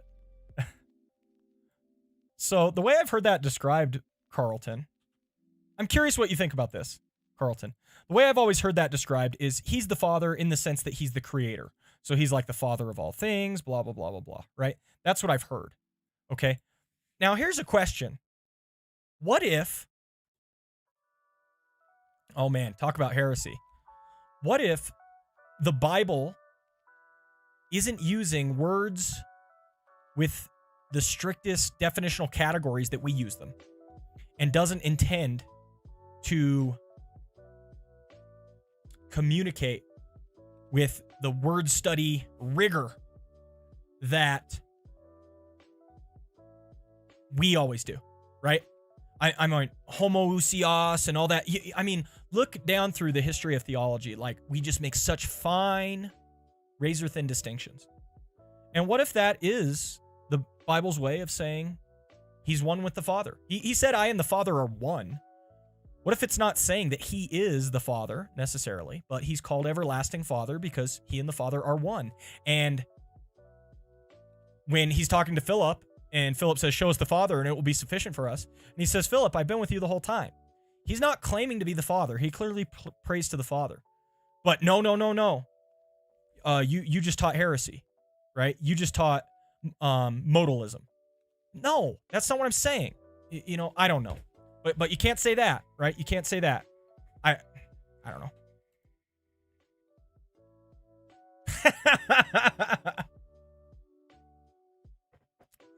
Oh, man. Basically, right, man? I don't know. Sometimes we push such fine distinctions down to the nth degree. And sometimes I wonder if the Bible even cares to communicate in such fine distinctions.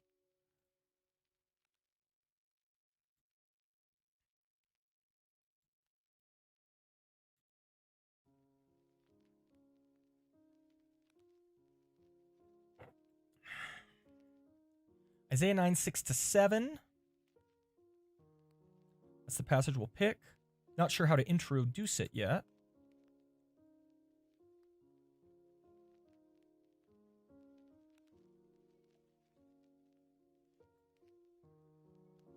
Maybe I just jump into the child and son thing.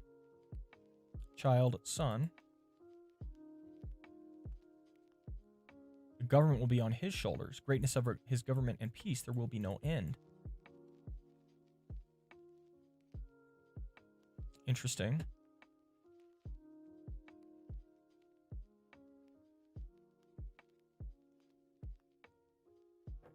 Benjamin, ouch. Oh, you guys are funny.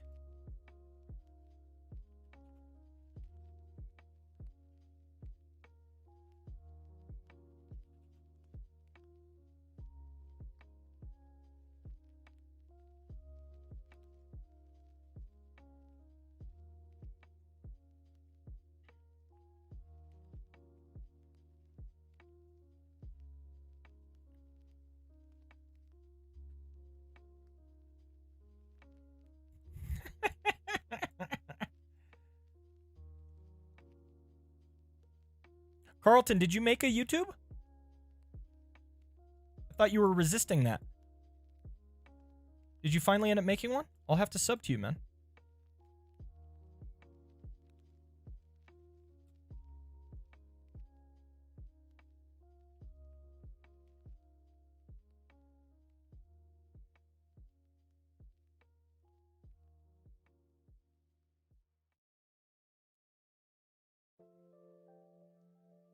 There we go.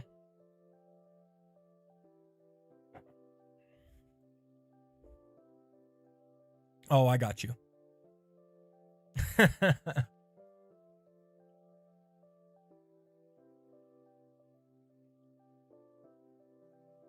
I knew you were resisting for a while. I just didn't know if you were still resisting, you know?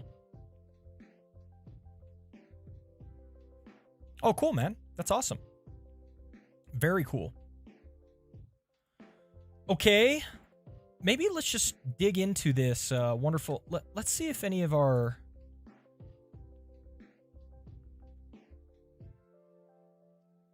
biblical theologies. I want to find some biblical theologies that talk about Isaiah 9. And I don't think this is the medium through which I want to do it. I think I want to use a search. Let's do the search, not for illustrations, but let's search instead for biblical theologies.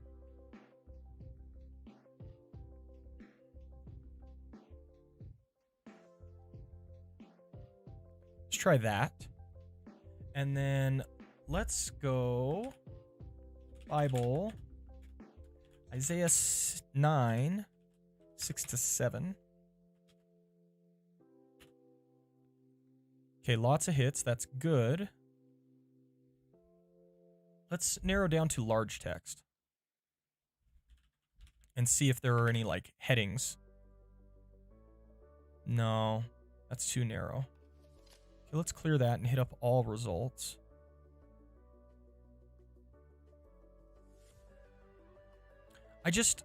Or, let's try Wonderful Counselor. Let's just try that phrase. I don't like the song. Wonderful Counselor. Let's try that one.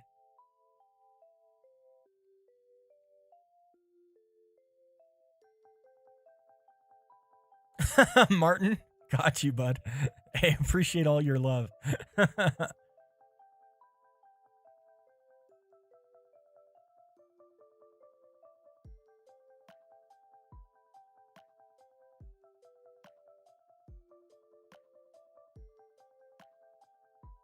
Hey, that's awesome, Carlton. Super cool, man.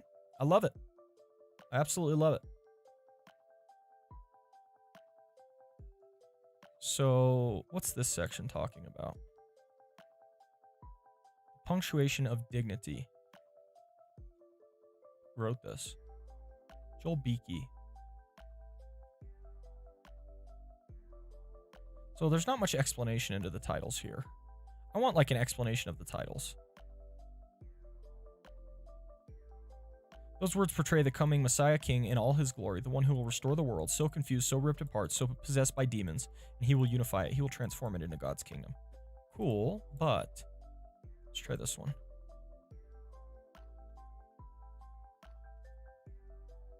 Yeah, a lot of people are just quoting it like in a context. I want somebody to explicate it. Ah, this is what I'm looking for. Look at this. Central to Isaiah's vision of the future covenant community is the Messiah, the ideal king who fulfills all God's ancient promises to David. Let's look at this. Roy Zuck. In conjunction with the Messiah's rise to power, the exiles, including those in the northern kingdom, will experience a grand new exodus, return to the promised land, blah, blah, blah. Unlike the days of Moses, when the wilderness symbolized rebellion and postponed blessing, the wilderness will blossom before the returning exiles.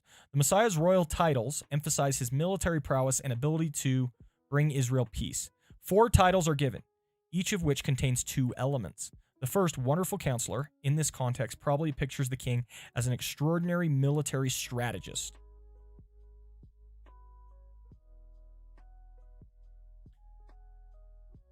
I'm gonna kick up the heat on this water, guys, and then we're gonna start smashing these leaves. In Baptist voice, it says the government was on his shoulders.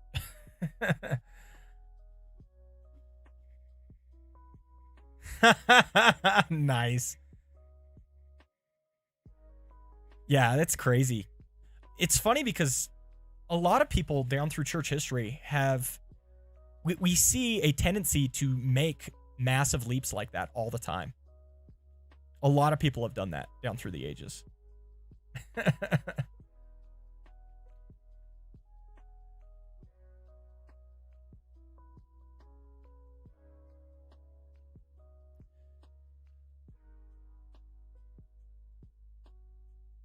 So, extraordinary military strategist. We'll start with that.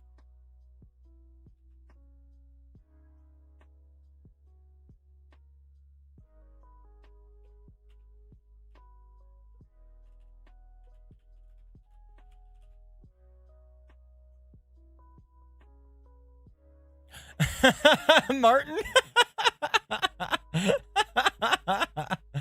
Oh, man. Gotta love it.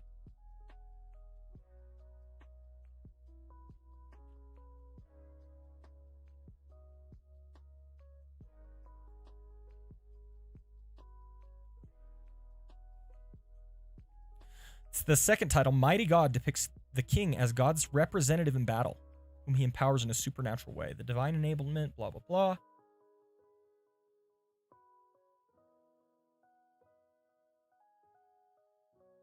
Oh, interesting. Some understand this title as proof of Messiah's deity. Subsequent biblical revelation, of course, clearly teaches the deity of the Messiah, but whether Isaiah or ancient Israel would have understood this passage in that way is not certain.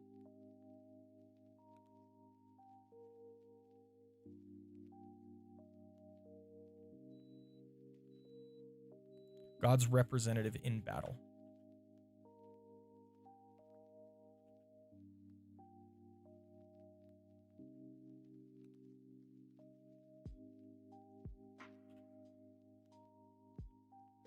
Okay.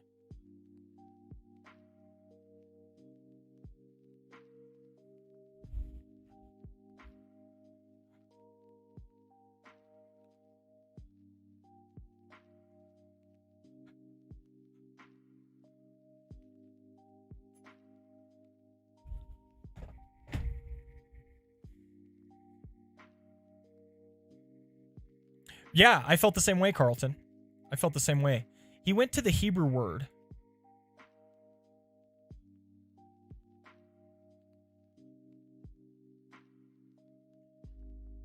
In 36:5, Isa means counsel. You say you have counsel and might for war, but you speak only empty words. So it's wartime counsel.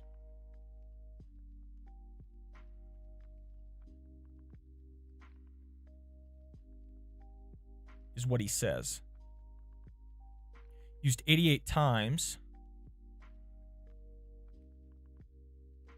Advice, which is given.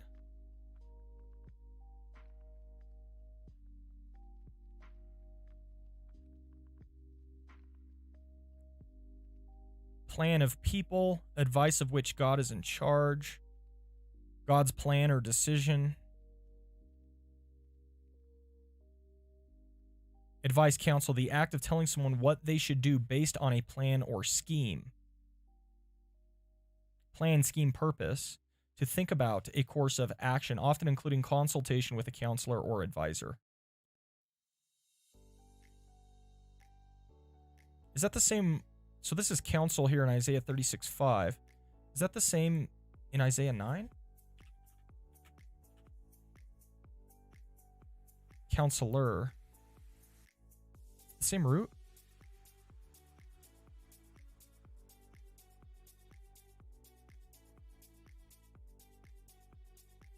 Counselor. One who speaks and urges certain directions of actions or thought, implying the advice given is considered wise and valuable.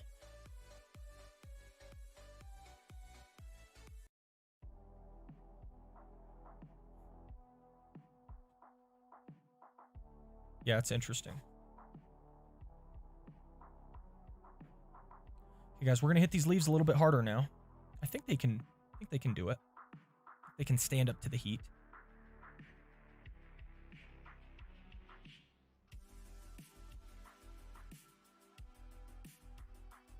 So, I could put wise advice.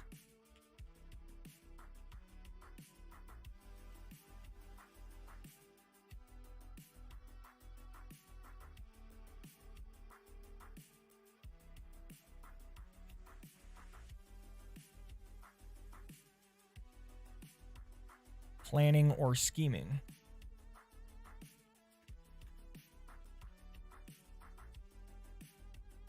And I can see how then he gets to military strategy from there.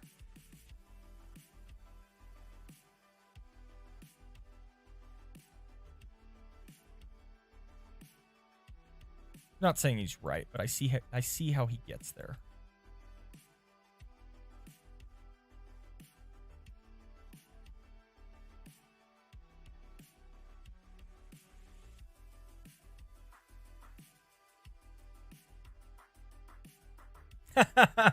I got you, Carlton. Me too, man. Me too.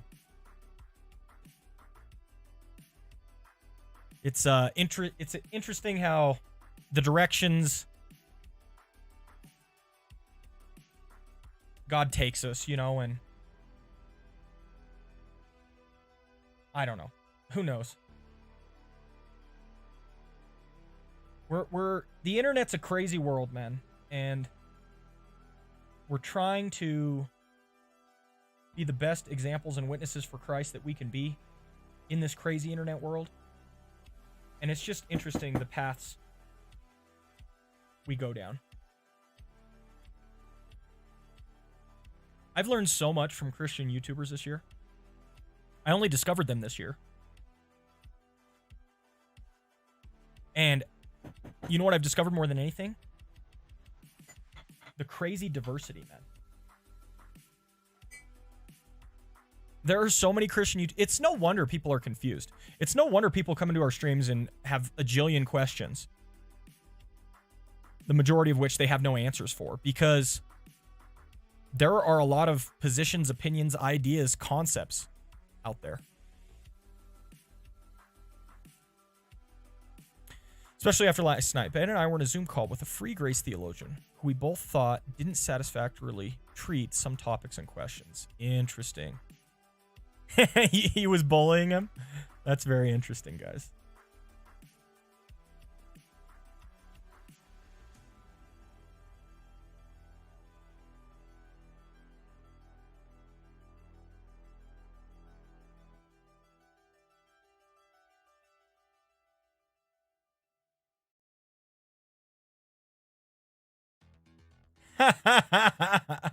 That's funny.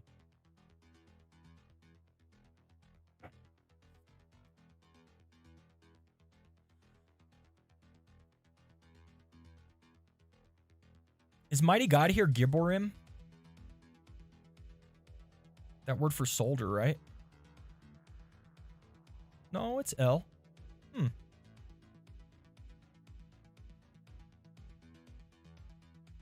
Oh, there it is, though. It's El Gibor. Yep, El Gibor. Interesting.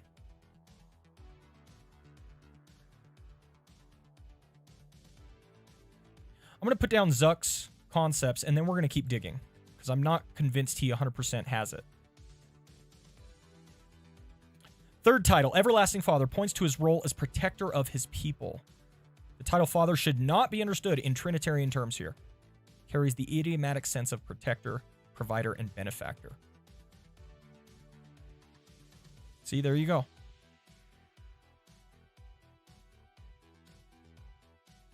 Protector of his people.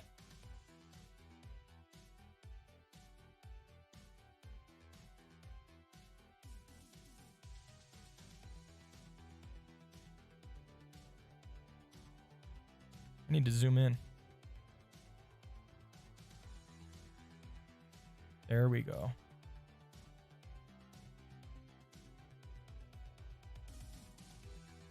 Okay, if that's protector.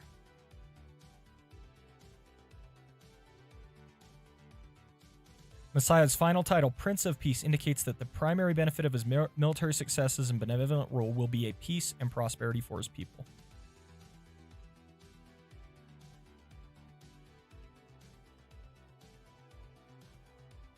To summarize, the Messianic ruler's titles depict him as an extraordinary military strategist who will be able to execute his plans because of his supernatural abilities as a warrior. His military prowess will ensure his beneficent rule over his people, who will enjoy peace and prosperity because of his ability to subdue all of his enemies. I think that kind of works.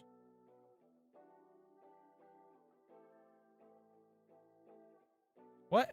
Oh, I accidentally opened up page 2. Delete. I was like, what happened?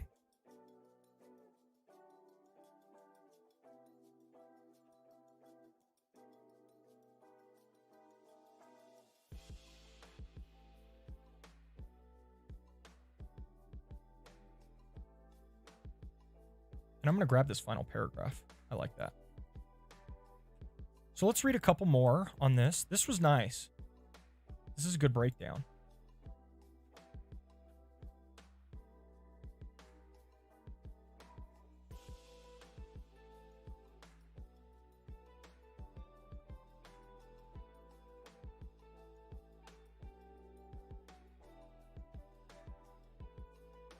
Carlton, that was you trying to not sound like a jerk? You yelled at him heretic? Or are you doing that to me?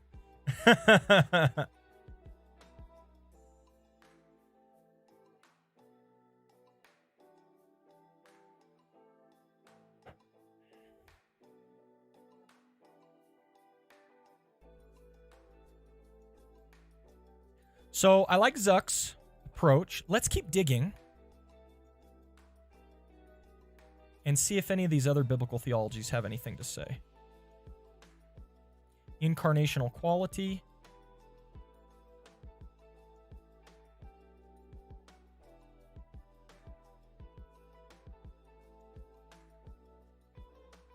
Yes.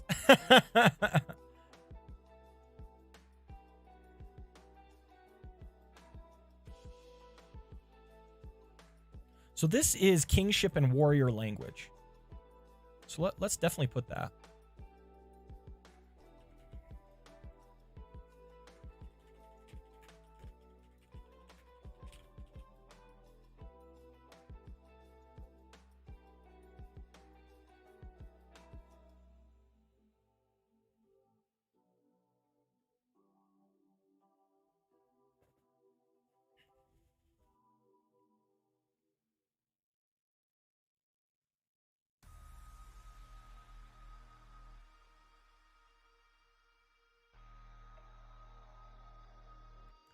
Light, blah, blah, blah, before Messiah, blah, blah, blah. Midian's defeat. Man, this one goes in depth. There is no reason to suppose Isaiah or any of his contemporaries understood the full message of this verse. The ambiguity that allows a sentence name understanding makes that clear in our day. Unless the Lord had made the meaning unmistakably obvious to the prophet and his contemporaries, the full meaning of the verse would only be understood after the incarnation it adumbrates had taken place and itself was understood. These seem reasonable conclusions when one considers Jesus' self-identification in John 8. In other words, no one in Jesus' day understood the prophecy correctly. That should be no surprise.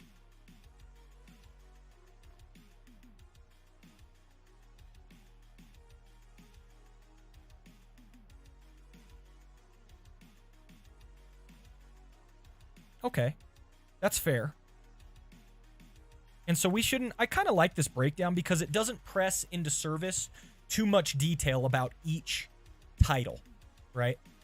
I don't know that we have to go into specific, oh, Wonderful Counselor means exactly this, Mighty God means exactly that. No, take all the titles and put them together in a way that makes sense. He's going to be the king, he's a warrior, he fights on behalf of his people, he conquers, he has victory, you know? And I think that's all we really have to speak to. Connor showing 4 hours and 25 minutes.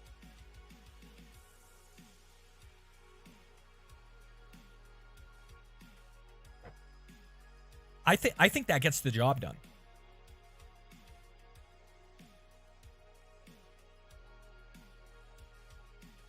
So we don't need to press into service.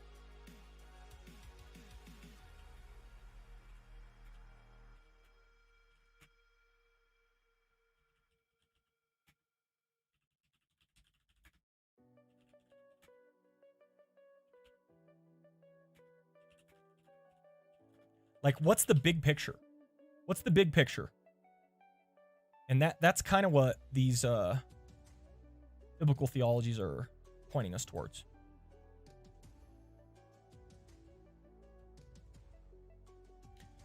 Connor, if you were here back in the day, I used to routinely stream 6 to 8 hours.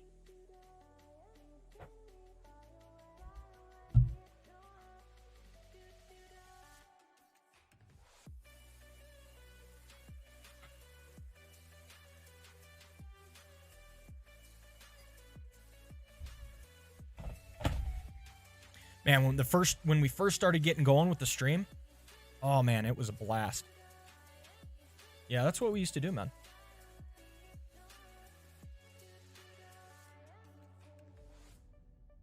Okay, so this was a nice one. Jeffrey Niehaus. Biblical Theology Volume 2, The Special Grace Covenants, Old Testament. Yeah, I like that. I like that. That was a nice one. Let's keep going. Catholic Bible Dictionary. 4 key titles describe, but it doesn't go into more detail. Okay.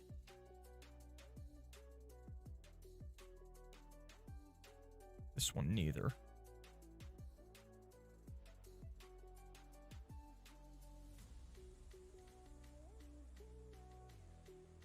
This is a good throwback. There you go.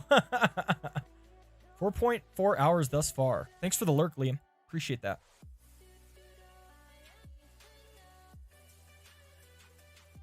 Contours of Old Testament Theology. Let's see if this has anything in it.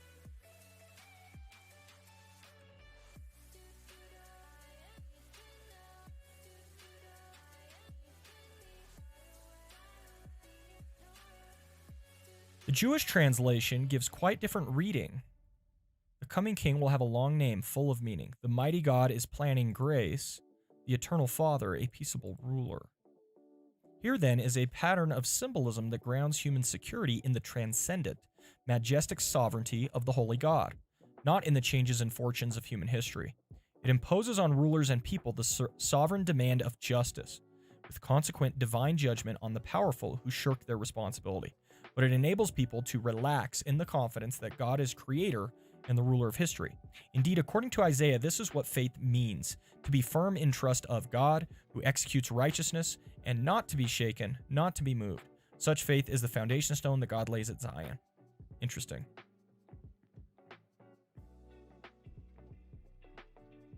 This is the basis of true security. Return to God in quiet, relaxed confidence in God's sovereignty.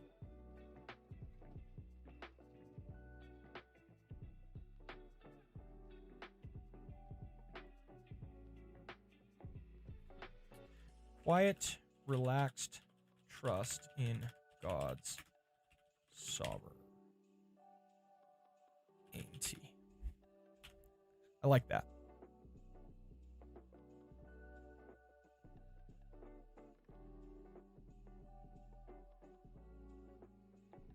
Let's keep doing our readings. The king, even the one who is to come, was not regarded as divine, consubstantial with the deity.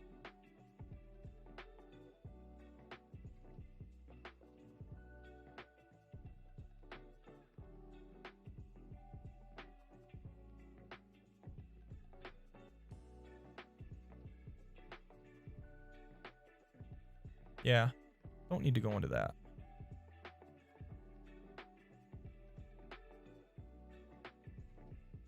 All right, we'll see you, Connor.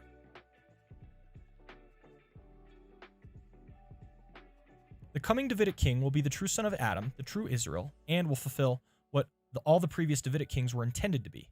The rule over creation, first given to Adam, will be realized in the government of this son.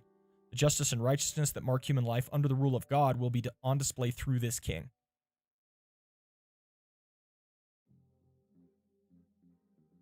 Okay.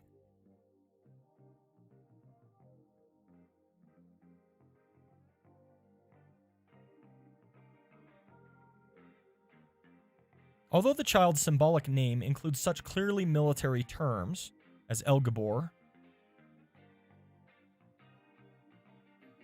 or possessor, the question is how to explain the whole utterance.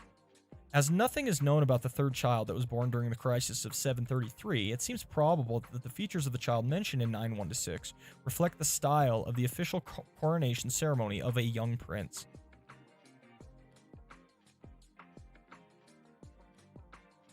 So it is very likely that this is the hyperbolic style of Hezekiah's coronation ceremony. The simultaneity of both events aroused nationwide waves of rejoicing, mixed with the hope that the expected ideal king of the House of David would now establish the everlasting kingdom of righteousness, justice, and peace.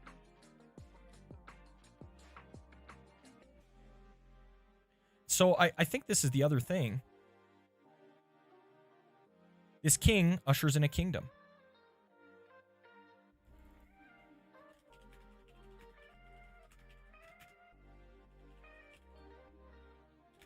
Will you participate in this kingdom? He calls you to be a citizen of it. You have to have some sort of evangelistic bent in a Christmas Eve sermon.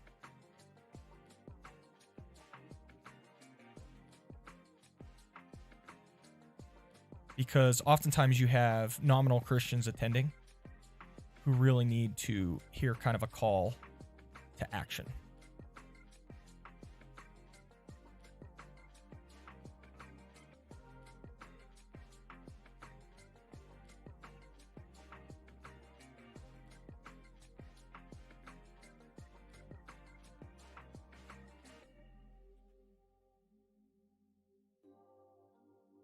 So I think this is a good way to go about this one.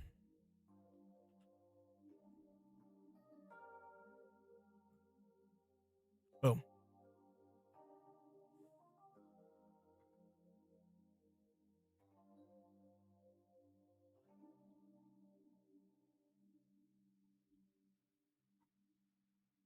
Yeah, because that's the heart of the message, right? If we're focusing on the fact that he is a king ushering in a kingdom, the final call is the kingdom is here. The kingdom has arrived. Are you going to be a member of this kingdom? Are you going to be a citizen of his kingdom? That's going to be the ultimate question.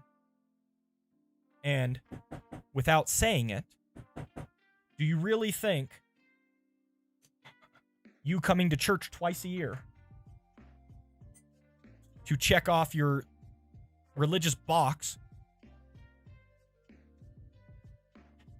is being a good citizen of the kingdom?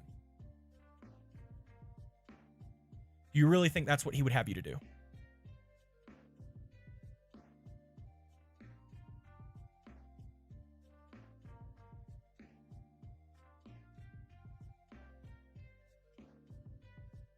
But of course, I can't quite say it that way. You know.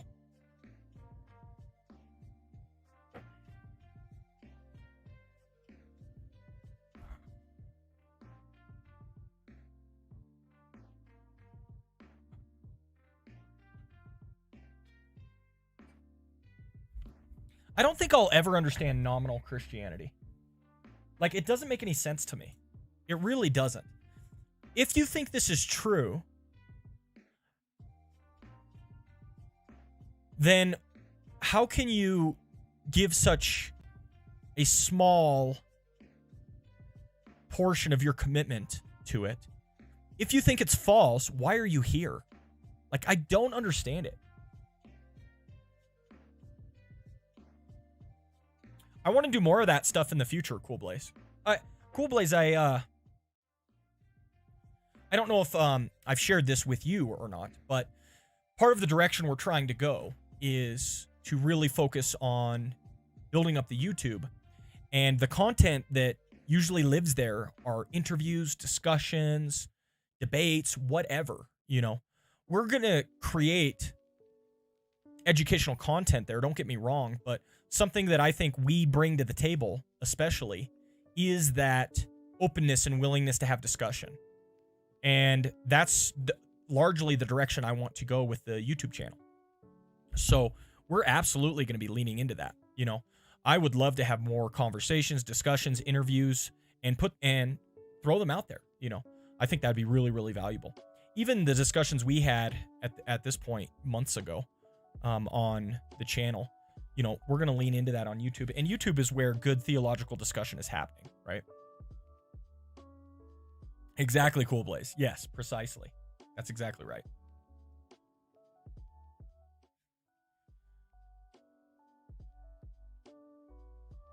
So I think I've got the big picture of what this is going to be about. And all I need to do now is flesh out each of these just a little bit.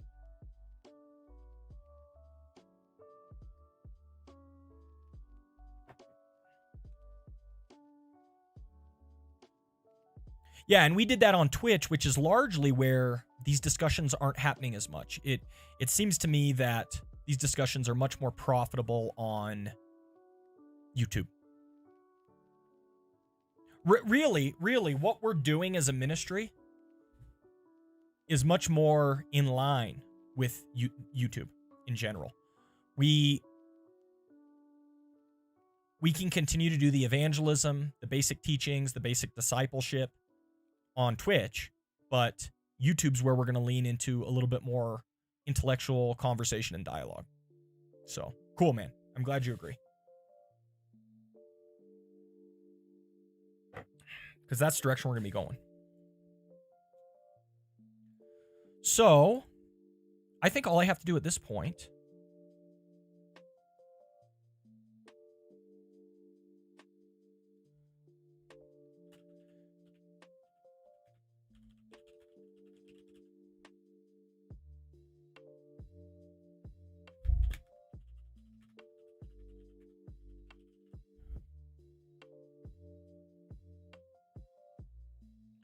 So here I'm just going to talk briefly about how Satan ruled the world, and Jesus came to conquer Satan's world, and he did it in brilliant strategic fashion.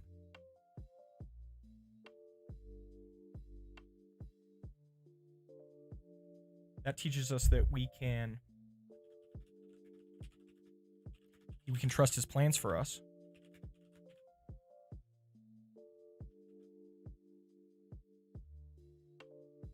If he could make plans to defeat Satan, so too he can plan our lives perfectly. Next, as mighty God, God's representative in battle, he does not sit by the sidelines and command us to go into war, but he takes up the sword himself.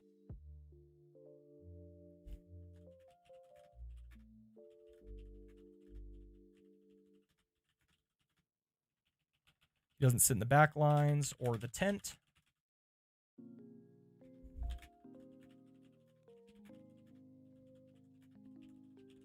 He leads from the front lines. And this is exactly what he did in being incarnated.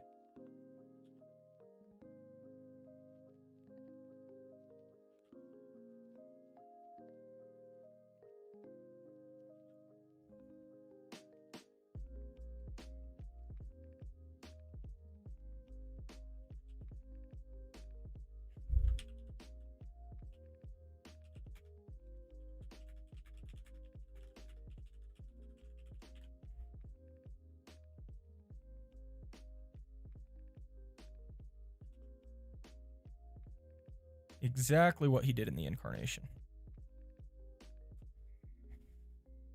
So, I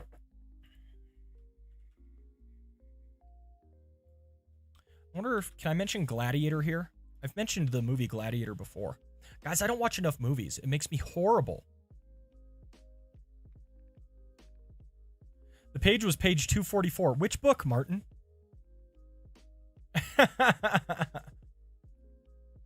Awesome, Cool Blaze. Me too, man. Me too. We just got to keep plugging away, you know. Marathon, not a sprint. Marathon, not a sprint. Ministry is a marathon.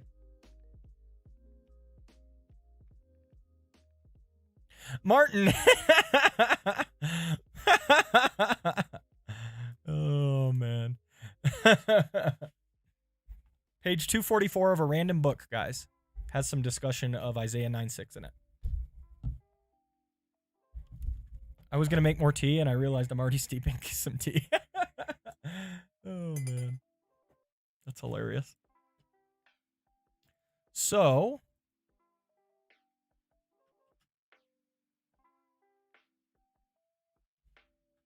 I think I can reference Gladiator.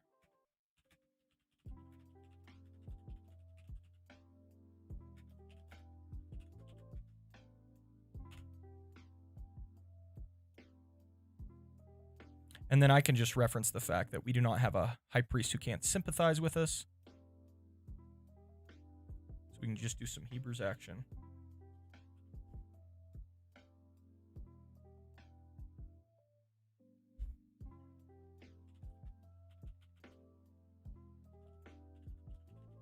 Sympathize with our weaknesses. Oh, I got you, Martin. That helps clarify a lot. Thank you. I appreciate that. So I'm thinking Cool Blaze Gladiator for the El Gabor, Mighty God concept, because Mighty God refers more to like a warrior type status. And so Wonderful Counselor is kind of referring to his strategy and his plan. But Mighty God is more referring to him taking up, you know, the sword in battle right next to his men type of thing. He leads from the front. He doesn't lead from the back lines. He's not the military genius or strategist that sits in the back and sends everyone else into battle.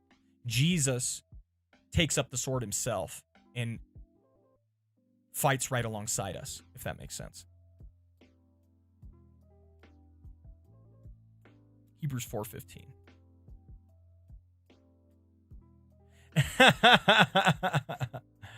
Oh, man.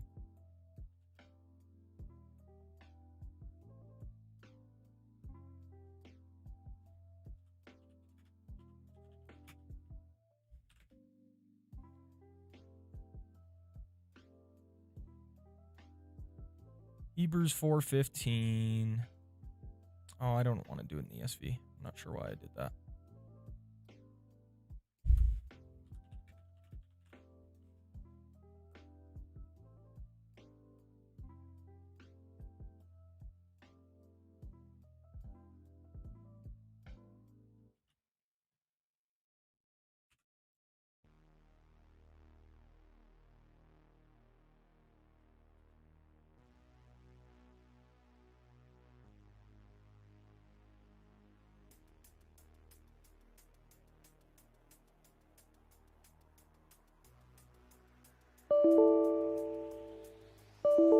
Oops.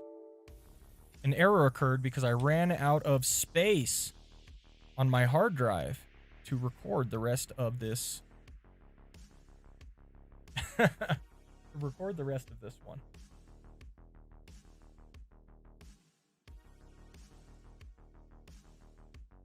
I got you, Cool Blaze.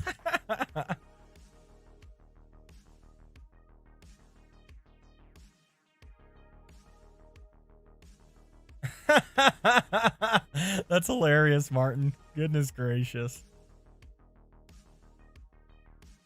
So we can trust his plans, but not only that. Not only can we trust his plans, let's think.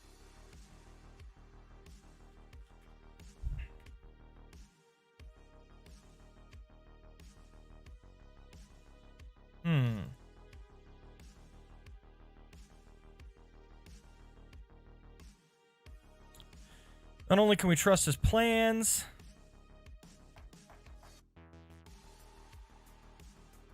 but he deserves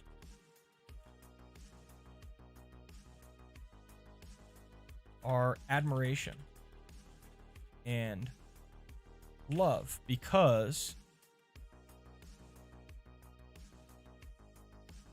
of the fact that he comes and fights alongside of us.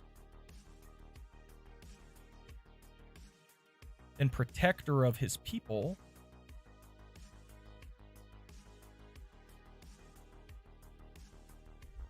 Jesus teaches us to not be anxious or struggle and strive in our lives.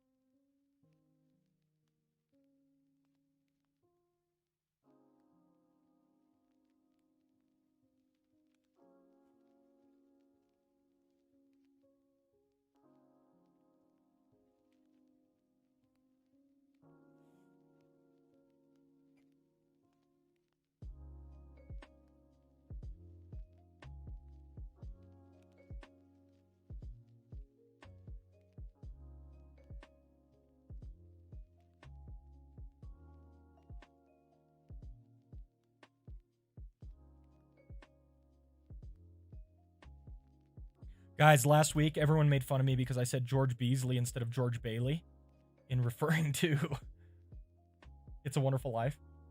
Oh, some people are never going to let me live that down.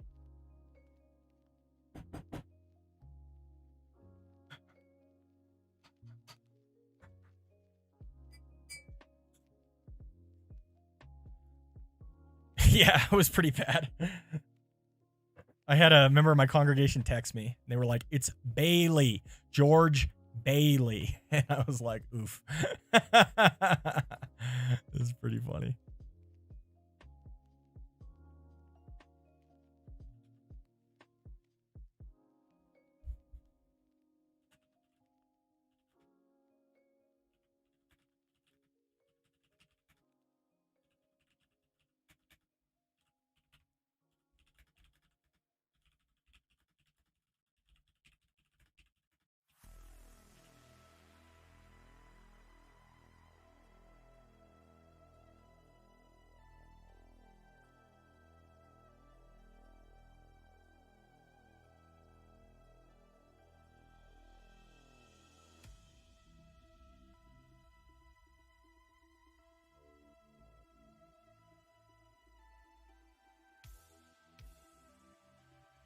What's up, Caleb?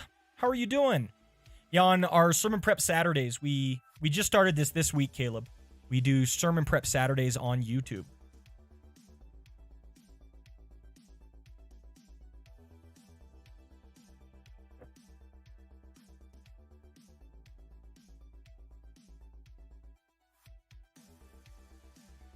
Let's see. So, protector of his people.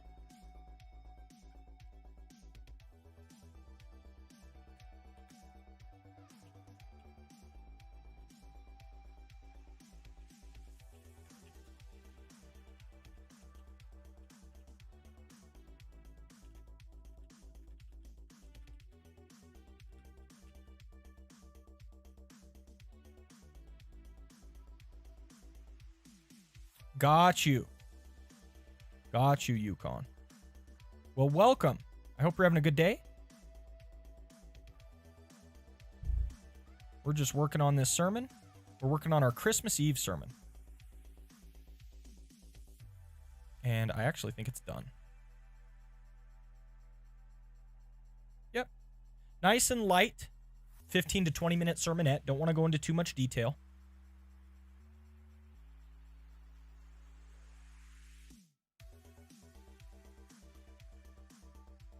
We'll put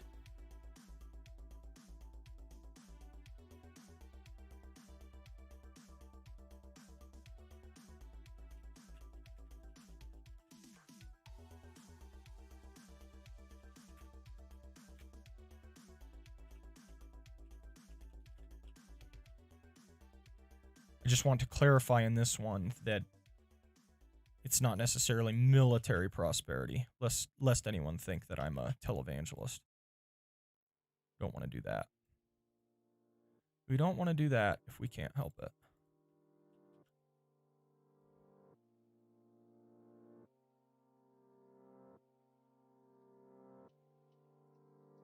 All right, guys. Done.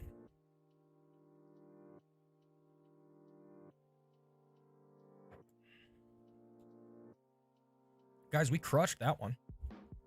Let's see. Should we get started on the third?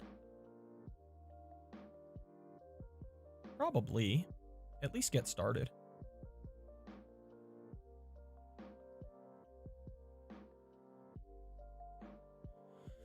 And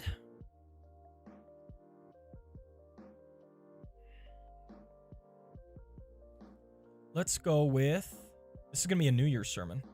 Wrapping up 2020. That's crazy. Man, what can you say from the pulpit to wrap 2020 up? Can you say anything? That's crazy, man.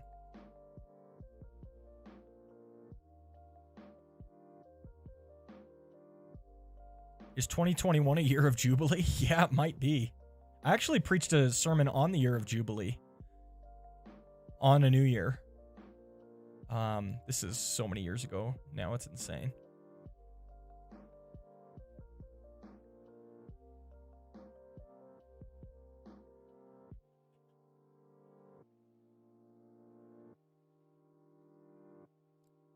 So December 27th.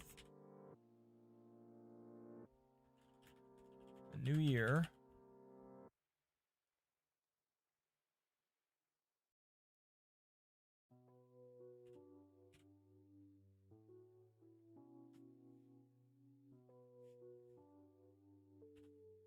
Man, what biblical parallels do we have?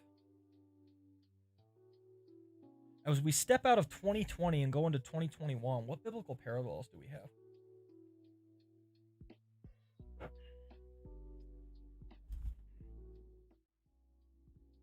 I think a lot of people are fearful of what the universe is going to hold for us, what the world is going to bring.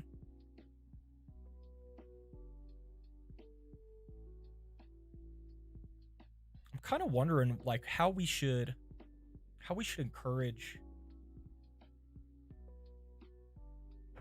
people during this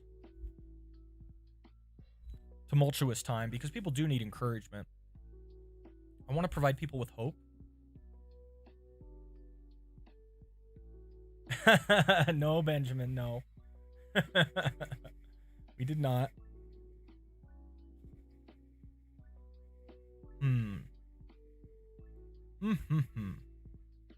Yeah, I'm not sure where to go with it, to be honest.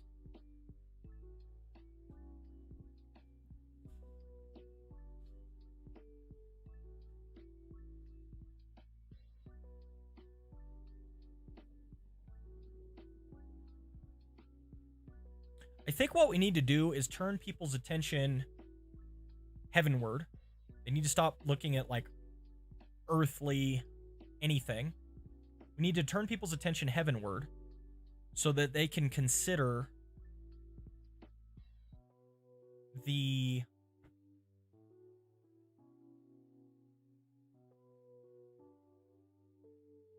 fact that the way things appear or are going on earth, that's our fundamental problem. I just don't know how to necessarily do that on a New Year's sermon.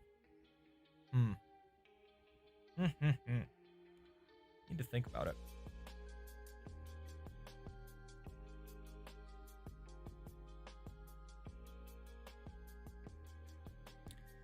You know what? With that, guys, I think I'm going to call it. I could bang my head against the wall on this one, but I can feel my mental energy is drained. We already wrote 2 sermons. And that got us well enough ahead. So I think I'm going to call it here, guys. And we're going to go ahead and end the stream. We did a solid almost 5 hours. 4 hours, 55 minutes. I think that's pretty good. Yeah, it was great to have you guys. I really enjoyed it, Ben. And this afternoon, I got to do some filming for Jess. Jess needs some audio-visual work for her. Just mostly visual work, I guess, for some of her stuff. So we'll be doing that. Indeed, Cool Blaze. Thank you. Appreciate that.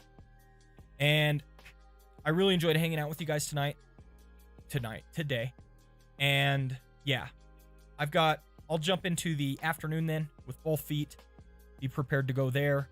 And we'll keep doing this on Saturday. I like how this went. I got a lot done. The people who wanted to be here were here, and there wasn't any confusion from people who didn't want to participate in this sort of thing, right? Thanks, Yoshi. Appreciate that very much. Thanks, Martin. Appreciate that. Yeah, you guys are awesome. Thanks so much for being here. Remember, sermon tomorrow, 10 a.m. Mountain Standard Time, same place. And then tomorrow night, we'll have our community night. Probably play some Among Us, probably play some Jackbox, different things like that. Community games, okay? So that's the plan. Exactly. Thank you, Ben. Oh, I'm sorry, Lamb. Sorry, I'm taking off. You guys are awesome. Thanks again. Really appreciate it. And we will see you next time, okay? Have a great rest of your day and a great weekend. God bless everyone.